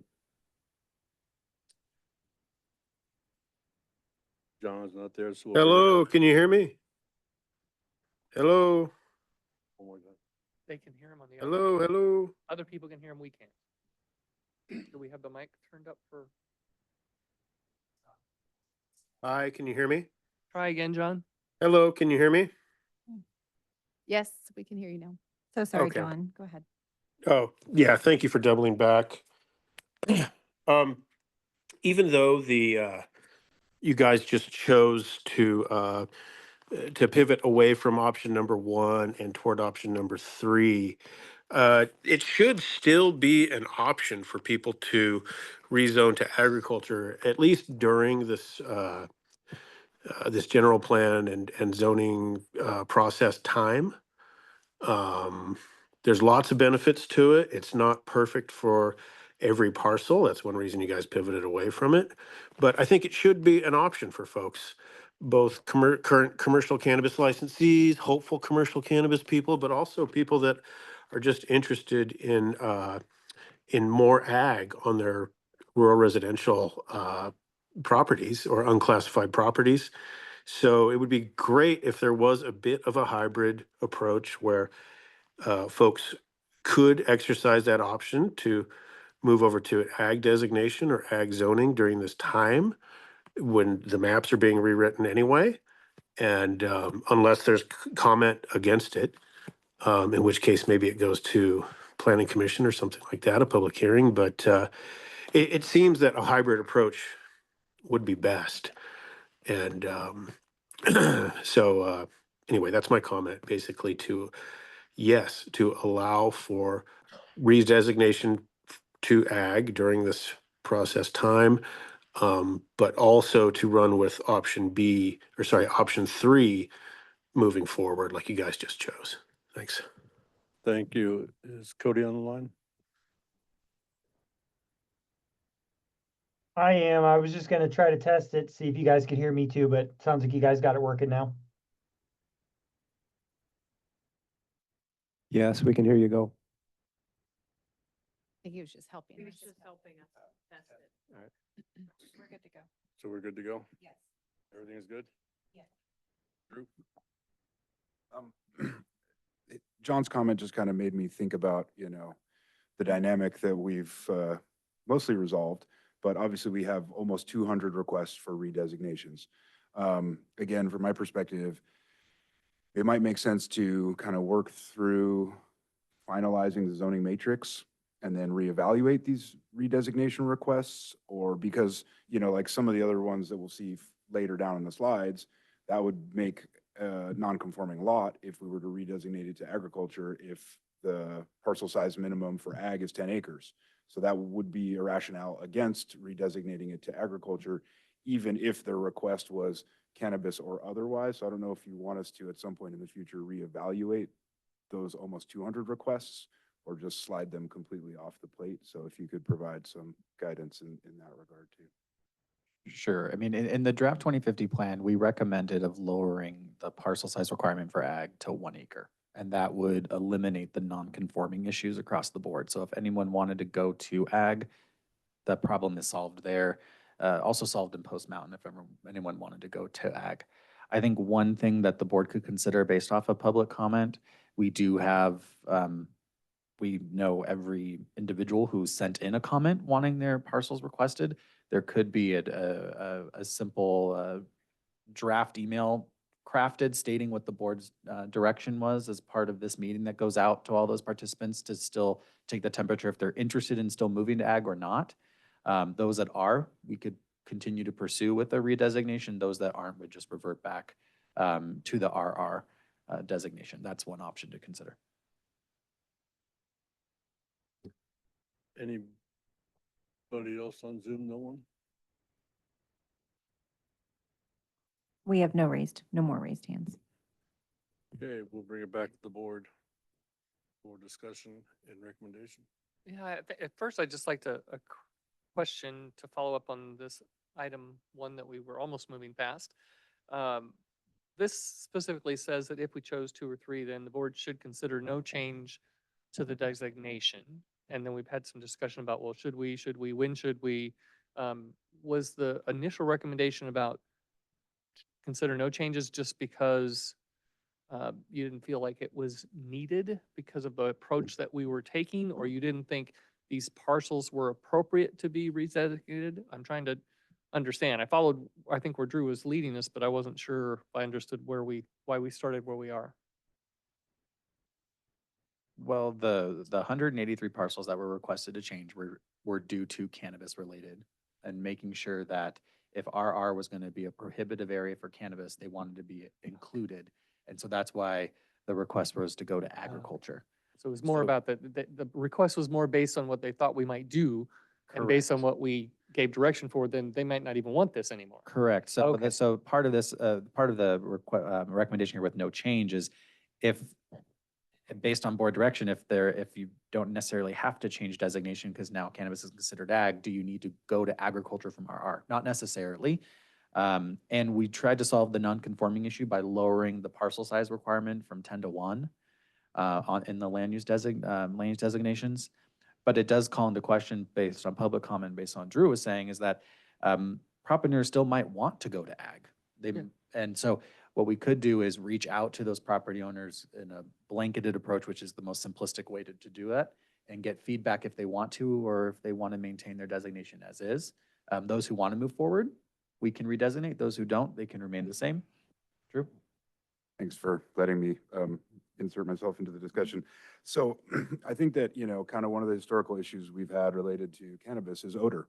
And so as we go forward in kind of trying to decide what parcel size minimum should be allowed for ag uses, let us not sort of disregard the historical learning opportunity that we've had, because in many cases where we have, let's say in what I refer to as downtown Hayfork, kind of our more densely populated portion of Hayfork, there are undoubtedly some parcels in there where there's a smattering of RR, R1, and potentially some of these redesignation requests would be to go to ag. So if we're going to lower the parcel size minimum down to 1 acre, then we could have reasonably intensive ag uses on parcels of 1 to 5 acres in the middle of otherwise primarily residential, the function of zoning code being to limit those agricultural uses to, yeah, you can only have 10 chickens.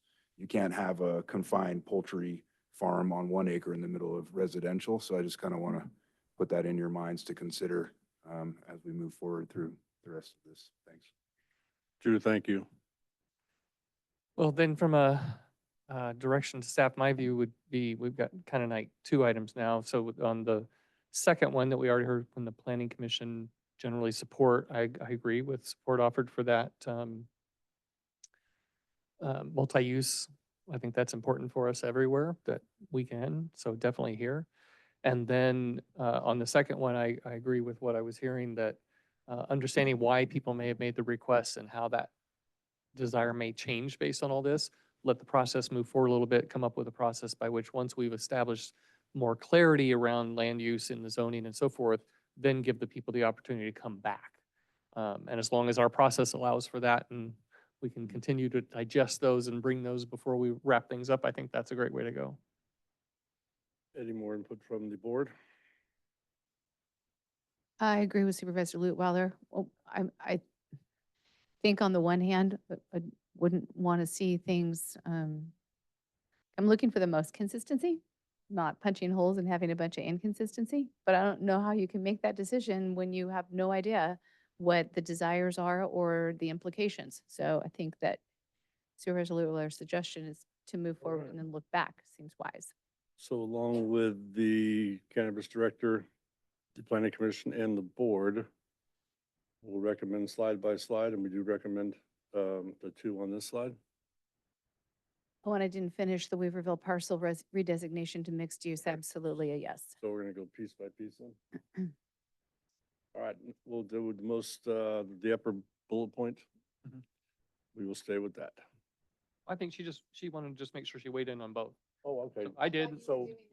Right, and I didn't speak to that. Then we'll do that one. Oh, sorry. Do whatever's on the page if you like, whatever you think's fast. We'll just go through each one. It's fine. All right, so on the recommendations, the first dot, we will stay with what is stated on option 1. Then we'll take it to the board for requests within Weaverville for parcel designations. Jill, you had some input? Supervisor Cox? I lost you a little bit. I think you've stated what our decision is on the first bullet, and you're asking me on the second again? I don't Yes, understand so you. we were clear on the top option here. Okay. And then I thought you had some questions on the second bullet. I have no questions. I'm in support of the request. Okay, so is the board in support of the second bullet point on our screen? Or have any questions? Okay, we're all good then? Use your mic. Oh, sorry about that. This is gonna kill me. Okay, so we will go on to the next slide. We have consensus on that, as stated on the screen in front of us. You can just click to the next one.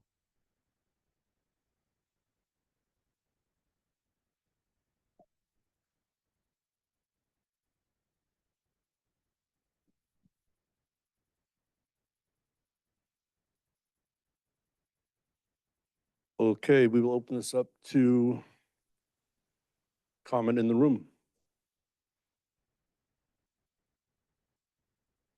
Online, I see no raised hands. planning commission.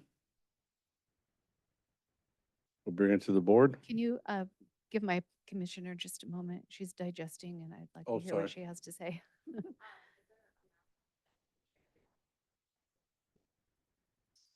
Good. I do not have a map. No, apologize. And she's going to need a mic as well. Yeah. Amelia, can you use the mic at the podium? Oh, there. If I remember correctly, I believe it was the Reservoir Road area. Yeah.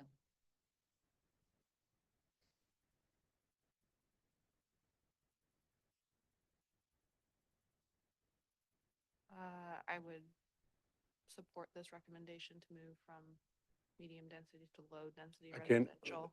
You're, I would support the recommendation to move from medium to low density residential in the Reservoir Road neighborhood with the information that we have available, as it has already largely been developed as low density, single family homes. Would say that we still should support the opportunity for ADU development within that area as interested by the parcel owners. Thank you. Thank you. anybody else from the planning commission? And Amelia, you are now the second worst person with the mic in the room with me leading the way. We'll bring it back to the board. A clarifying question. There's no way that you can get away from the ability of folks to utilize ADUs, No. correct? So that's not a topic for discussion. And so- ADUs don't count against density. Yeah, all right. Any other questions, or does the board have consensus on this recommendation? So I do, because this area came up once before when there was a property split proposed, and folks in the area were not in favor of that, and yet it did become a little contentious, and the property to be split was sufficient to allow for such. And so if we revert to the low density, what kind of constraints does that put on future development that may be wished by other property owners? I think much of the concern was more access than density. So it was that, there's a limited roads, and if there's a fire and you need to evacuate, adding another parcel and then meaning more people that needed to evacuate was the focus of much of their concern. So again, if we do revert to if we revert to the low density, what kind of a limitation then? I mean, I'm answering my own question. It's going to place a limitation on somebody who wishes to do something a little further with their own property. I mean, essentially, it would limit the amount of units. So if someone wanted a higher capacity residential development to come in, it wouldn't permit it. Yeah. I think there are larger parcels on the periphery, and so I think even if they're subdivided, would still meet the low density requirements. Okay. But the rest of it is already built out. Uh-huh. Yeah, And I is this agree. one of those points that could be changed in a 1 or a 5-year review of the plan? Like, I don't want to dishonor the people that live there now and what they're asking for, but I also want to look to the future. Mr. Presley? I would like to address this. So this was at the Planning Commission. I think we're kind of talking about two different things, honestly. One is a parcel split. Each one of those parcels would still be able to have a single-family residence. When you're thinking about medium density, we want more than one family to be able to live there. We want a condo. We want, 4 cars to park in the driveway instead of just one. So I think that's kind of the clarifying point there. If the lot splits, they can still have a single-family residence there. That is helpful. Thank you. Okay, with that clarity, I would support the redesignation. Okay. Needing to- Oh, I'm sorry. just go- trying to state it correctly based on what's right. Leave it low density, which I think it is now, correct? Yeah. Do we have consensus with the board with Jill's sentence there? Keep it at low density? I think we're good. Next recommendation request had to do with, Drew might need to step in on this one again, but this had to do with the 2 properties, one off Buckhorn, one off Highway 299.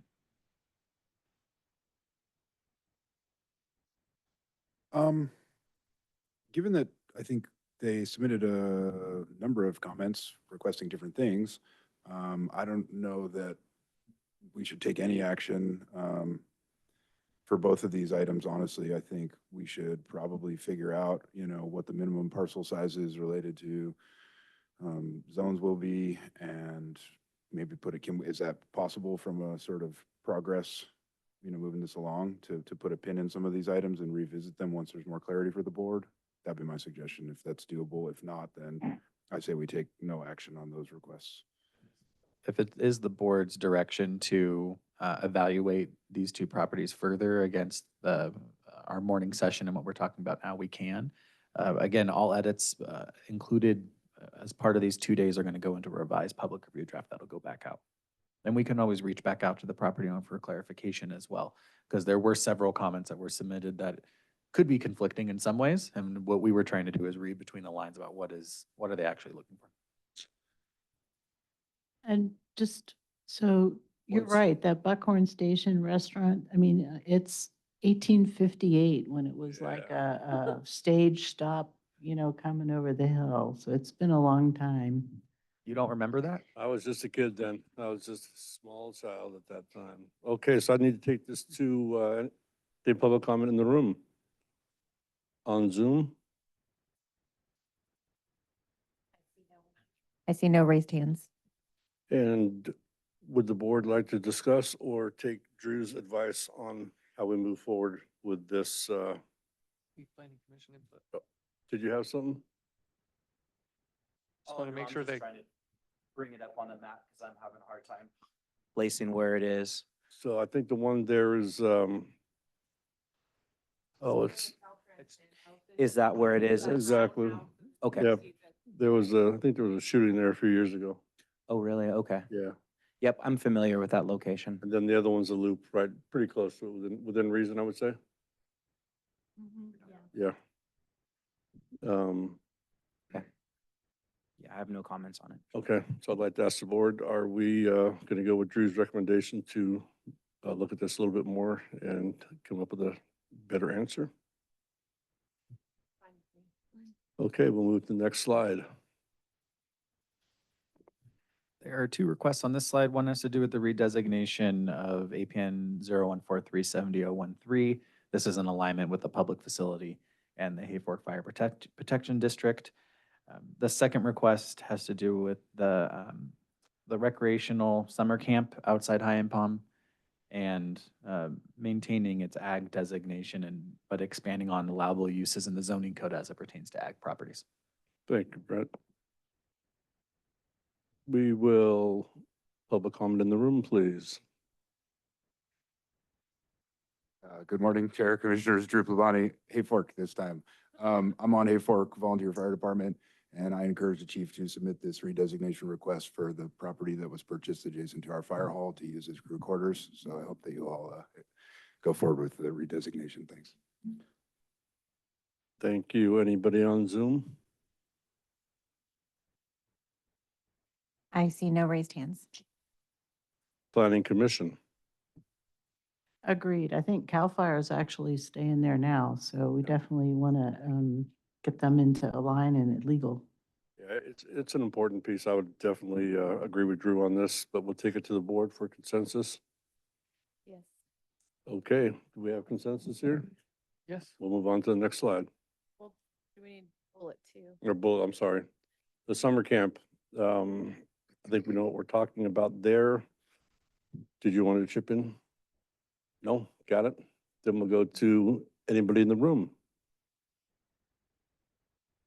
Address this again as a private citizen. I think this is a really important topic for economic development in the county.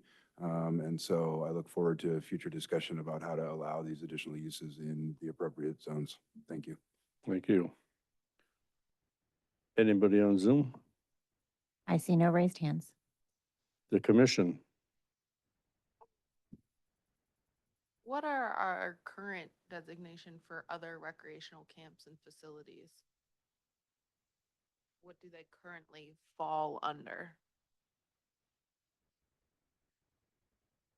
So it's an area in code that is very unclear.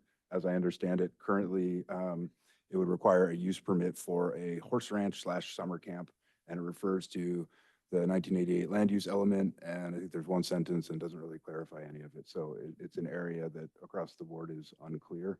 There's also, as an alternative, potentially a resort use permit type. So all areas that I think we need to dig into more to figure out how those types of uses can be clearly established and allowed for.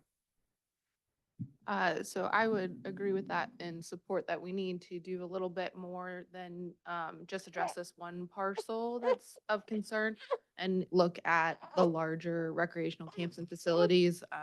Potentially also make sure that religious properties are also appropriately described and have opportunities, since there's potential development of those throughout the county and existing properties as well. But making sure that we're inclusive of those use styles and having language for them under designation available.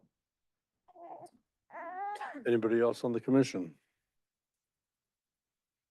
Yeah, just for clarity, I support all that's been said, and just to clarify that also resorts are part of that, can be part of the agriculture in the general plan land use. Thank you. We'll bring it to the board. I just would like to confirm that I'm in support of this. I agree with the opportunities that exist that are in the future, maybe on some of our agricultural properties, as ecotourism and things of that nature continue to grow in popularity. This particular camp in High and Palm is an amazing place, and it does a lot of very, very good work with just allowing kids to have hands-on activities that are around ag. And I think it's important to recognize that. And then also just the ability for large landowners to be able to develop recreational activities on their properties for youth and summer camp type environments. So I think it's a good idea. And I'd just like to get confirmation, clarity that this, again, to me, sounds like something that would, the details would be worked out later as to which ag. Because if we're talking about ag can go down to 1 acre, we don't want a big campground and a whole bunch of things happening on a 1 acre parcel in the middle of a whole bunch of other things. But Correct. So there would be a tiered approach, and it would cover recreational camps and facilities. Resorts were mentioned. I know HIP camps have been brought up in the past to be covered in the zoning code. So yes, it would be a tiered approach to that. So the current zoning for ag district, you can have a summer camp, campgrounds, resorts, if you have a use permit. So it's refining that language to make sure that existing properties can continue with that. So it's clarifying a lot of the language that's already there. Thank you. Good. The board have any other questions about this item? So I guess there was a little bit of change in Emilio's ask for this. From what's stated in front of us, are those notes been duly taken? Okay, so we are in agreement on bullet point number 2. We can go to the next slide. This next slide, again, it might have to default. Drew, you might have an opinion on this in your capacity. This has to do with parcel 025-300-005. This is the parcel that's under the 10 acres. So I think I previously stated my opinion. I'm happy to restate it if that's helpful, or if you have questions, happy to answer. would you mind? I think, the rationale that I previously referenced was just that right now, it'd be less than the current 10-acre minimum. And so I think we've mostly clarified probably the primary reason for that redesignation request related to cannabis. So I don't think it requires any action on our part presently. Is there any, excuse me, is there anybody in the room with any public comment on Zoom? I see no raised hands. Planning Commission? We'll bring it to the board for clarity and recommendation. So the one question I would have is that with other parcels, we were going to check back with the property owner to confirm our presumption as to why the request was being made. Would we do that here as well? That would be no different with this one. Yes. Okay, great. The board is in agreement with this bullet point here in front of us. We will move on to the next one.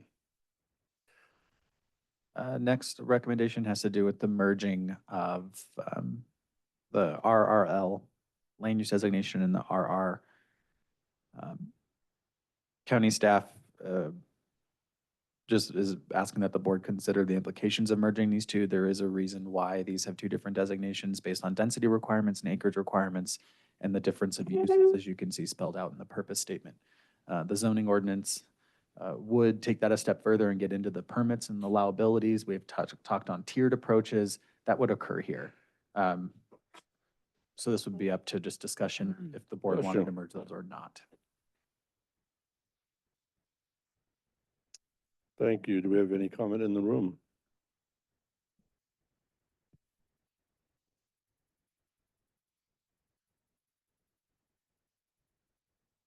I was just asking Angel because she also, weighed in on this topic as we were reviewing these components.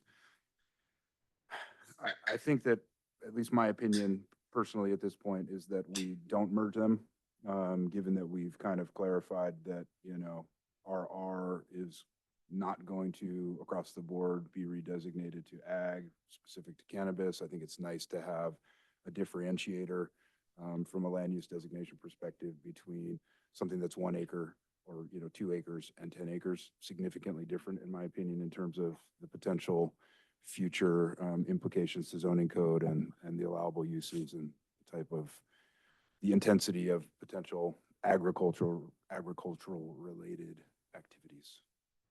Thank you very much. Do we have anybody on Zoom? John Brower?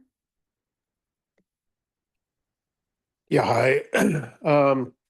I would consider merging them. It's the way the county has operated for a long time. It's well understood. At some point, the nitty-gritty of this would be deciding which parcels would actually go into which side. And it would just catch a lot of people off guard if if their RR wasn't able to do what another RR could.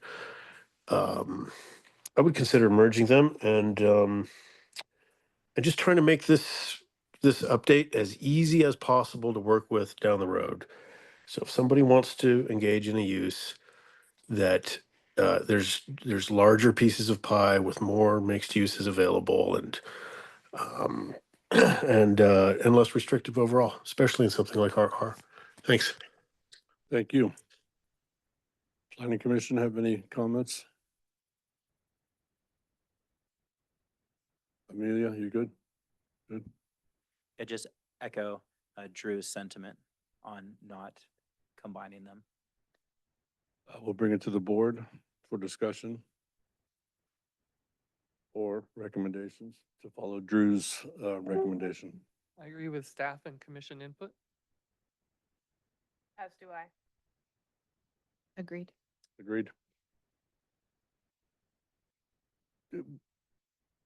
We'll move to the next slide. You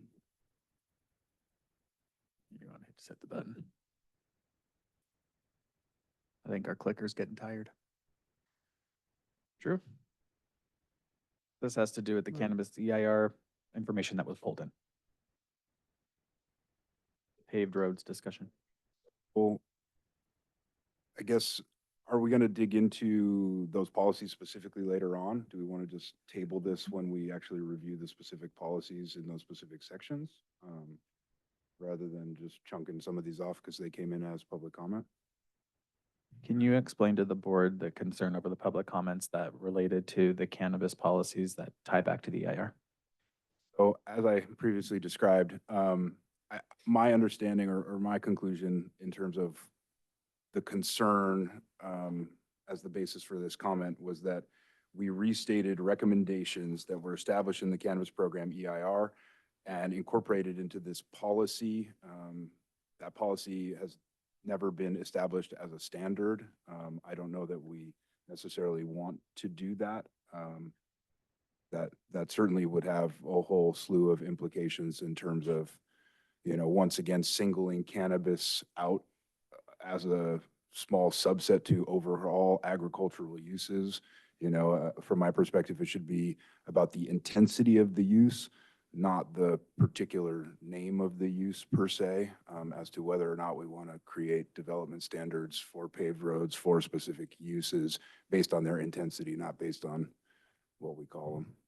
And so is it fair to say that this was sort of unintentionally included and the direction to staff could be to eat well, but leave it, or direction to staff could be, we'll take it back out. We never meant for it to be there. I mean, I personally think it's a little redundant to restate things that are in the program EIR, but if we want to sort of focus on them and we feel that there's value to restating them, then I'm supportive of that. The original intent, if within the cannabis section of the land use element, which is section 2.6, there are upwards of 4 or 5 policies which refer back to the cannabis EIR, and the intent of that was to make the connection between the cannabis EIR's position on cannabis in the county and the general plan, so it solidifies the county's approach.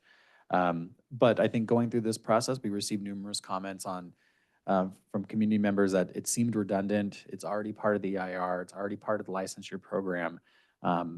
May not be appropriate in this case.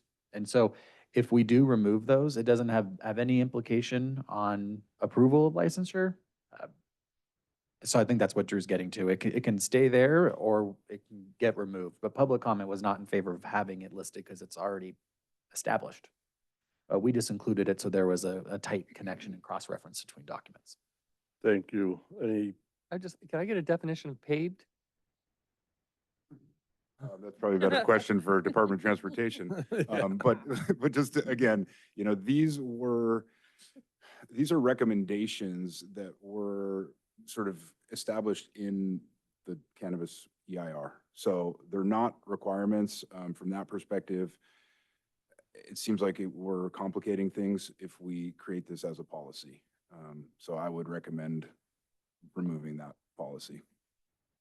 Again, I keep getting more that's your confused. question. So we're saying it's in the EIR, but it's not a policy. So the EIR just says you should think about, or I'm not clear. Yeah, I mean, it doesn't use that specific, you know, language, but essentially when it's talking through mitigating potential impacts, you know, it's just some of the sort of discussion related to mitigating potential impacts. that could It be wasn't established as a formal mitigation measure or a specific requirement. So that's why I think it is inherently confusing Okay. for folks. And that's why I think perhaps we should just remove it. But again, if there are elements in there that when we get into zoning code, we want to establish as new standards, that's something we could address there. And Thank just you. in case you're able to, or Trent, do we have in these kinds of purposes, do we have an understanding of what paved mean? Does paved mean I put gravel down? Does paved mean I have chip seal? Does paved mean I have asphalt? What does paved mean? Well, I think it depends. It could be all of the above. We'd have to look at what the roadway standards are for the county and what the county considers paved. Okay. Would be all those you mentioned. All of those would, okay. So just dirt road versus something. Okay, thank you. I And just had to get a little more clear in my mind.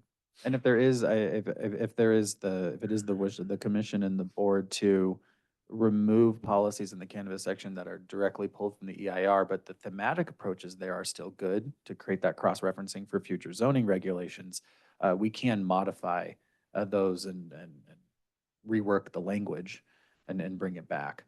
So that's just something to consider, because a lot of the items from the EIR are best practices when it comes to development standards. You're talking about buffering between uses, different mitigation, just things to consider. Do we have anybody? Go ahead, CEO. Board, I would suggest we remove this from a land use policy, but give direction to staff to incorporate or to consider the concept when we develop zoning standards. I think we have consensus from the board on that. Agreed. Commission input. I agree. And board? Did we do public comment? I can't remember. Yeah, we did. No, we We did. did in-house. Anybody on Zoom? We did it in-house, right? Yeah, no one. No raised hands. Thank you.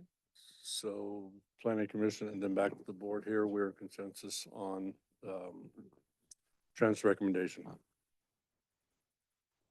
We'll move to the next slide.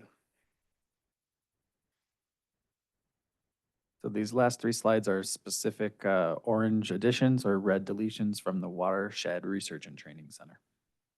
Recommendation is to encourage the last, include the last bullet.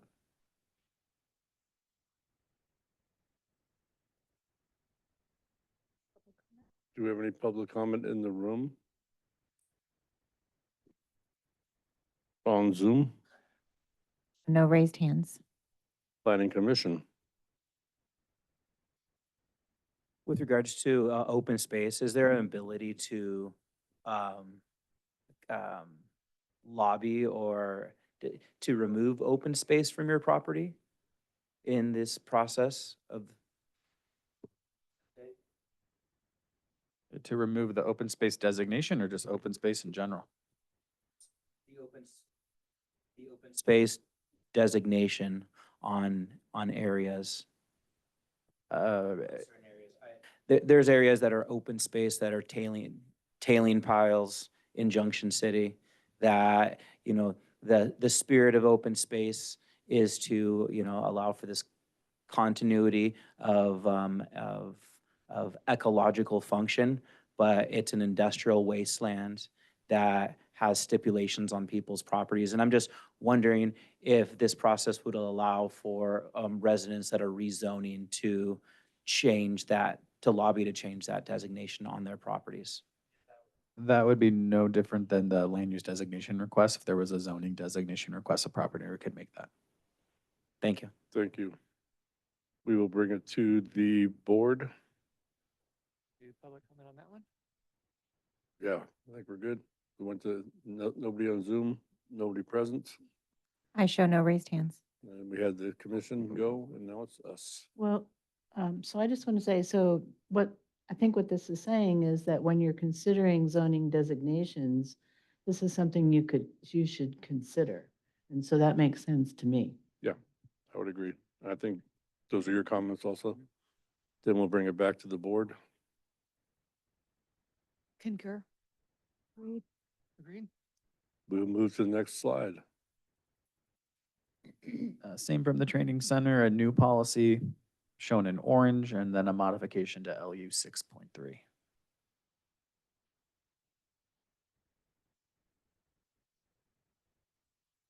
Do we have any public comment in the room? Zoom, I show no raised hands. Planning Commission? I mean, to me, this is consistent with the mission statement that, you know, our vision statement, I say the right word, that people reflected as far as our county. So I would I thought it agree. made sense. Anybody else from the commission? I concur with Commissioner Fall. We'll bring it back to the board. Although, so I am a huge supporter of conservation. I just know that sometimes in easements, you can get into, you can get land tied up. A lot of times language in the easements is sometimes misinterpreted. We have a situation right now where there are potential for conservation easement activity that a lot of people are against in terms of the Redwood Trail for the landowners that live in that region. So I just, as I want to support this, but I also want the community at large and the people who are considering this to be highly vigilant as to what they sign. What they sign away or what they sign into, really, when it comes to conservation easements. May I? Yes. I agree with Heidi here. With these big pieces of property, you know, sometimes these properties get tied up and cattle and things are, you know, operations are ended and timber is ended, harvests are ended. So I am in favor of easements, conservation, but we do have to be aware of the consequences of them too, if they become too many to, you know, to the exclusion. Because Public. there's enormous potential to lock up huge tracts of privately owned land. And we already have huge tracts of federally owned land in our community that we don't have access to. So, I agree with I guess the overarching concept of conservation easements. I just think that we need to be deeply considerate about, what does that lock up in the future? Because, values and land use ideas change over time, and I just want people to be aware of that. How they're That concern purchased. anyway. For consultants would be how binding the language is. This says to support the development and implementation. Is there a way that the language can be modified so that it gives more flexibility to the points that they're making? Jim, do you want to make a recommendation on language?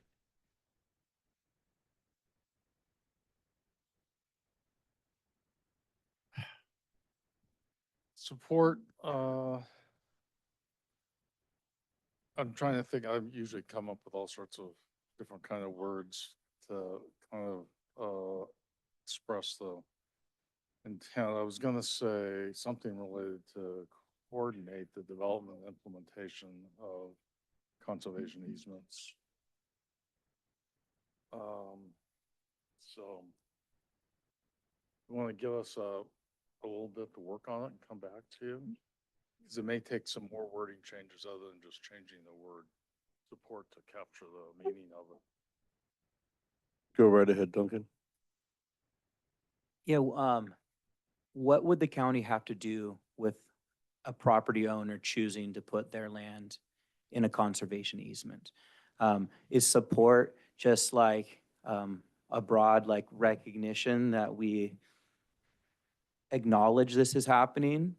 Or is there some mechanism which the county is involved in the conservation easement, the acquisition, and that transaction between the property owner and the conservation organization? It seems like because this came from the Watershed Center, that this has to do with the tract of land that they recently acquired for their land trust. That's my guess is where they're coming from. But perhaps when you're considering what language you might want to suggest, you just reach out to Nick and others to see, does that target what they were wishing for? And can I just be reminded, I was making notes here, but what is the concern about the language that we have here? Is it committing us to something? Is that what we're worried about? To Heidi's I point, just, my thoughts are is I want to maintain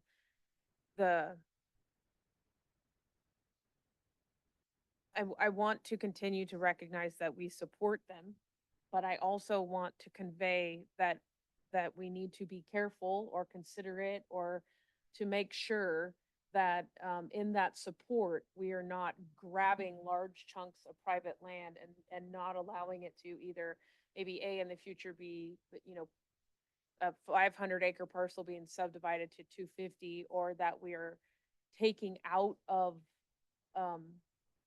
that inside of that conservation plan, we're not removing the ability to harvest timber because we have taxes from that. We are able to sell that. We have a benefit from that. We're not removing, we just need to be careful that we're not removing all, like maybe cattle grazing or any other activities that would inadvertently decrease our ability to get taxes or to get an export item off of that. so Because that's what happens sometimes. Understood. Okay, thank you. So I guess, Brent, would it be possible for you to reword this and we'll table it and bring it back? So I think what Heidi might be getting at is there has to be an education component as far as the implementation goes. So maybe that's more like an educate kind of a word that goes in there. But at the same time, I would really caution you as a private landowner. I don't want you guys telling me what I need to do if I'm deciding to put a conservation easement on my property. Correct, and I'm not against conservation easements. I just think they need to be thought through because I've set in many, many rooms where unintended consequences of conservation easements caused huge depletion in the ability to do agricultural production, both in grazing and in timber. So I just think that we need to be careful in I guess maybe the degree in which we support, So- have an observation eye on it. What if it was just support via education and facilitation, the development? Because you're saying, okay, we're going to support by educating and then facilitating if that's what people want to do. And Doesn't then we're that not imply getting a it- responsibility on the county's part then? Now you're facilitating and Yeah, I educating, don't think and this that's is a right. private transaction between two entities? Like, I'm not really sure what the county has to do with this transaction. I assume the county has to be involved. No, I Not can, necessarily. I I would- mean, yeah. support, you could provide a list of Pacific Forest Trust, all the different people that offer, conservation easements. You could provide education. But again, I'm really concerned about, discouraging a private landowner from deciding what they want to do with their property. I have a suggestion. You gave me long enough. Got it now, It was huh? a good discussion. I would just say on the issue of adding something about support and educate, that kind of converts that to a fairly benign policy. It says, sure, we'll support this stuff, to saying we'll get actively involved and start educating people, and all of a sudden there's a cost to the county. So I would suggest maybe just saying, having it read, support the development and implementation of conservation easements that are consistent with other county land use policy to retain the current rural character. There you So go. all you're saying is we'll support things that are consistent with the rest of the general plan. That way, That's fair. property owner, in all likelihood, there isn't going to be an issue at all. It is a private transaction that the property owner has. But for some reason, if it conflicts with something like Williamson Act provisions or something like that, that it gives the county ability to say, well, we have some concerns here. That would be my suggestion. I like that. Thank you. And to answer the question about what role does the county play, I do believe that in most scenarios, we have been asked to supply letters of support from the board to these conservation easements. And so if we're going to be asked for that, my request is that we are fully aware of the unintended consequences that may come forward when we are lending support to these activities through letters of support and recommendation. So that's all. I just wanted to make sure that we were eyes wide open. And I like the change in the language. It makes me feel like we are saying yes with the caveat that we are going to continue to support other land uses in our region. Well, and I think Is that fair enough? what that text language does is if the board does supply a letter of support, it gives the action on the board to go back and do due diligence to make sure it aligns with the general plan before Correct. making that action. Because there is a trend of big chunks, and we're talking 12,000, 30,000 acres. And there's more of them coming. So, yeah, Especially in your yeah, district. yes, there are. The new language, should I open this up to public comment real quick? In the room or Zoom? Or you do, we have a planning commissioner with another comment.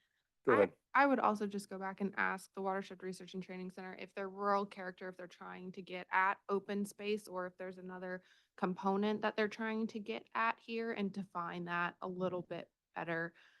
Just because, what is it they're trying to preserve in the rural character? I'm not really sure in this. And so they did previously introduce open space, which is great. But what about the rural character of Trinity County are they trying to preserve? Are they looking for timberlands, grazing lands?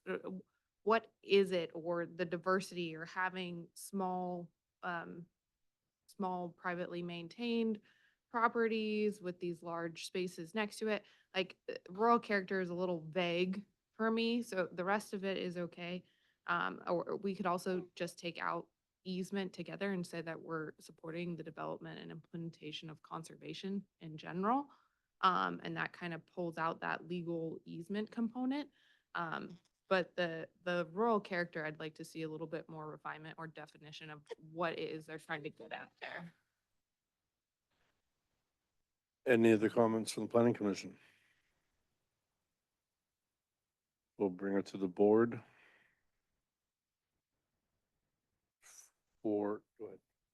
Just going to suggest that the new language suggested by Mr. Harnish be provided to the Watershed Center for them to clarify that that captures, that still meets the intent that they intend when they put this forward. Does the rest of the board agree? Agreed. Move on to the next slide. Well, congratulations. That is land use. Oh, wait, sorry. Hang on. Oh, no. I'm Spoke too leaving. soon. False advertising. Final, final ones, 7.3 and 8.2. The addition of water conservation practices. And then I had mentioned on 8.2, that last addition by the training center, it's almost a standalone policy in itself or a program. But if it's a program, it would have cost implications on the county as it is requesting the creation of a plan. So I will bring this back to the public commission and the board. And Drew is up here. Yes, I would like to propose some changes to 7.3, given our discussion about, cannabis and agriculture generally.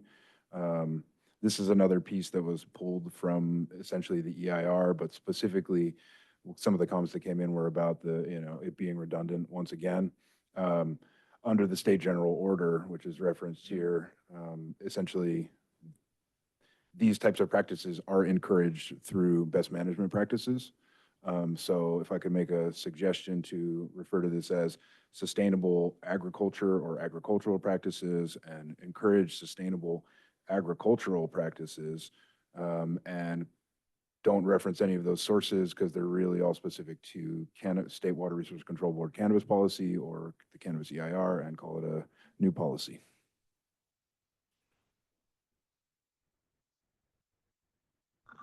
I will open it up to any comments in the room.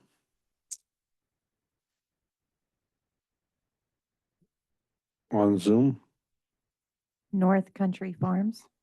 more time. Oh, hello, this is Adrian Keys from Hay Fork. Sorry I had to leave today. I just had work I have to do, and I guess I'm logged in with my farm account. This is the very type of policy that I would say reflects why to not continually segregate cannabis out. I would firmly agree with this. Many jurisdictions offer sustainability encouragements through various things. I think there's probably ways we could find out or figure out how to do that for ourselves here in this county, and not just for cannabis, but apply that to all agricultural practices. And we can figure out ways. Maybe it's going to be through the county supporting agriculturalists with grants to access fish and wildlife conservation grants and so on. But I think this is a wonderful concept, and I really appreciate seeing it. Thank you. Thank you. Anybody else on Zoom? Lisa? Hi, Lisa Wright Lewiston. Couldn't get rid of me. Now I'm on Zoom. Regarding that particular policy, I would concur with Drew and Adrian. I think that sustainable agricultural practices in general should be promoted, not specific to cannabis. Alfalfa production, for example, very high water consumptive ag product, much more so than cannabis. So to adopt something that would be more broadly applicable, I think is in order.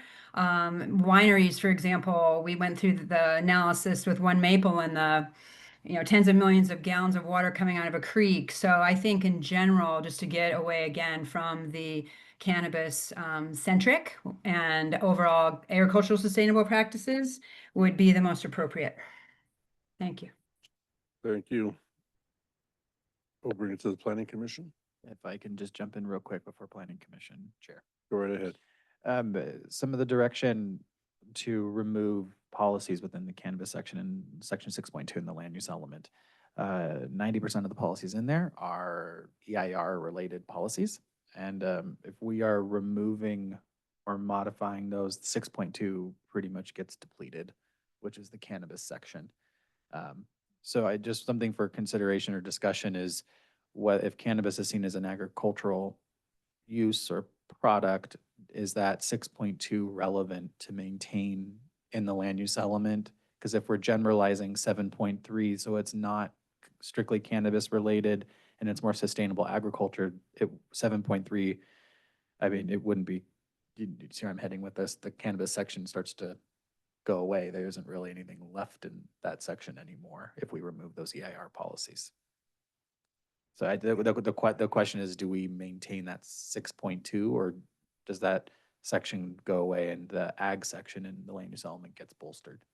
Something for food for thought. I hate to come back with a revised land use element where there's only one policy now in that section. I'll bring it to the planning commission. Duncan? Yeah, it's high time that cannabis is integrated and all agricultural crops are held to the same standards of sustainability, regenerative, sustainable soil practices, and water conservation practices. Yes, separating cannabis, having a separate ordinance or separate policy just for cannabis is continuing of the path that we want to get away from. Thank you. Any other from the planning commission? I agree. I mean, I think a lot of the policies on conservation, soil practices should apply to all ag, not just cannabis. If there's a way to merge the cannabis EIR policies into the proposed ag ones. Thank you. We'll bring it back to the board for any comments. I'll also second what Carol said. Oh, sorry. You're hard to keep track of. We'll bring it back to the board. I support staff and commission input. Yeah, I do too. We talked about the separation or the bringing together the two earlier most of the day. So yeah, I think we should take out the cannabis part and just make agricultural. Any questions from the rest of the board?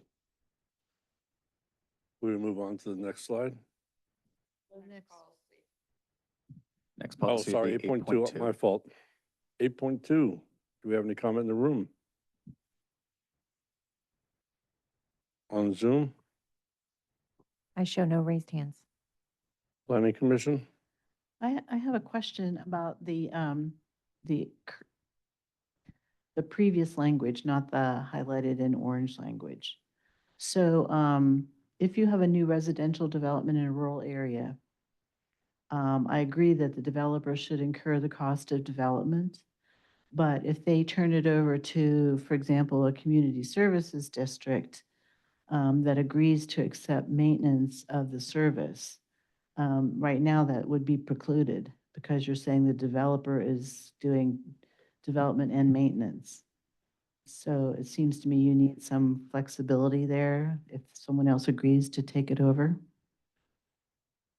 So are we talking about just like the impetus of this happening somewhere and what happens in the very beginning of this?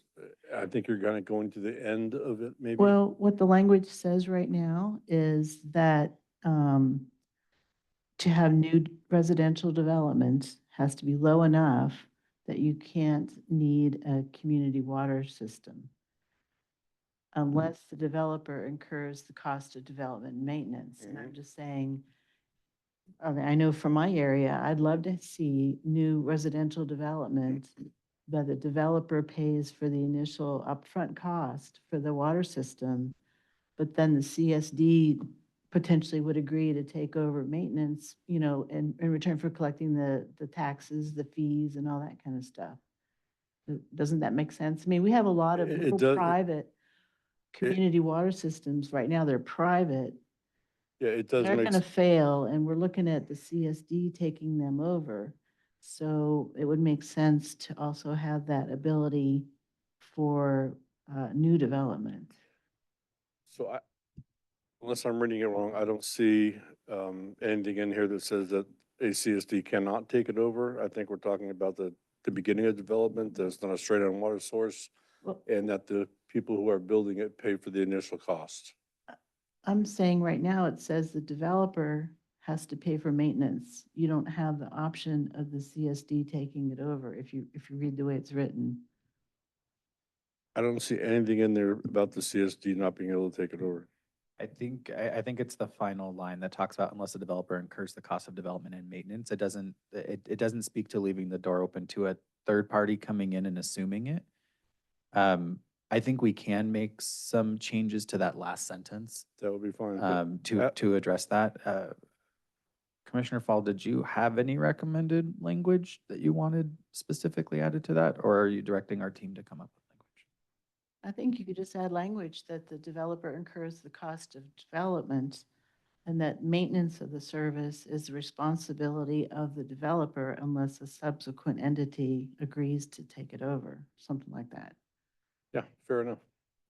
Shouldn't it be the property owner? Yeah. So if someone develops it, my family develops a subdivision, they sell off all the pieces, they're not going to continue maintaining it. There is a community, the community does that of where it resides. So for example, there's a subdivision, in Salyer, and they subdivided it, and then the water right to that property that was established to give enough water to each one of the single-family home units, those water rights then became the responsibility of each one of the landowners, and the maintenance of that system from the intake out to every one of the property owners is the responsibility of those property owners. I cannot imagine a scenario where if I had a 20-acre parcel and I developed it into some 5 acres, that I would then be held accountable for the maintenance of that water system from a spring site where they already had a water, like if they got a water right for it. I don't understand this. Help me. Well, I would say that there's the property owner component, but then layered in between there, which is more to what Carol's getting at, is these small mutual water companies. And so it's a similar idea. It's just that they have some more standardized language and, it kind of shows up on your deeds or titles sometimes when you buy one of those properties that has been subdivided like that and has water fed through a community or a neighborhood system, that you're responsible for contributing to the annual maintenance of that. And so it currently the language as it reads is saying that the developer is required to do the initial development and then pay for the cost of maintenance. But what we're seeing is that they're not actually paying for the long-term maintenance of those systems. And so we just need to refine that language to include a third party. And at some points it's the landowners, but other times it's not. Other times it could be other organizations maintaining or entities maintaining those water systems. So these mutual water companies maintain the system for the larger neighborhood. Yeah, We have numerous subdivisions where each subdivision went in and it has a little tiny mutual water system that the initial developer put in. Well, now those private property landowners are in their 90s and they're going to pass away. And then who's going to take over that water system? We're looking at having somebody else take it over. And so right now, it's only the developer that's responsible for the maintenance. So Then I Carol, would and never develop property if I had to be responsible for the water system for the duration of, I mean, I don't. That's what we have. so would you like to add some language, combine your language to the last part of this? Go right ahead. Yeah, I think, correct. The developer needs to incur the cost of development of the water system.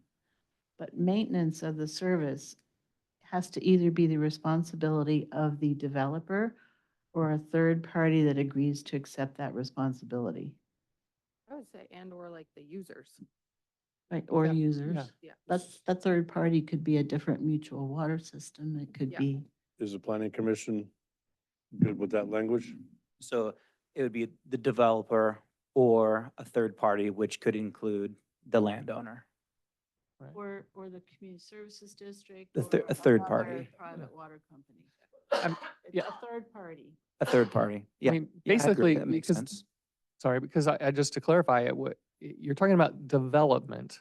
So somebody has 10 acres, they want to subdivide it, they want to develop the land, and you're agreeing that their responsibility should be figuring out how that water is going to get to them, in this case, water, and so forth. But that when it comes to now I'm selling off parcels, or however I want to support for maintenance in the future, I can transfer that responsibility.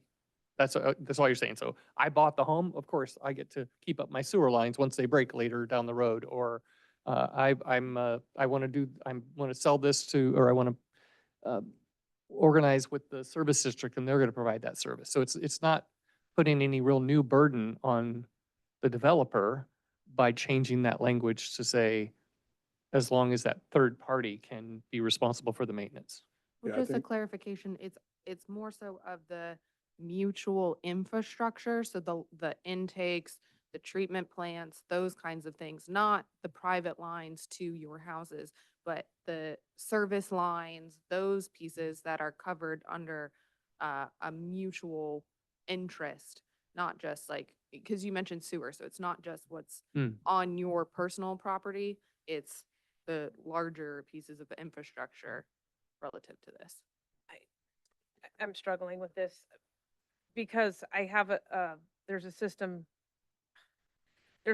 currently right now that, so within my district, just like right off the top of my head, I know of like 3 water mutuals. And then I know of a couple properties where there's a single well that was developed by one person, but then they subdivided it and now both of the houses work off of that single well. One of the mutuals is a timber cut. It got subdivided. There's a single water right that portions of that water right are owned by different folks within that subdivision. They pitch in money. They're not really a legal mutual as much as they are like a community that just agrees to help take care of the water. Another one is a legal mutual, a second one is a legal mutual, and so is the other one, but they're all at different types. And when the fires came through, every single one I'm talking about was destroyed, and they're still trying to figure out how to manage those and get those back up running well. I just can't, we can't help those people as we sit right now. I don't know how, if we're gonna ask them to maintain this from a perspective of, Well, this is new development. So this is, even still though, I don't, Can we pause for 1 second, maybe see what Cody has to say? Cody? Hey, it's Cody and Christy here. Go ahead, Christy. Okay, so I just wanted to, this is Christy Anderson, Trinity County Environmental Health. We're having trouble hearing you, Christy. Get close. Sorry about that. I was having trouble with mine. Can you guys hear me now? Yes. Okay. So I kind of feel like this may be a little bit redundant because we are addressing that with new development already by requiring sewage capability and water availability per parcel. And the water board odds policy already restricts us to septic systems, one system per half an acre, no more than that.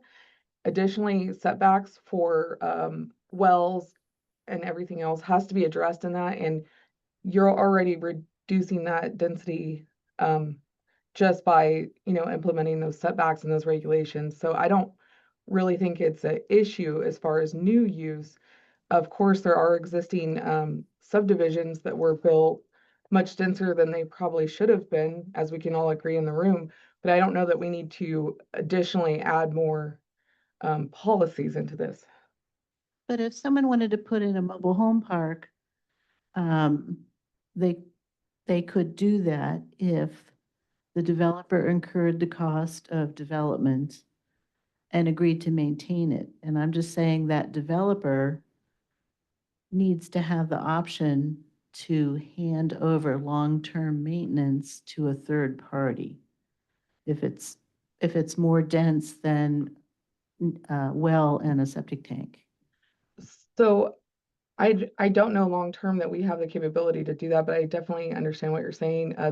That would be addressed in the conditions of the new use of the mobile home park, but the long-term, holding somebody responsible for maintenance is an issue. I do agree. Did I see Cody pop up there too? Cody Smith? they're together. Okay, good enough. clarification from Supervisor Carpenter Harris. Is your concern with the requirement in the first place or the change that Commissioner Fall is recommending? My concern is,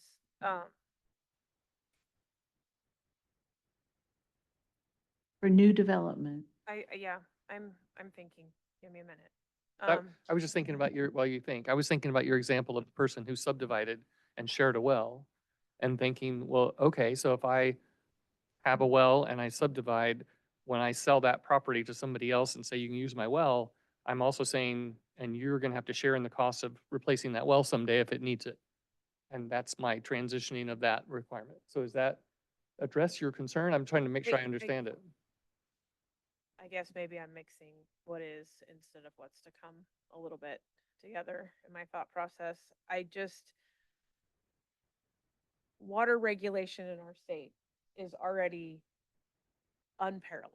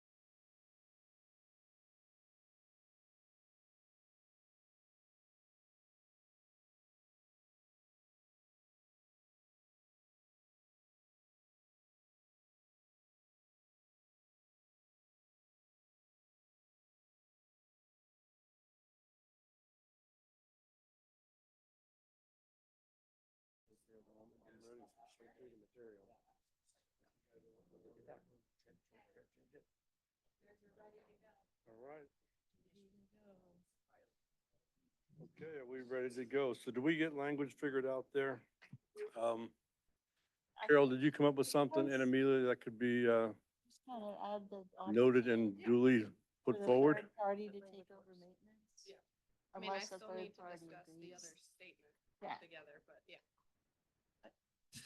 I think Supervisor Carpenter Harris may still have, comments.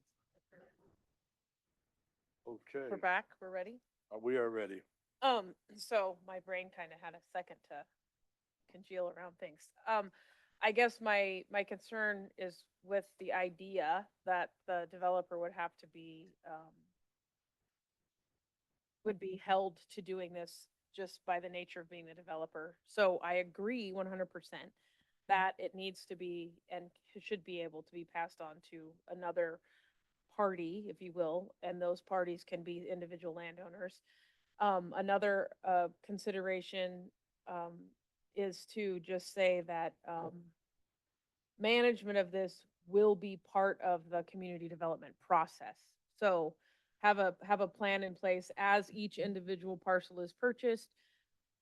We will now be responsible for that, or just some way to say that there is a plan and it's accepted by the residents of that community, and they recognize that by buying a piece of property within this development, that they are now going to be that third party person that these are handed off to. So that a mutual is kind of a water mutual or a community agreement, much like the road associations, is acknowledged by the person when they buy that property, that they have to be part of this plan. So I guess I would ask Brent and company, can you capture that in words, and we can take a shot at approving it up here?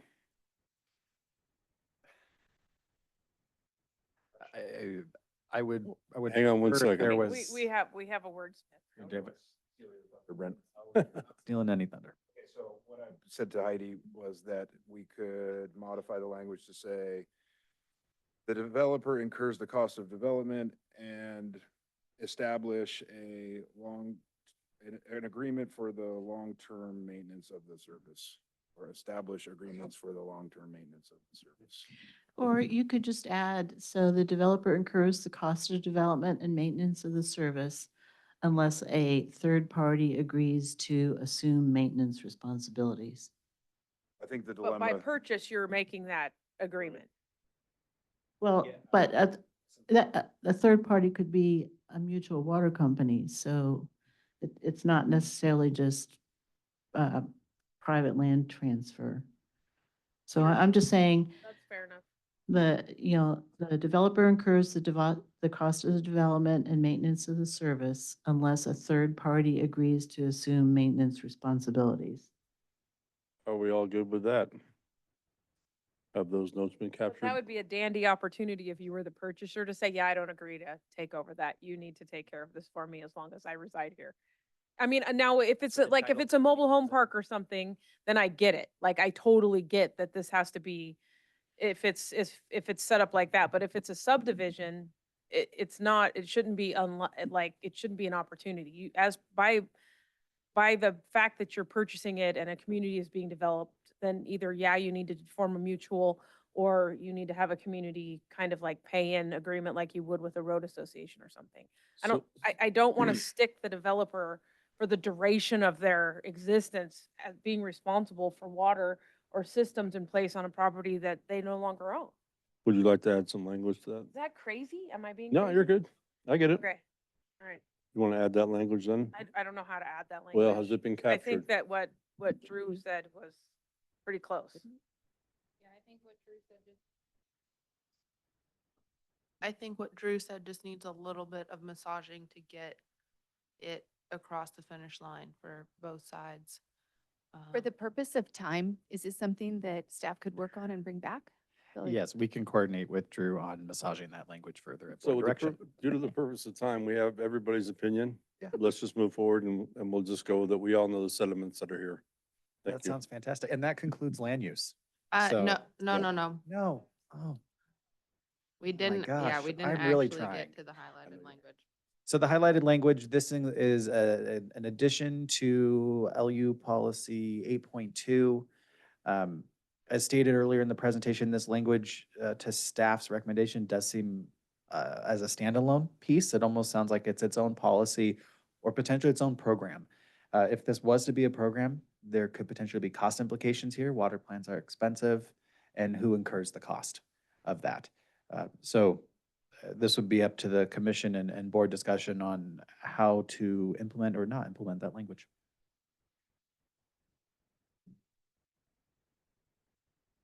Duncan, please. Yeah, I guess the question is, how powerful is the word encourage? So, I mean, does that stipulate action, or is that the spirit of this policy is to encourage, generally encourage? And if that is the case, then I see no problem with encouraging this type of development. Yeah, I would say that I don't think we want to add any additional requirements onto future development as it stands. There's already state requirements, there's a lot with the water board and everything else going on that I don't think we need to add anything more to water. I think encourage is a great place to stay as opposed to the previous statement, which is require. And as into the program side of things, I think as the county stands, I don't think that we would want to go in that direction to have that as a program. I think it's great. I mean, and also look at who's presenting it, right? It's the Watershed Research and Training Center. So why are they putting this in there? Oh, it's to help them get grants. It's to help them work with communities that already want to go in that direction or get funds to then help find neighborhoods to go in that route.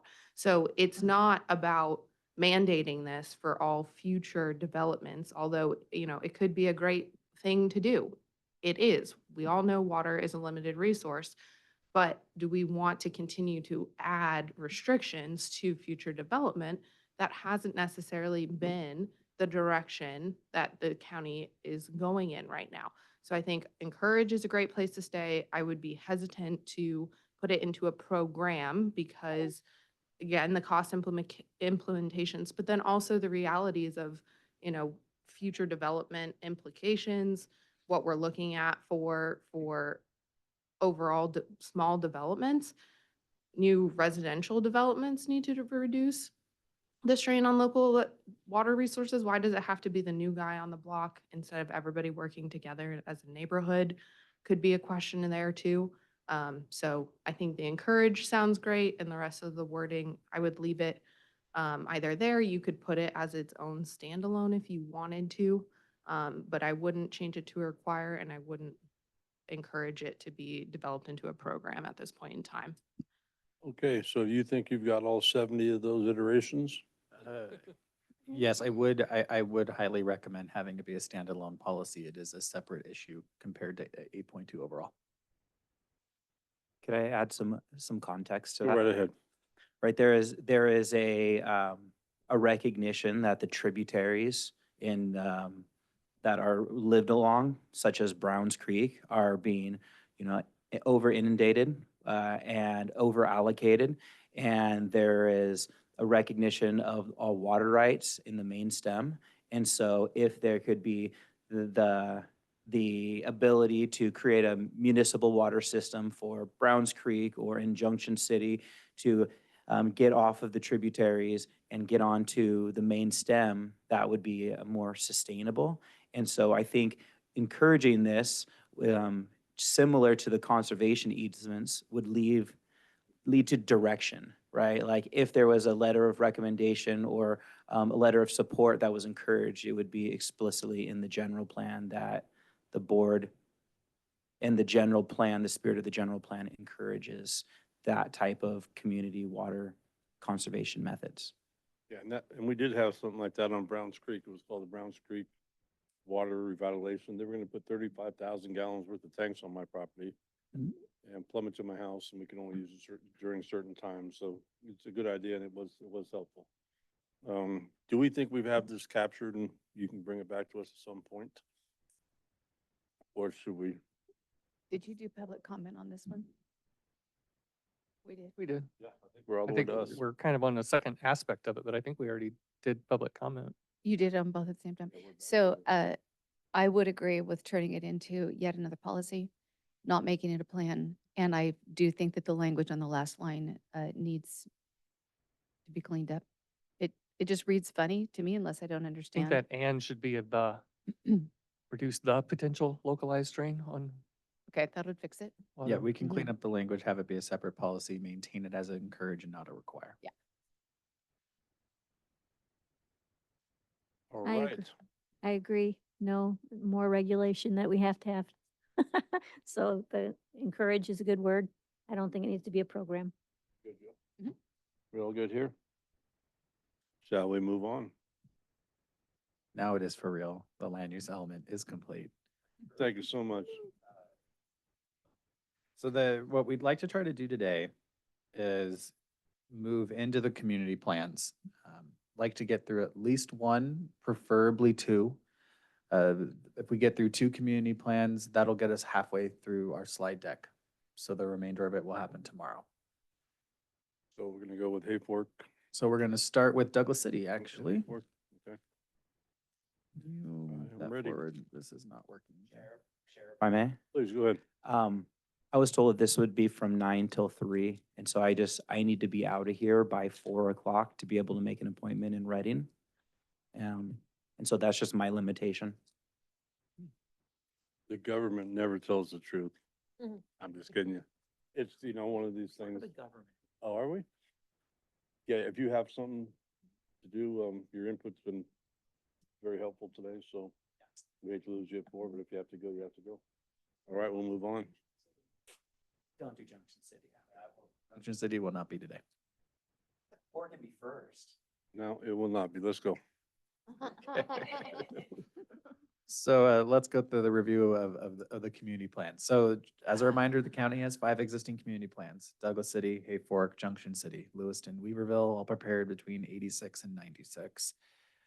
As part of the update, we were instructed to revamp the community plans, hold community workshops to gather feedback. We've held 18 of them. And then pare down the community plans because some of it is duplicative with the new general plan, and then carve out a chapter or element in the new general plan for these, which has been done. Just like with the general plan that went out for public review, so did the community plans. So we received comments on those. We'll start with Douglas City. So the Douglas City Community Plan has 10 unique sections. 18 existing, what they called objectives, were brought over. 14 new policies, and then there are 3 implementation programs. So what's changed within this plan? So there were expanded policies to support recreational spaces, with also staying attuned to the local environment and context. New policies were added related to the expansion of public services and public spaces, as well as policies about protecting natural resources. 5 comments were received online. There was public input from 11 attendees at the last workshop. This was last October.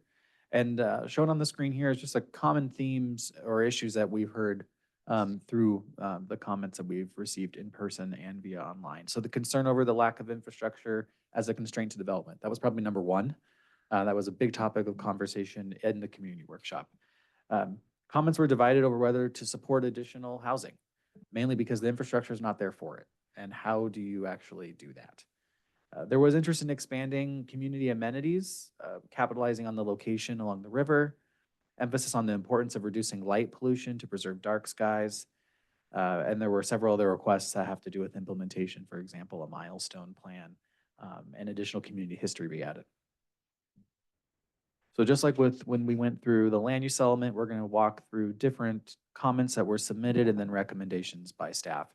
First suggestion was to include or encourage the use of alternative wastewater systems such as porta potties on commercial properties as a viable alternative to septic or other infeasible water systems.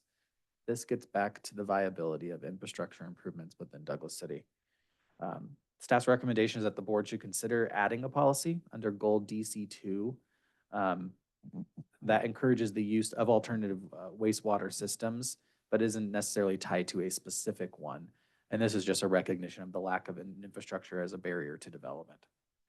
Another comment that dealt with this, the inclusion of housing, it is the recommendation, it is not recommended to add new policies and programs covering housing to the plan at this time.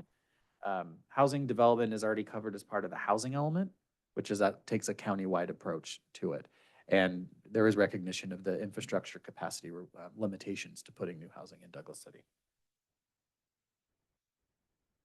There was request for community amenities such as a restaurant and a park. We do want to call out that there is a policy DC 4.1, which already covers the need for a park in the general Douglas city area. So staff is not recommending additional policies to cover that for the Planning Commission and board. But the board should consider potentially adding a policy that encourages the development of a restaurant. I know that's very specific, so it could be hospitality uses, more generalized, more flexible, but this is just in response to the comments that we received. There was a preference for improving access to senior services as opposed to developing a senior center. This was a big discussion for senior services within Douglas City. Many community members noted that the creation of a mobile senior services or improving public transportation to nearby services would be best. So what we're recommending with staff is that the board should consider amending a policy that's currently in the plan, DC 3.2. And the edits in red are the strike out, and then the orange are the modifications just based off of the last workshop that we had.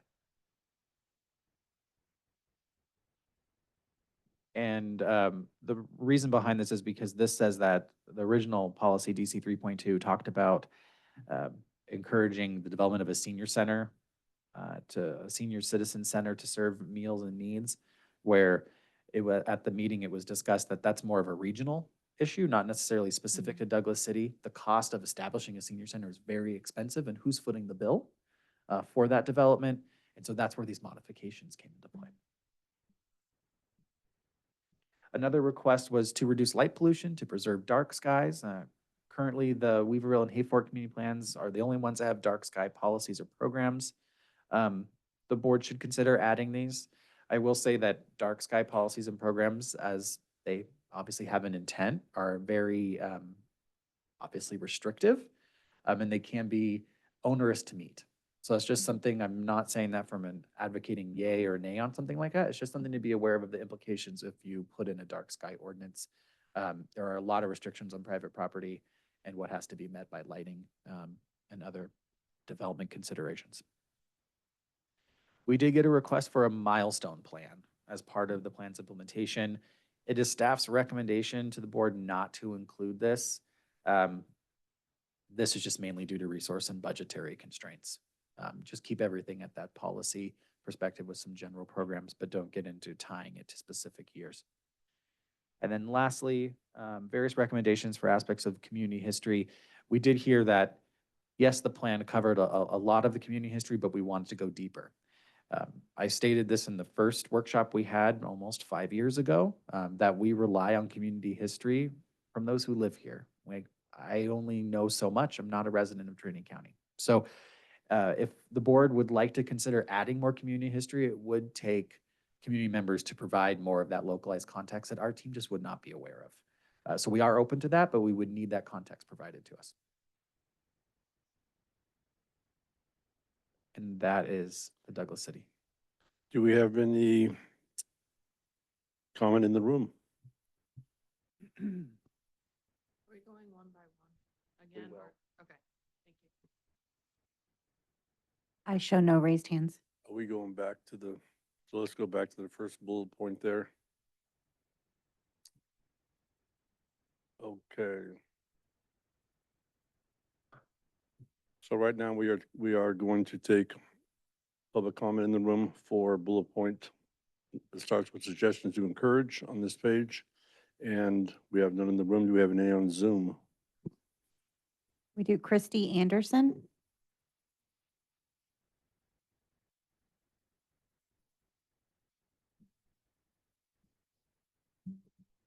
Christy Anderson. Hi, sorry, I had to use Cody's again.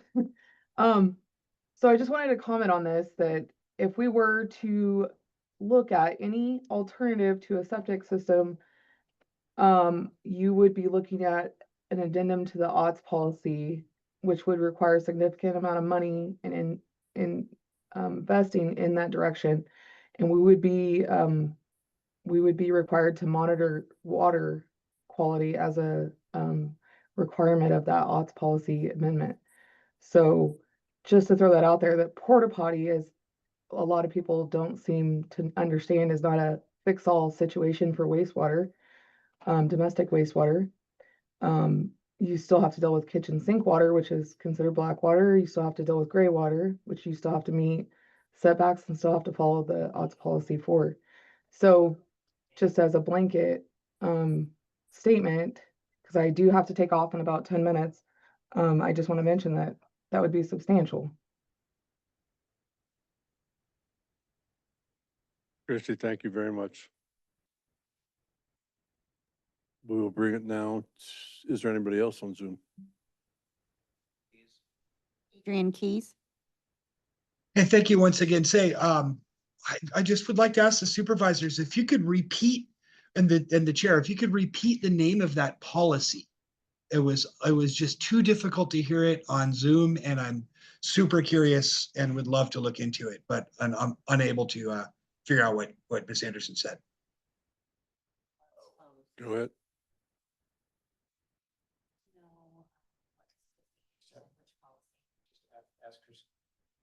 Ask Christie, if you're on still, can you repeat? It was, she said the OTS policy. Spell that, please. How do you spell it, Christy? OWTS. OWTS. OWTS, okay.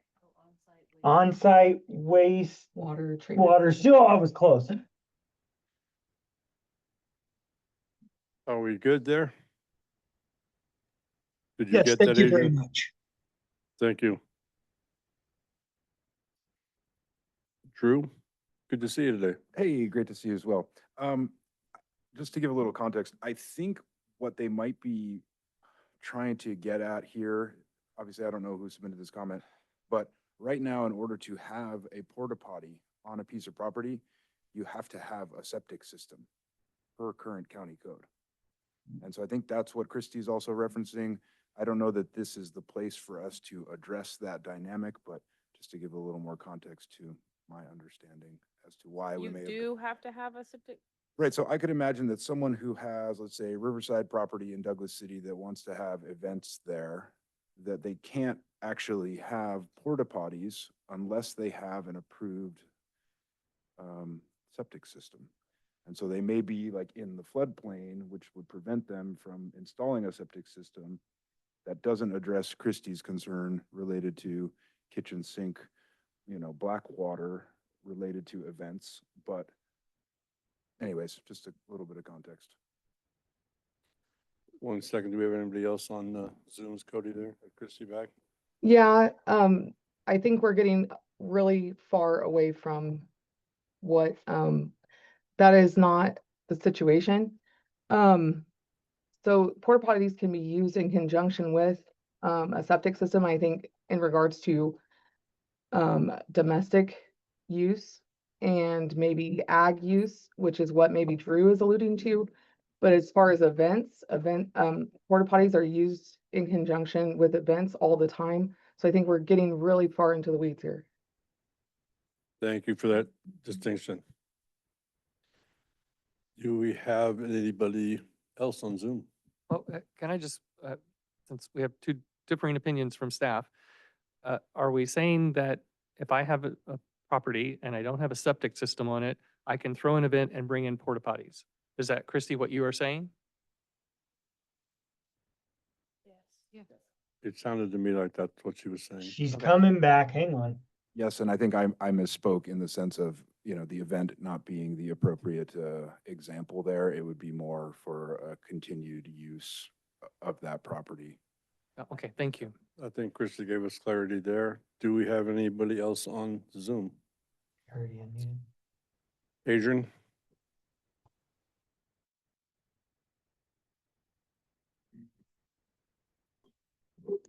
I see no more raised hands. We will bring this to the Planning Commission. Okay, so as it states porta potties, I do not support the long-term use of porta potties. We have ordinary people and ordinary animals in Trinity County. And so trying to maintain a porta potty so that it's not a hazmat cleanup later or hazardous waste being spilled in our county, I don't think porta potty is the appropriate use really anywhere except for those private events that have them maintained and picked up and they're not used. Like if we're looking at long-term use of porta potties, you're going to also have to look at infrastructure to protect them. Even when you look at the recreational pit vault toilets for the Forest Service, they crack.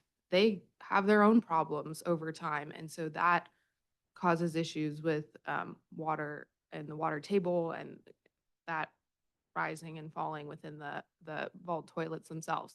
So alternate wastewater systems, sure. I mean, I think there's still a room for some of like the smaller composting systems that people have been wanting to talk about in the tiny homes and that kind of stuff.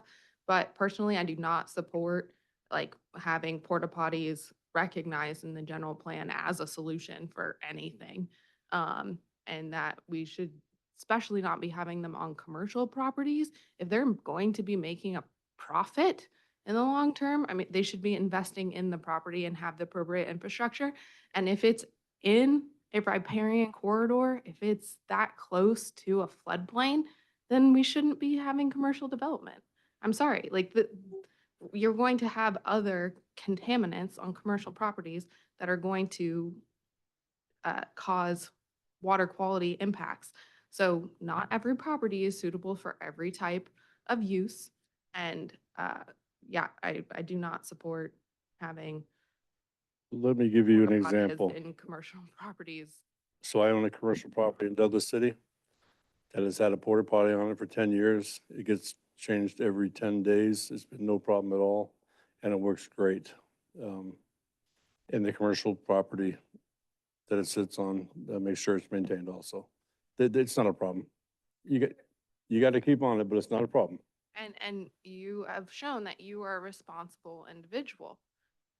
I've never shown that. You just said that you maintained it and didn't have problems. You're stretching So- it. But it just to clarify, these are meant for long-term use, not for temporary events. This was mainly tied to recreational tourism on the river and how the infrastructure cannot be put in the floodplain that close to the river, and how do we, for a business to operate, it needs to have some sort of facility. And so this is where these typically seen as temporary facilities would be brought in to suffice. So it is a long-term.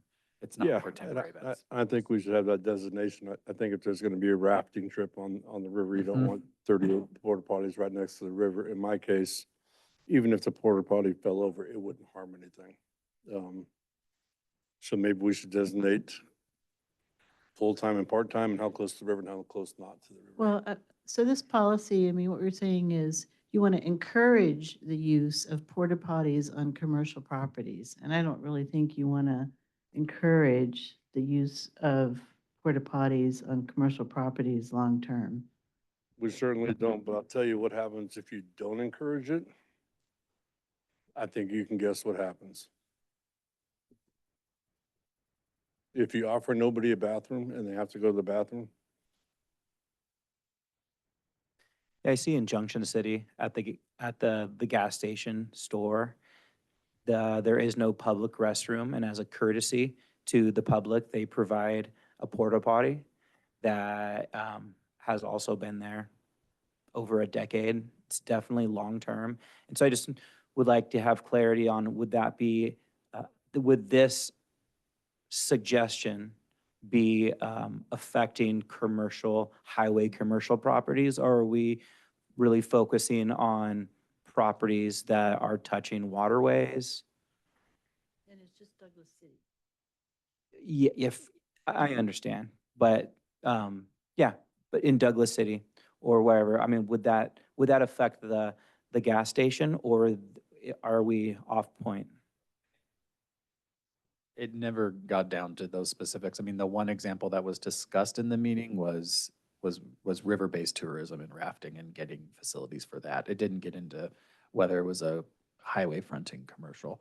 But I would assume it goes beyond that because there's a whole slew of service infrastructure deficiencies in Douglas City that won't allow the development. But that's not stated here, but I do want to pass it back. We do have somebody on Zoom. Cody, are you on the line there?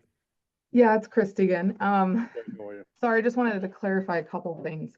So there's nothing that prohibits somebody from utilizing a porta potty in generally. So like you said, the Junction City store utilizes one.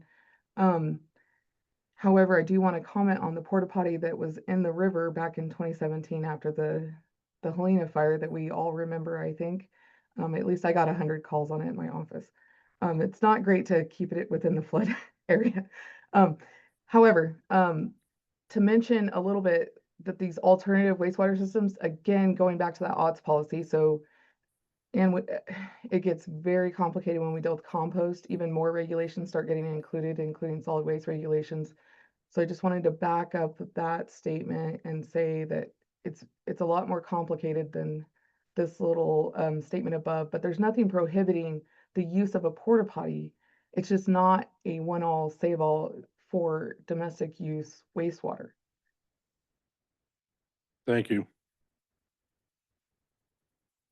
So could a question, some clarity? Please go ahead. Encouraging the use of porta potties on the river? I mean, I mean, that's something that, I mean, do we really need a policy that the government encourages this in the general plan? I mean, if they legally can have a porta potty temporarily, then that regulation either exists or does not exist. So I guess I would have a question is, if there is encouragement to use a porta potty near a waterway, say Trinity River, is there a time standard on that? 3 days, 5 days, 12 days when the event's happening? Because I don't encourage using a porta potty next to the river. I mean, that would be for a limited temporary use. And at least the discussion at the workshop was not a limited temporary use. It was for ongoing tourism businesses. And that may be seasonal, but Right. seasonal can last months. Very good.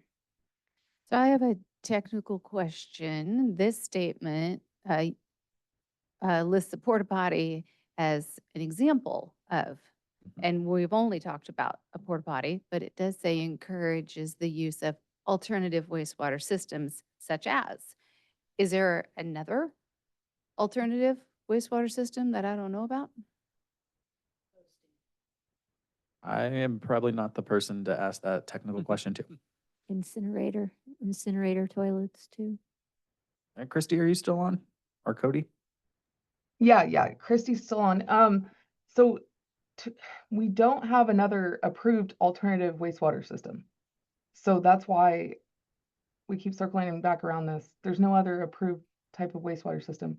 However, permanent usage of a porta potty in conjunction to a commercial business is not against the law or the rules. It happens all the time throughout the county, including at all the rafting facilities that are right on the river. I think they're just careful to keep them off of the bed bank and channel areas. Yeah, I will, I mean, she's been around doing it a long time. Is she's good with it? I certainly am. So I'm not clear. Have we got all the planning commission input for the board to start input? I don't know that we need a policy that we need to encourage this. If it's already allowed, then why do we need to encourage it? I agree with that. I agree also. Sure enough. Let's drop it. Okay. Let's talk about the next comment then. This has to do with any policies that encourage housing development. And this ties back to lack of infrastructure. Again, the recommendation by staff is to not include additional policies and rely on the housing element, which is just approved by HCD. Thank you. Is there any, do I need to keep asking, is there any public comment in the room since there's no one here? On Zoom, I have no raised hands. planning commission.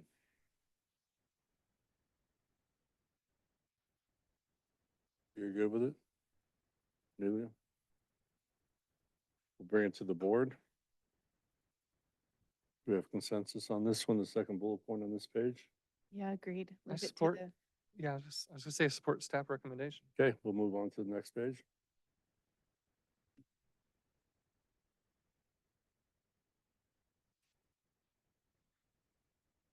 Next policies have to do with the restaurant and the park.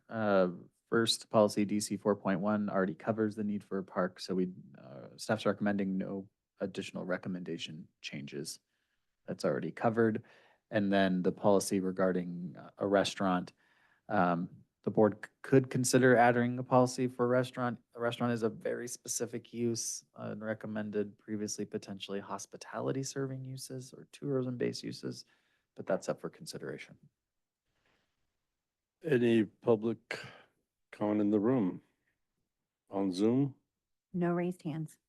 Planning Commission? So if we make this part of the policy, what is our responsibility? As the county, we're putting this into the community plan. What responsibility do we have? Because it's not us in the room that are going to be investing in a restaurant and developing it. It's the interest of a private landowner having the right opportunity to a property with the right facilities in Douglas City.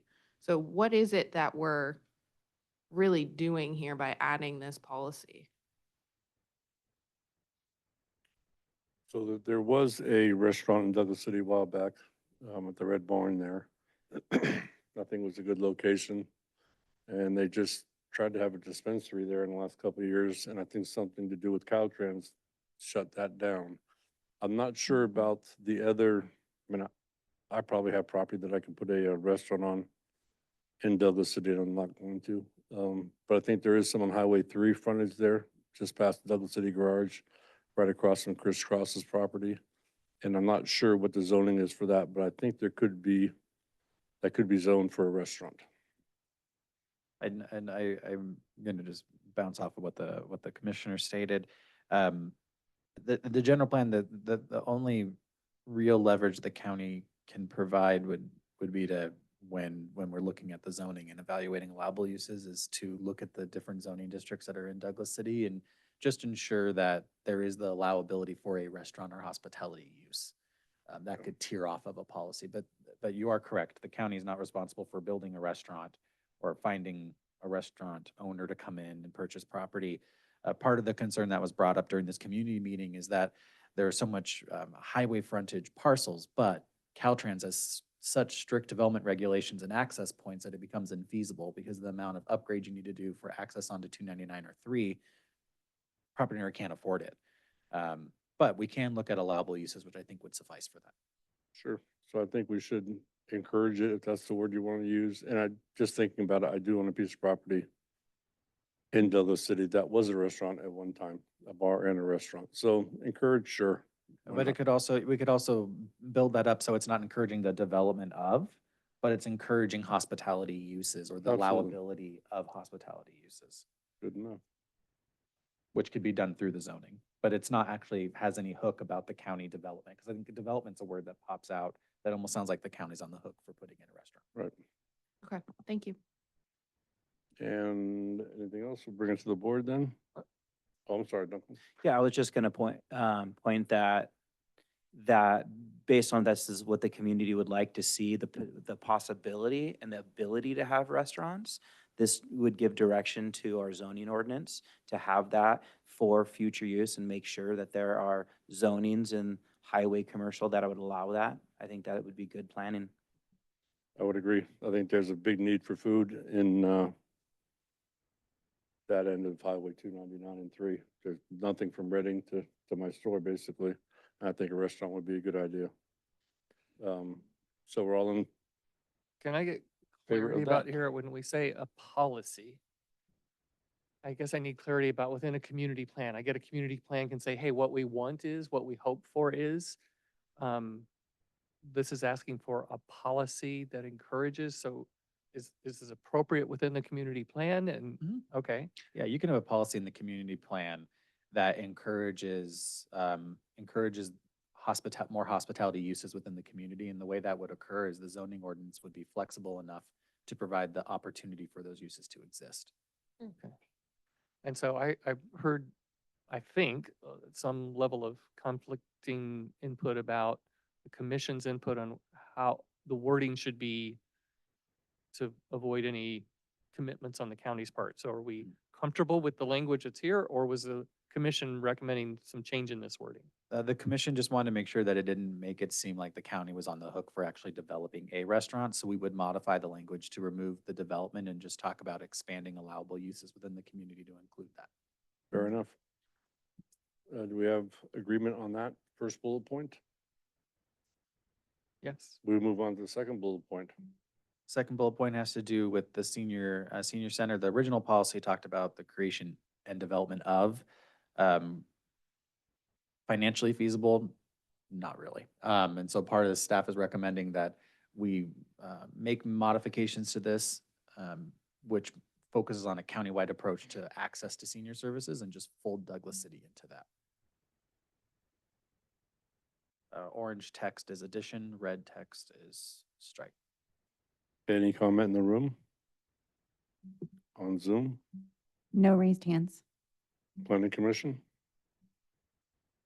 I actually wonder why this isn't in the general plan. You know, I think for all the communities, you need to have mobile senior services and public transportation to the senior facilities. Well, just speaking for Douglas City, I know that Douglas City does have public transportation for senior citizens right across the street from my store. Right, but the North Lake does not. Say it again? But the North Lake does not. Yeah, So, I would imagine it gets to be a little expensive the further out you go. well, and there's no Trinity Transit at all. Yeah, So there's no way for seniors to avail themselves of any public transportation, like into the Weaverville Golden Age Center or anything like that. So that's why I'm wondering if that's not a Yeah. more appropriate general plan policy. And I can make a recommendation if the board is open to that. Yeah, Yeah. I would think we need to change the policy senior center to senior transport or something like that. Because if the original intent, the original proposal was for a senior center, and we're striking that from Douglas City, I agree with Carol. It should be a county-wide consideration for transportation, because it's not just even like point locations where they can get picked up. They have to get to those sites too. The county does provide some services to seniors that qualify, where individuals can come and pick them up and help them do their grocery shopping or do their grocery shopping for them, those kinds of services. But again, that's at a county level, not a community level, and that we're already doing through some of the existing programs. That's where I sit. Brett, do you know if this question is continuous to the other community plans? I can add some context to this. So in the general plan, the community health element, section 9.3 is a senior section, seniors and aging in place. I think what we can do is, based on planning commission comments, is at the wish of the commission and board, is to remove this policy in its entirety, add it into section 9.3 and focus on mobile senior services. Looking at the goals and policies in that section, we talk about transit, we talk about aging in place, but there is not a mobile senior services policy. And that would apply countywide, so not just Douglas City, but to every community, regardless if it has a community plan. And this is a policy of encouragement. It is. Yes. Mandating, there's, just a general encouragement that it would be good for the communities as a whole. Does the board agree on that? I do agree. I'd like to just make a comment and just sort of note to self as we move through the rest of the community plans.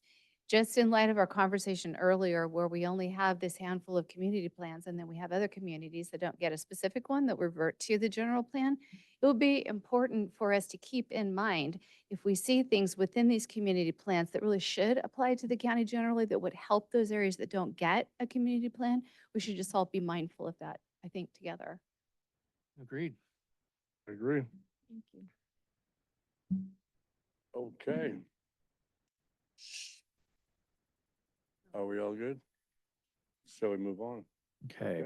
Next has to do with dark sky policies. So the Weaverville and Hayfork community plans do include these, not all of them do. Douglas City is recommending that they would like the same policies and programs added.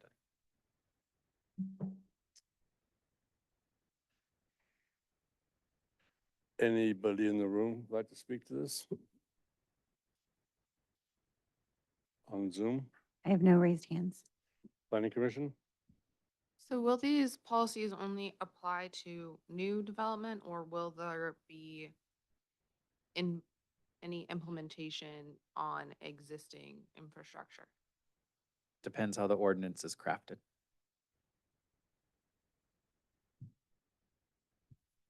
So does this conflict with the wish for more infrastructure? I mean, if they want more restaurants and activities and stuff, isn't that going to be hard to put in? Because then you're going to have the down shielded lights and all those more expensive kind of components. Not necessarily. I could say it doesn't, development can still occur, but the development standards can be more onerous when they go in. Light shielding, there's specific lighting, Kelvin, there's a bunch of things that have to get met. So it just, development still occurs, just more onerous to put it in. I'm wondering if Yeah, we're you still with you the asked. Planning Commission? Yeah, that's what I'm trying to find out. You asked about whether this would apply to retroactively or not. Did you have an opinion that you wanted to share as a commission before we are considering here? If the community is interested in it and they ask for it in their plan, and it says there's one request, so that makes me a little hesitant to support it, because I'd like to actually see more individuals from the community express that concern before it's added into a community plan. But I understand that we don't have high participation into our public meetings, previously hosted and attended them myself. So I would, I think this would be a good a ballot question, like you were alluding to, Rick, of like, are these things we actually want to opt into and pursue, and make sure that the community has the opportunity to be educated on it before we just add it in off of one person's comment. I don't think it's bad. I just would want to make sure that it's actually what the community wants before it's put in there, and then they have that ordinance or zoning policies apply to future development, and then whatever it's going to apply to existing infrastructure. Any other comments from the board, Planning Commission? Sorry. And so the Sorry. cannabis indoor grows with the light shielding, I mean, how do they mesh with the dark sky kind of programs? So indoor grows are, indoor, but I think you're referring to like mixed light greenhouse Yes. probably. So that's a mitigation measure that's established in the cannabis EIR where they need to be covered at night. So they're, downcasting, but there should be, it says like no visible light from adjacent properties or something like that in the EIR. Okay. Duncan, go right ahead. If I may. Yeah, I concur with Commissioner Flight's concerns with one particular request. I think it could be an encouragement. I would be open to encouraging the reduction of light pollution. Also, the regulations, our ability to regulate this if this was a requirement would be really challenging, being that staff doesn't work at nighttime. And with regards to cannabis, I see farms in Junction City whose lights are on. And in the past, when it has been, concerns have been brought up and pictures have been provided from the citizenry, those pictures cannot be used. The pictures have to be taken by the staff. The staff doesn't work at nighttime, and it's a policy that doesn't seem to be enforced. And so I just wanted to add that to the conversation. But, an encouragement is a good step in the right direction. Look who it is. So just wanted to clarify that although that has been the historical rationale that staff don't work at night, we've since changed that and we have been out at night checking on light pollution. Thank you, Drew. And so if there is suggestions from the public and complaints, they will be investigated? They have been. They have been and they will be. And we actually have a letter that was just drafted in the last couple of weeks related to that. And if, not corrected, they will get NOVs for light pollution and failure to comply with the mitigation measures that were established as part of their cannabis license approval. That's great. Because I Thank don't you think for that being that's thorough, like Drew. flying saucers on top of the mountains. Yeah. But just to clarify, Drew, I mean, that's for part of the commercial cannabis program for which we collect fees that pay for your team to go out and do that. This is talking about at a much broader scale that we wouldn't have specific program fees coming in for. So I just want to be clear on the distinction there.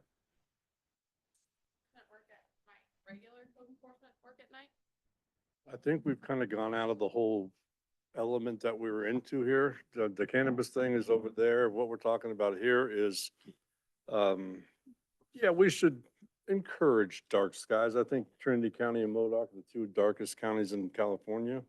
So certainly, and the one person who requested to reduce light pollution, they should just drive 5 miles away and it'll be dark there. My opinion only. Yeah, no, I would just, having drafted dark sky ordinances, highly regulated, they can be very hard to interpret and then meet the standards. They're not a bad thing, but I think if the public doesn't understand the implications of one of those going in, it could be a shock. It might behoove the county to look at other jurisdictions that have implemented those and see how they've worked. And how the board good with what we've just said here, that we will. Well, I still have not heard from all the commissioners. I heard us starting to weigh in as a board, but I haven't heard the commissioners finish before we start weighing in. I would just stick with encouragement. Okay, and we will. Does the board?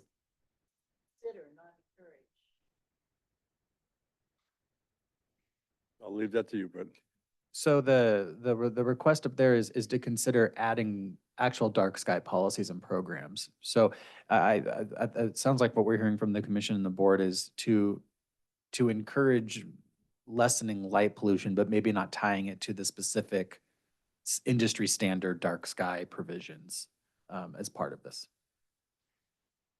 Because if we do tie it to that, you would need to have a dark sky ordinance, which has specific standards that need to be met, and that then the community would have to adhere to. So I have a question about managing expectations. When you have a community plan that has something like this that says we're going to encourage dark skies, but there is no policy, there is no oversight and no regulation to it, but it's left in there as encourage it, then what exactly does that mean? And when, it's not my community, but when you read your community plan and your constituents, do you feel that you spoke and weren't heard, or it was something that mattered to one and not to all? Like, why put it in there if it's not going to be something that is implemented? If it can't be implemented, then maybe not put it in there. Well, your zoning code right now does have performance standards that does regulate lighting. So I think you can have a policy in there that talks about reducing light pollution. That would get ironed out in the zoning ordinance, and we can always add another regulation to the zoning ordinance that's not to the same level or degree that a dark sky ordinance would, but is still looking at shielding lighting, limiting certain amounts of light at night. We can still provide some of those in the zoning. So I don't think we would necessarily ignore the comment, but the zoning would drive it. But it might not need to go to a full dark sky standard, which is extremely rigid. Go ahead, Carol. Sorry, Last chance. former bureaucrat speaking here. So the language is, the board should consider adding a dark sky policy. So couldn't you put in the language that you would consider adding that in the future? And as part of that consideration, you'd figure out if it was more than one request, you'd figure out if there were constraints on development. I mean, you're not saying encourage, it's asking you to just think about it, as something you want to implement in the future, right? So then after the 20 minutes of talk that we just had, the board should consider adding a dark sky policy. Sure. My answer. And I've had the store for 10,000 days now. And this thing has came up so few times, exactly 0, that we spent way too much time on talking about that. Way too much time. So if we could move through these easier ones, sure, let's consider it. On we go, all right?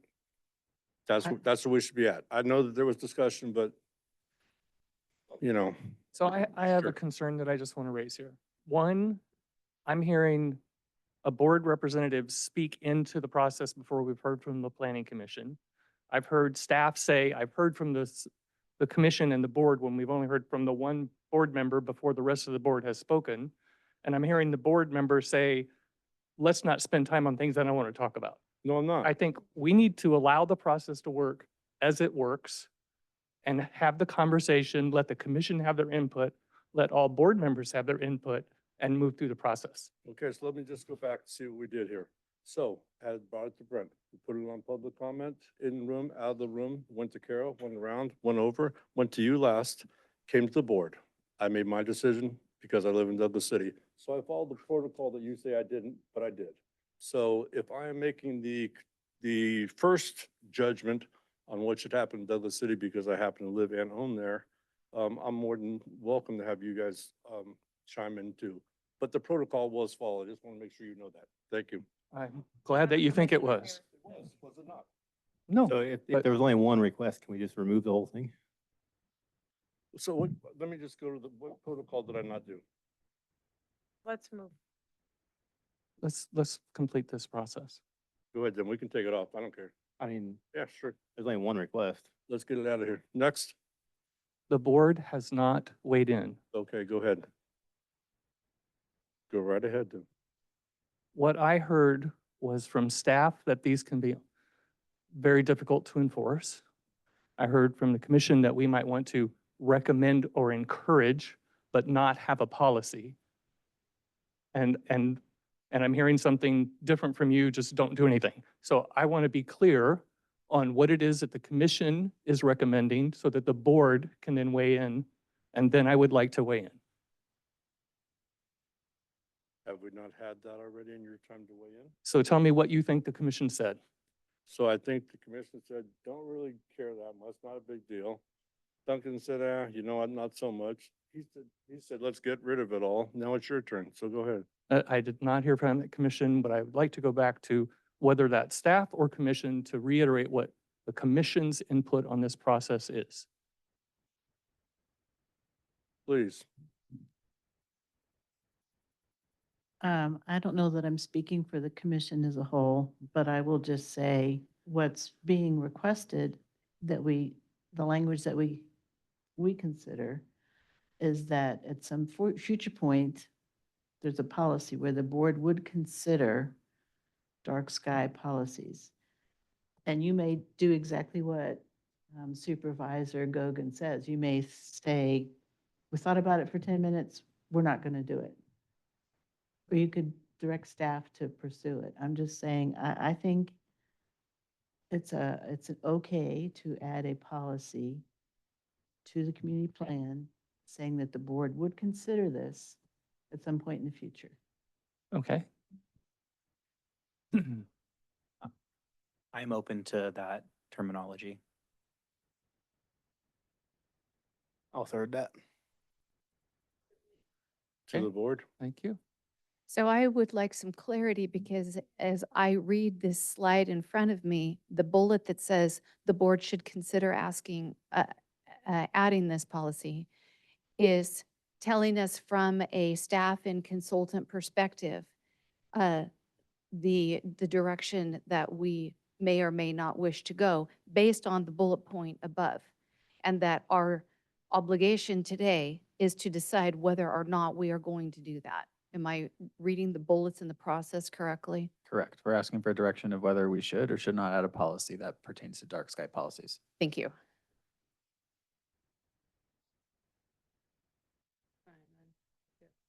Okay, so then what I was hearing is that the planning commission has not decided to add a dark sky policy to the Douglas City Community Plan. We would recommend that there would be some policy of encouragement to limit light pollution, but not to establish or implement a policy or program for dark skies within the Douglas City Community Plan, is what the planning commission has come to. Good. Are you comfortable with that? I don't know that we're encouraging a policy to limit light pollution. I don't Okay. know that we've gotten to that point. You know, I would say that the board should consider adding a dark sky policy in the future if need be, to the Douglas City community. So what I hear in your interpretation of process is that they are asking us to make a decision, have this consideration and decide, give them direction. And your suggested direction is to decide later. If it comes up, yeah, that leave it open. Like I said, we should consider adding a dark sky policy sometime in the future over the next 20 or 25 years. If that's the direction that you go with this one, then we're going to be in that same spot with each of these as we move forward, because the next bullet says the board should consider, the board should consider. That language says, board, please make a decision and give us direction. Correct. The board should consider that's us asking, please give us direction. It's not saying that the policy should say the board should consider. We're basically saying, board, after looking at this comment, should we include a dark sky policy or program to Douglas City? Or should we not include one? If we do, what would that look like? So forth.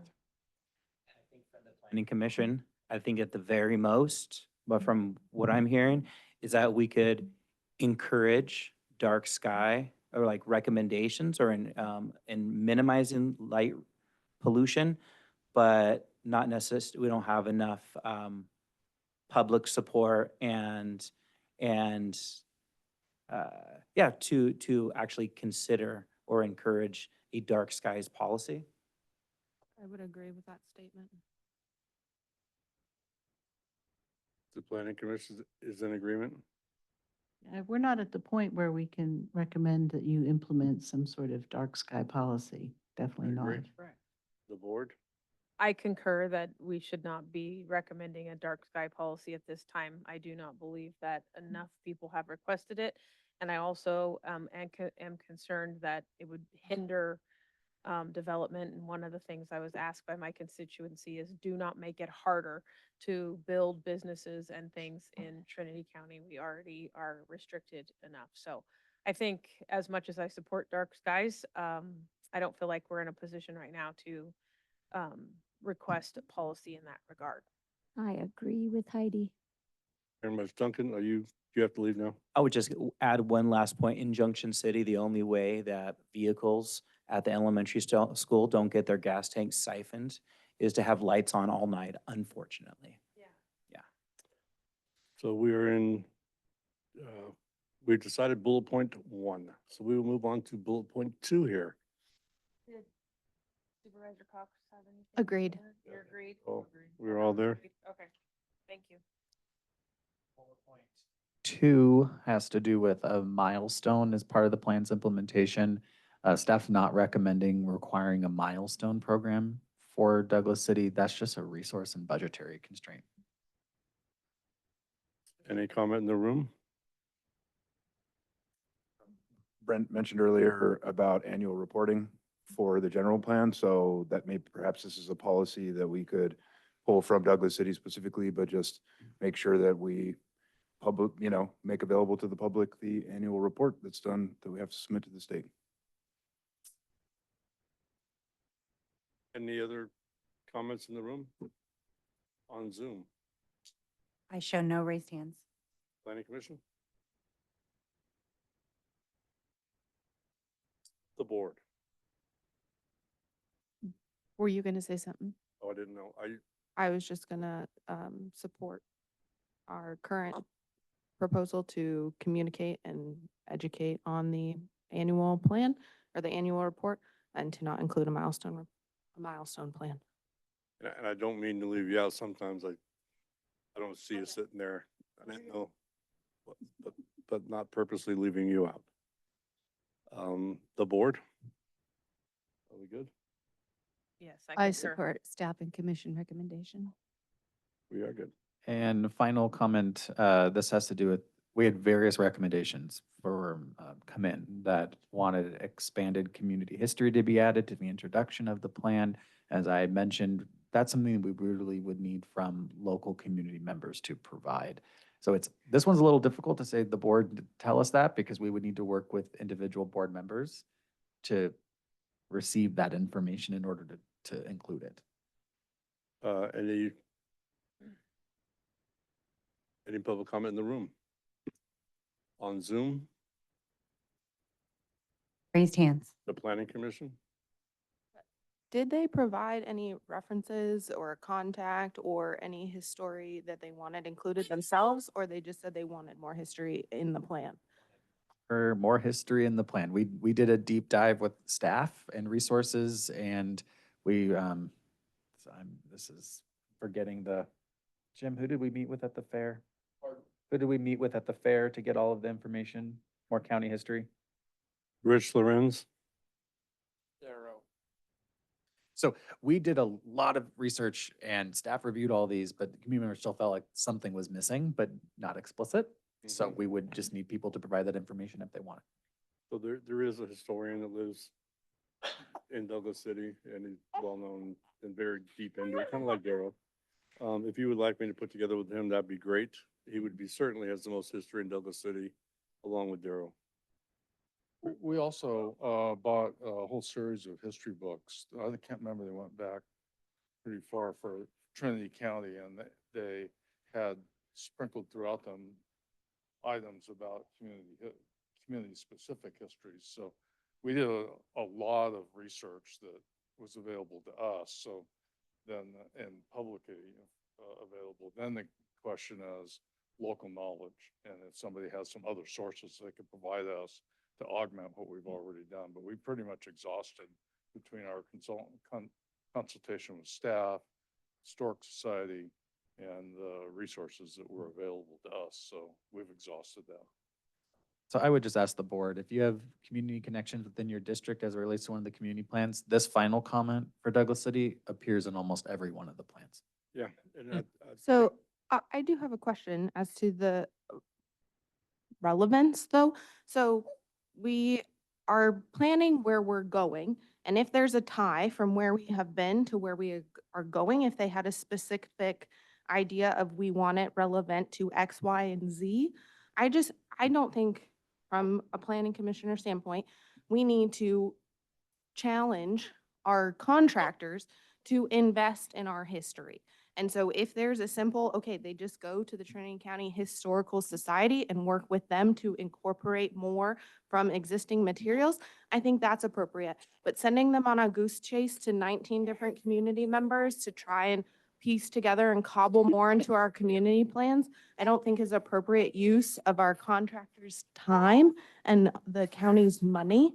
And so if there's specific points in the comments, I think that could be related to the County Historic Society to include, but also make sure it's relevant to where the community is going and wants to go, and not just a history of the community in this document. Those documents exist. I do not disagree with that. Maybe a link to the Jake Jackson Museum in every community plan. It's a good idea. yeah, and I think that, the history is there, and we do have a place to go find it now. And, this just says to provide by the public, which we can get done. And it's, it was the first place gold was found in Kanaka Bluff, Breeding Creek. So there is some history here about that. I don't think we should spend any money on it, though. So are we in agreement as a board? Well, I would just say as a matter of just being just sort of open, decide what your deadline is going to be. And if the person who made this comment or people who did have something they want to dig up and bring forward, more than happy to receive it, more than happy to include it. But I would agree with Commissioner Flights that spending staff time and community dollars on the pursuit is not wise.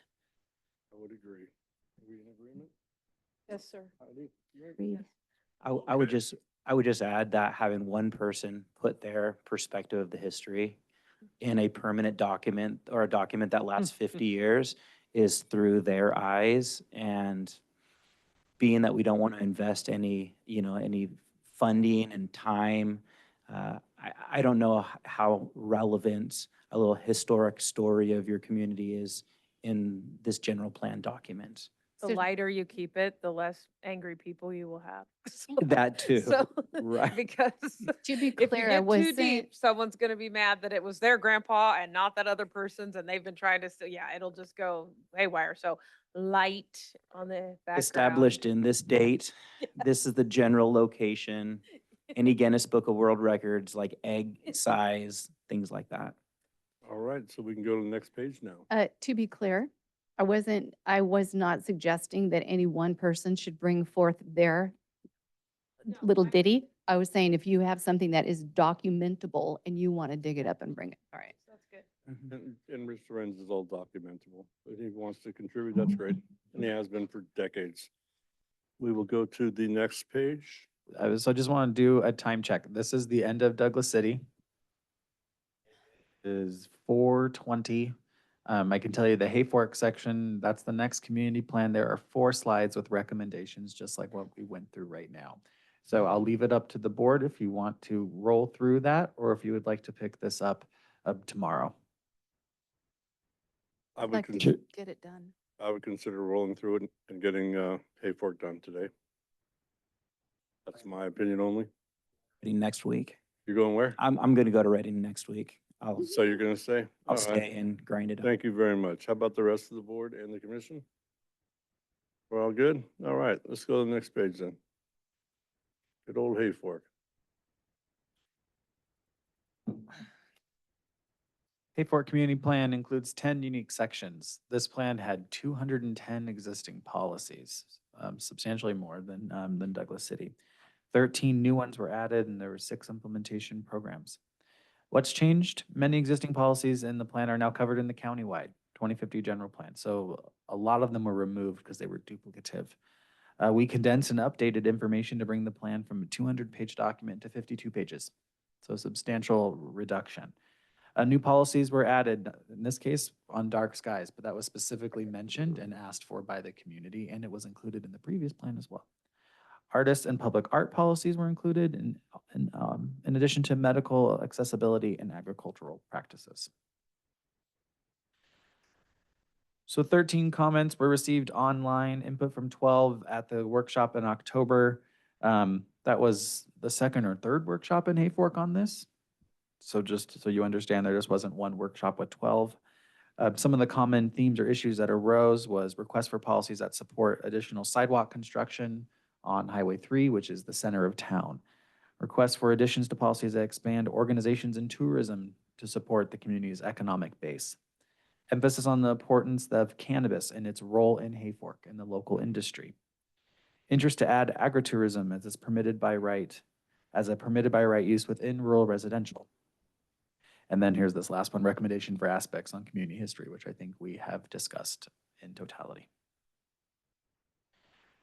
Some of the recommendations here. So there are several requests to add a policy that supports the construction of sidewalks along Highway 3 between multifamily housing and commercial uses. And this is mainly just for accessibility within the community. So the board should consider adding this. Obviously, the construction of sidewalks does have financial implications, timelines. Encouraging sidewalks doesn't necessarily put the hook unless it's put into a program. Those are just things to consider. There were various recommendations for aspects of the community conditions to be edited. This kind of gets back to our initial discussion. The more information you include, the more people have thoughts on the information and legitimacy of it. So we've been working through a lot of those edits, really getting down to the origin of community names and historic buildings, who built what and when, major employers, etc. This will be up to the board how far you want to go down that hole. There were requests, and this is plural, to add a discussion on the cannabis industry. This is one of several community plans that you'll note tomorrow that felt like cannabis was not accurately represented. within the community plan, either in its vision statement or from a policy perspective. So Hayfork being one of them, asked that we should expand the discussion of the cannabis industry, specifically in agriculture, which I think is pertinent because that aligns with our discussion today. There was also a request to expand the organizations and tourism opportunities noted in program HF2 to specifically include cannabis industry stakeholders, ecotourism, sustainable or boutique agriculture, and to get the gist of where we're heading, agritourism, specialty industry that Hayfork can capitalize based on its location to agriculture within the county. The edits that were requested are shown in orange to program HF2, and that is for commission and board review and recommendation. There were requests to add an agritourism as a permitted use by right within rural residential with performance standards. Those performance standards would be developed as part of the zoning code. They would not be included within the general plan, but you would have a policy that supports it. Also, there was a request to rename policy 1.3 to recreational stays. You'll see here that instead of calling it RV parks, that's policy HF 1.3. County staff is in support of that change. It's minute and does not change the emphasis of what that is trying to install.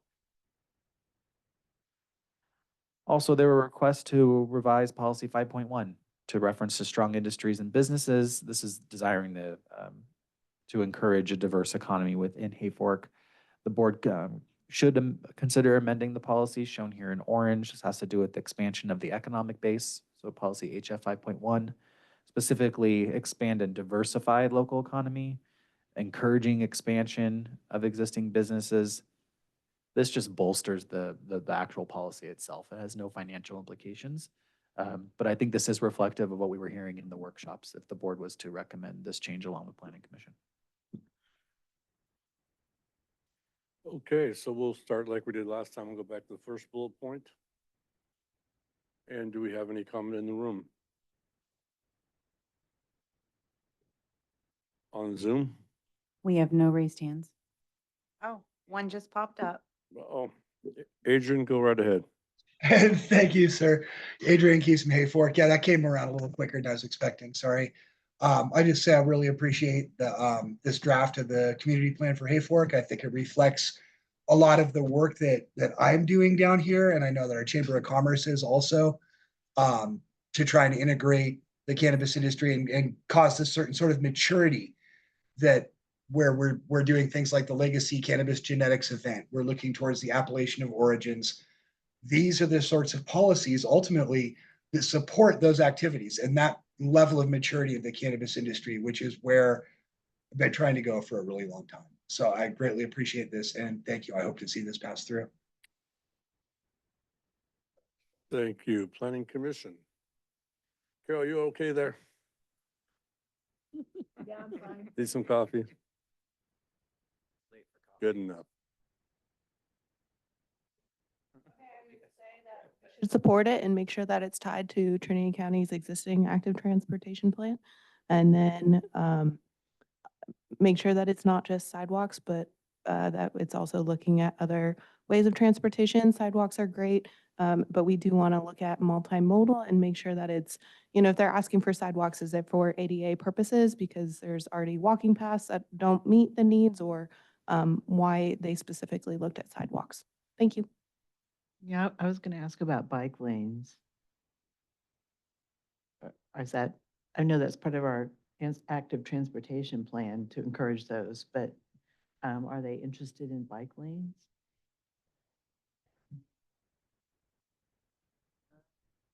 That's where people park.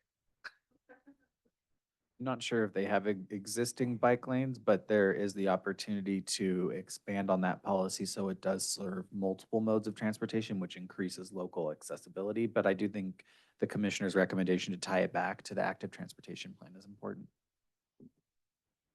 Anything else from the Planning Commission? I support with the fellow commissioners. Drew, are you good there?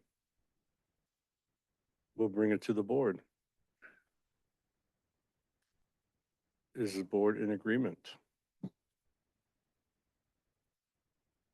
I did have a question. I think when you first introduced this, you referenced potential concerns about financial commitments on behalf of the county. So can you expound on that? Correct. I just want to make sure that we're not signing the county up to then tomorrow go install sidewalks up and down Highway 3 in Hayfork. So it's just a realization of these plans. And so I think encouraging that, linking it to active transportation. Your active transportation plan is going to have its own set of implementation, which I think is important to tier off of. So I'm just being very careful with the wording. We had talked about other policies throughout today about, does that have any hook for us to go out? Are we responsible for developing a restaurant in Douglas City? Those types of things. So I'm just being cognizant of that and making you aware of it. Thank you for your caution there. And I wonder if anything, if the request to encourage or to have this policy added to their community plan lends support when somebody goes after grant funding. I don't know if that's applicable to sidewalks, but in other things, having it there gives them the teeth they need to do what they want to do. It does. It does. So if you have policy that you can, let's say there's an active transportation grant for rural communities, that you can actually point to policies in your general plan that the county supports that, better chance of getting that grant. From that standpoint. I That, support maybe it. that lends to expanding, just being more beyond sidewalks and looking at other forms of accessibility that might contribute to a grant in Hayfork down the road. Thank you very much. Is the board in consensus or have any more discussion? I'm in consensus. Thank you. Well, Yes, good. I agree. Commission input?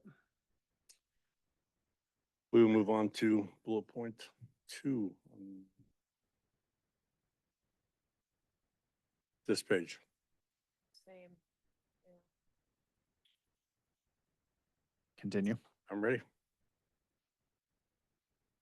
So this is request to add a discussion on the cannabis industry and its impact to the economy. What we have is the board should consider expanding the discussion on cannabis as agriculture in the agriculture section of the plan. I think this is pertinent just based on discussion today. Is there any comment in the room?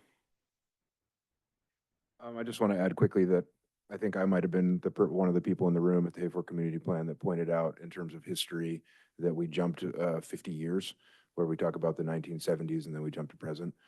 So I don't think it's a tall order to just throw in a couple sentences to include the progression that's happened related to the cannabis industry. Yeah, it was kind of surprising to me too. I was at the same meeting and almost at the very end, Drew got up and mentioned something about the history of Hayfork and the cannabis industry there. So we don't have to go overboard, but something in there would be great. Sure, and I do think that based on board direction this morning, that another round of community plan workshops focused on bringing this back out and showing the revised version, and also having the zoning discussions as it relates to cannabis. I think it's a perfect segue to marry those two. Thank you. Planning Commission. Bring it to the board.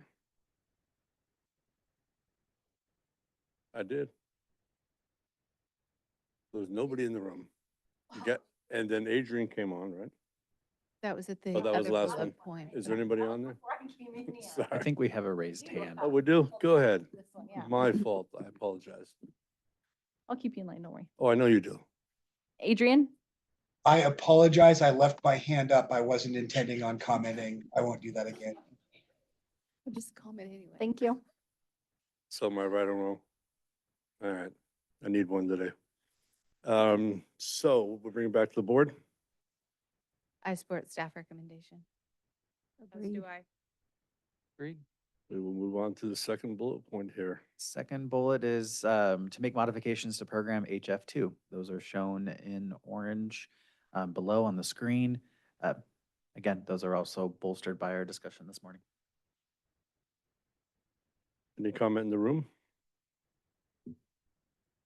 On Zoom? I have no raised hands. Planning Commission?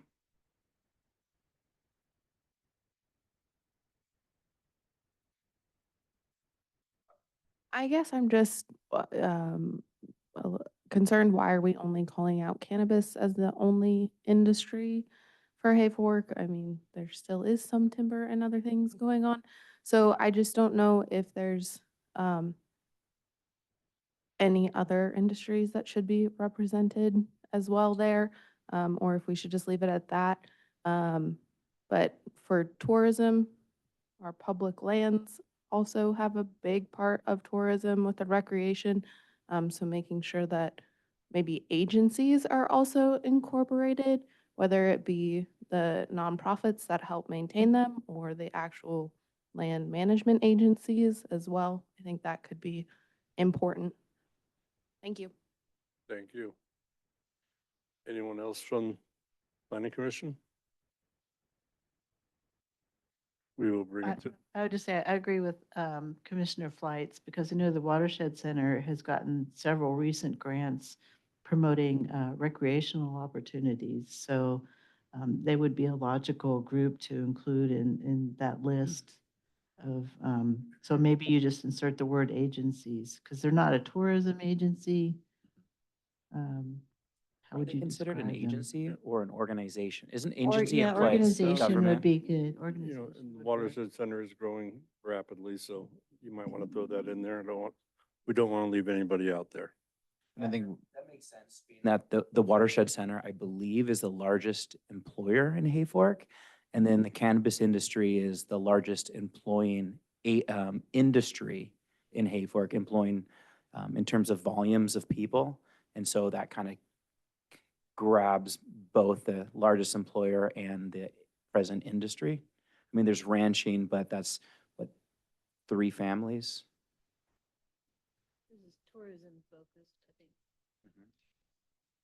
I just Go ahead, wanted to Drew. add that, I think we could refine this and clean it up a little bit, but the other relevant representatives to identify existing and potential tourism opportunities, I think primarily captures what we're trying to address in terms of other agencies or nonprofits that we would want to include in this type of objective. True.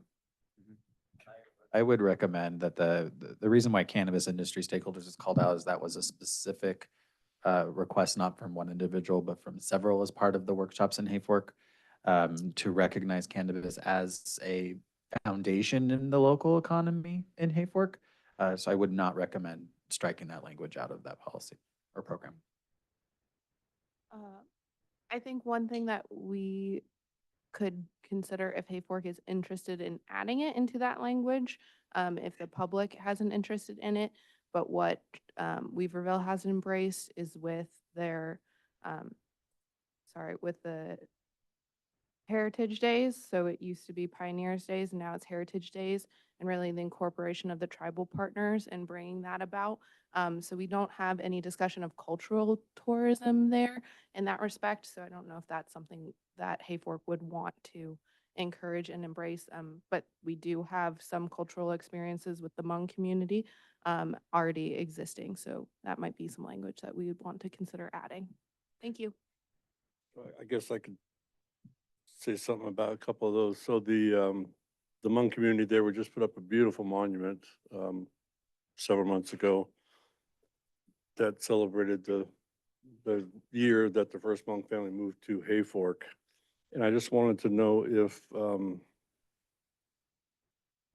Adrian was still on the line and he wanted to, I think some of this may be captured in the fairgrounds. And he's on the Fairground Association.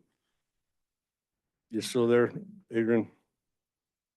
I am, but I'm not tracking what you're asking, and I want to make sure I'm not in any way outside of protocol here. As far as history goes and all that, does the fairgrounds and what they do there capture some of that? Oh. Yeah. Yeah, ahead. as a board director, I wouldn't speak directly for the fairgrounds, but I would say that my experience as a director, we work quite closely with the Hmong community and the Noromukwintu, and that they're both are used at fairgrounds periodically, and are part of our community, for sure. Yeah, that's probably all I should say. Thank you, Adrian. Anything else from the planning commissioners? We'll bring it to the board. Are we? Well, I mean, you got your team capturing language, but there was the suggestion to add the tribal partners, suggestion to incorporate what's left of the timber industry, just to make sure no one was left out. Is that what you're suggesting for inclusion? That I agree with.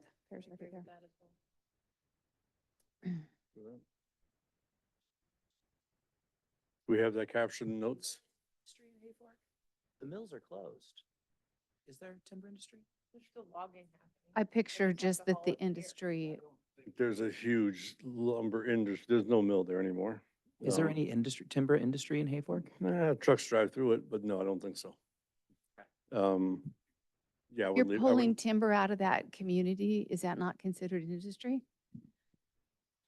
But is it related, is there a tourism component of the timber industry? Because this is related to promoting tourism. Yeah.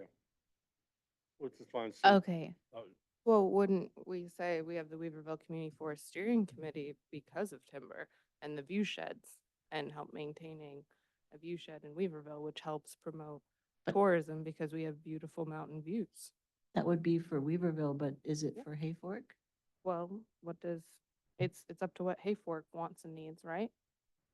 So. It just seems like the discussion, from my vantage point, the discussion is, are you going to limit somebody from the table of conversation? If they don't show up, are you really out anything? But if you include an invitation, could you perhaps be richer for it? I think Drew, when he said other relevant representatives, I mean, I think that There you go. allows other, it allows the Watershed Center, it allows the tribes, it allows, anybody else to kind of participate in promoting tourism. Yeah, I would agree with you, and I also think that as is now in the logging industry is going now, I don't see that being a tourist attraction anytime soon. As I really don't see the mill, although it's a great company and employs a lot of people. I don't think the mill in Weaverville is a tourist attraction. You do, however, have a pretty incredible upcoming mill that now exists at Hayfork High School that is the first of its kind in the entire United States, which I hope will end up being a tourist attraction to your community. And so you might want to at least give a nod that direction. So are we talking about tourism or just something? I'm just suggesting, do what you want. I'm not trying to It's there. keep things out, but I'm trying to I kind of just know keep that people focus. come from far and wide to participate in the timber days during the fair, Yeah, I in the mean, competition. So, I mean, I don't Right. know if we need to argue this forever, but. I mean, I'm open to everything. What could happen 25 years from now is beyond my knowledge. So yeah, if you want to open that window to Mills and going on to high school, that's fine, as long as we capture that here. Okay, we all in agreement with that? Yes. Okay, let's go on to the next page. Go to the next slide. It's not clicking through.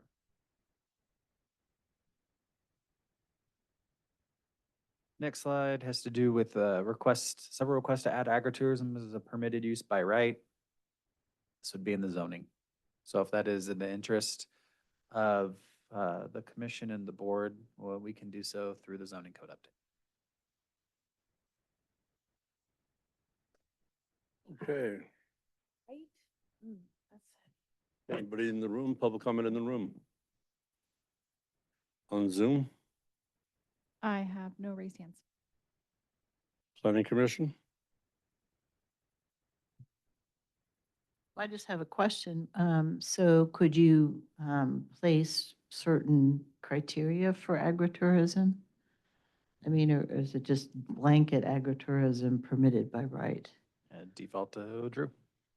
Again, I think we've touched on this all day long. I think this takes us back to the overlay zone concept and, what we want to allow in zoning code as allowable or conditionally allowed uses. So I don't think we need to really take any action other than to acknowledge that this is a desire, as stated in the community plan, and we can move on with that in mind when we get to zoning code. 'Cause, I mean, some agritourism is pretty intensive and some's pretty benign. Right. So, and if it's in rural residential next to, residences, you wouldn't want to have like I don't know, some huge farmer's market every day, but you might want to be okay with, that's not really agritourism. Some Yeah. big trail event. But sure, generally, right, what we want to be paying attention to is the intensity of the use and, picking the appropriate zoning districts and parcel sizes in terms of what we allow going forward. So I think that we can deal with all of that when we get deep into zoning code. Okay. Thank you, Drew. Anybody else from the commission? We will bring it back to the board. Well, I just want to come back to what I was just hearing. I'm hearing Drew say we can deal with some of the details.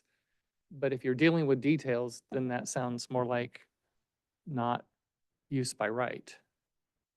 So I'm just trying to get clarity, because use by right to me says this is the kind of parcel you have, so you can do this.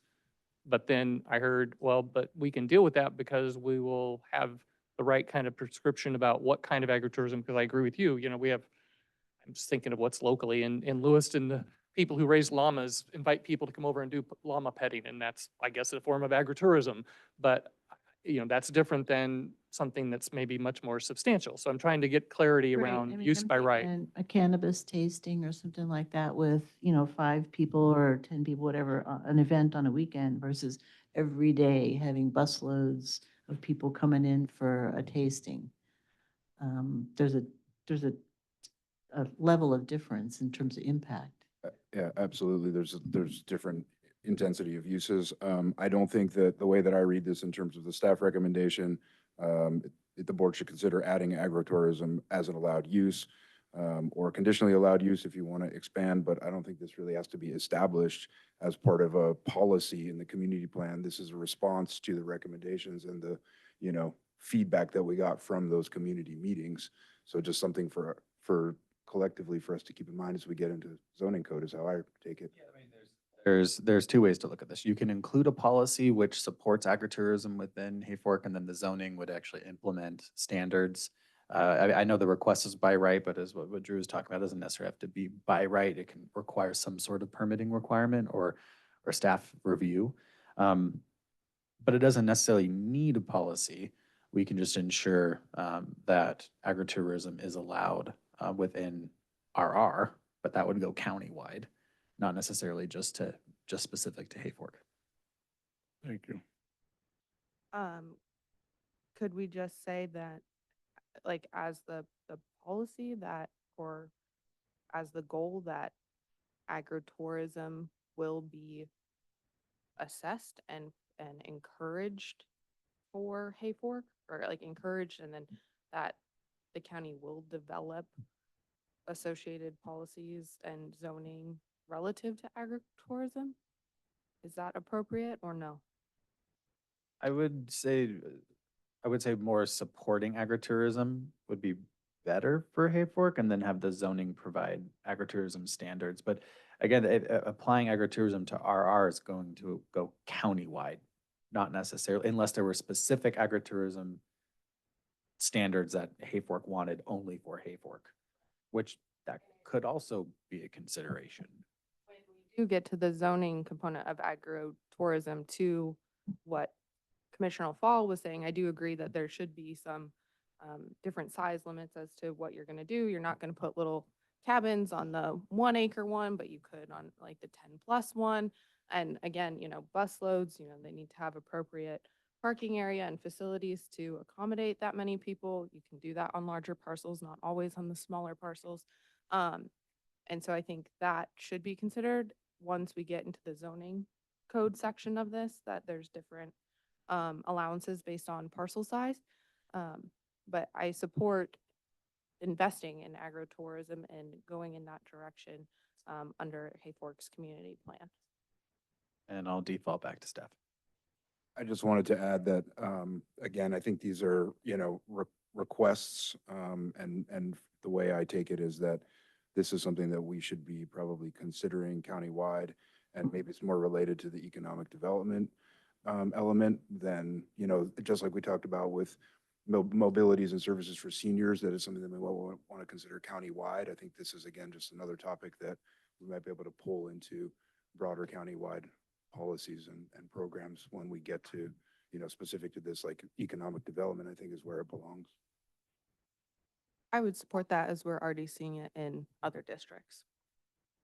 Anybody else from the planning commission? I support the recommendations from Drew. Are we good? The board? Yeah, I would just like to say, I especially like the concept of expanding this to the county-wide perspective. And I'm completely for the agritourism across lots of different ways, whether it's going to buy llama poop or whatever it might be. But just with, as you've described, us making sure that it is within the right parameters for the zoning, the everything. I guess what we're saying is bring this up out of the community plan, make it a general plan item, because countywide.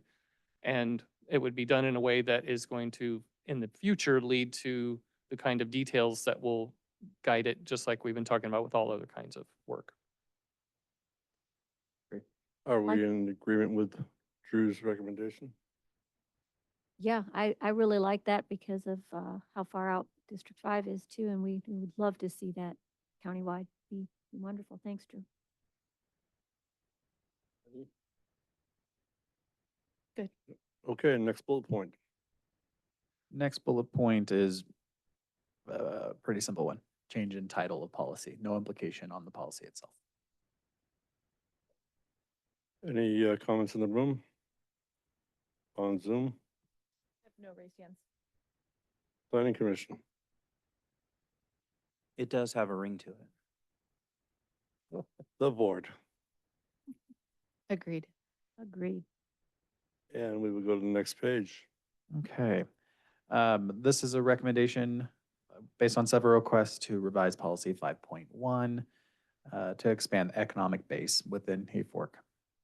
So the orange text is the additions.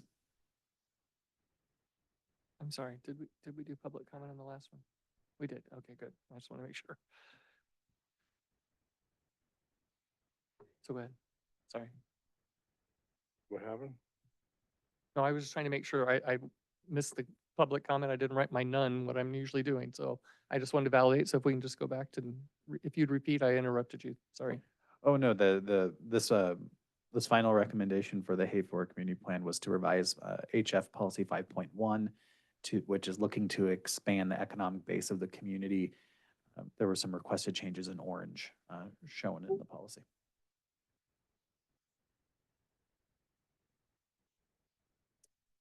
Okay, so anybody in the room? Zoom? I have no raised hands. Planning Commission? Board? Fine. We will move on. Well, we made it through the Hayfork plan, so thank you, everybody. Our plan for tomorrow is to pick this up with the next community plan, which will be High and Palm. Work through the remaining 6 community plans. Once that is complete, then we will go through the other elements where we received comments on. Some of these elements have very minimal comments, so I will just let you know ahead of time. So some of those will go a bit quicker, but some of these later community plans do have a lot of public comments that came in. So a little more than what we just went through right now. And the goal is to be, to complete by 3 o'clock tomorrow? Oh, that was a goal today. Today. Okay. Ambitious. So that being said, my daughter graduates from 8th grade tomorrow, and so I need to be out of here by 4. I know I said that already today. We will do our best. We are adjourned. Till tomorrow? We are recessed till tomorrow.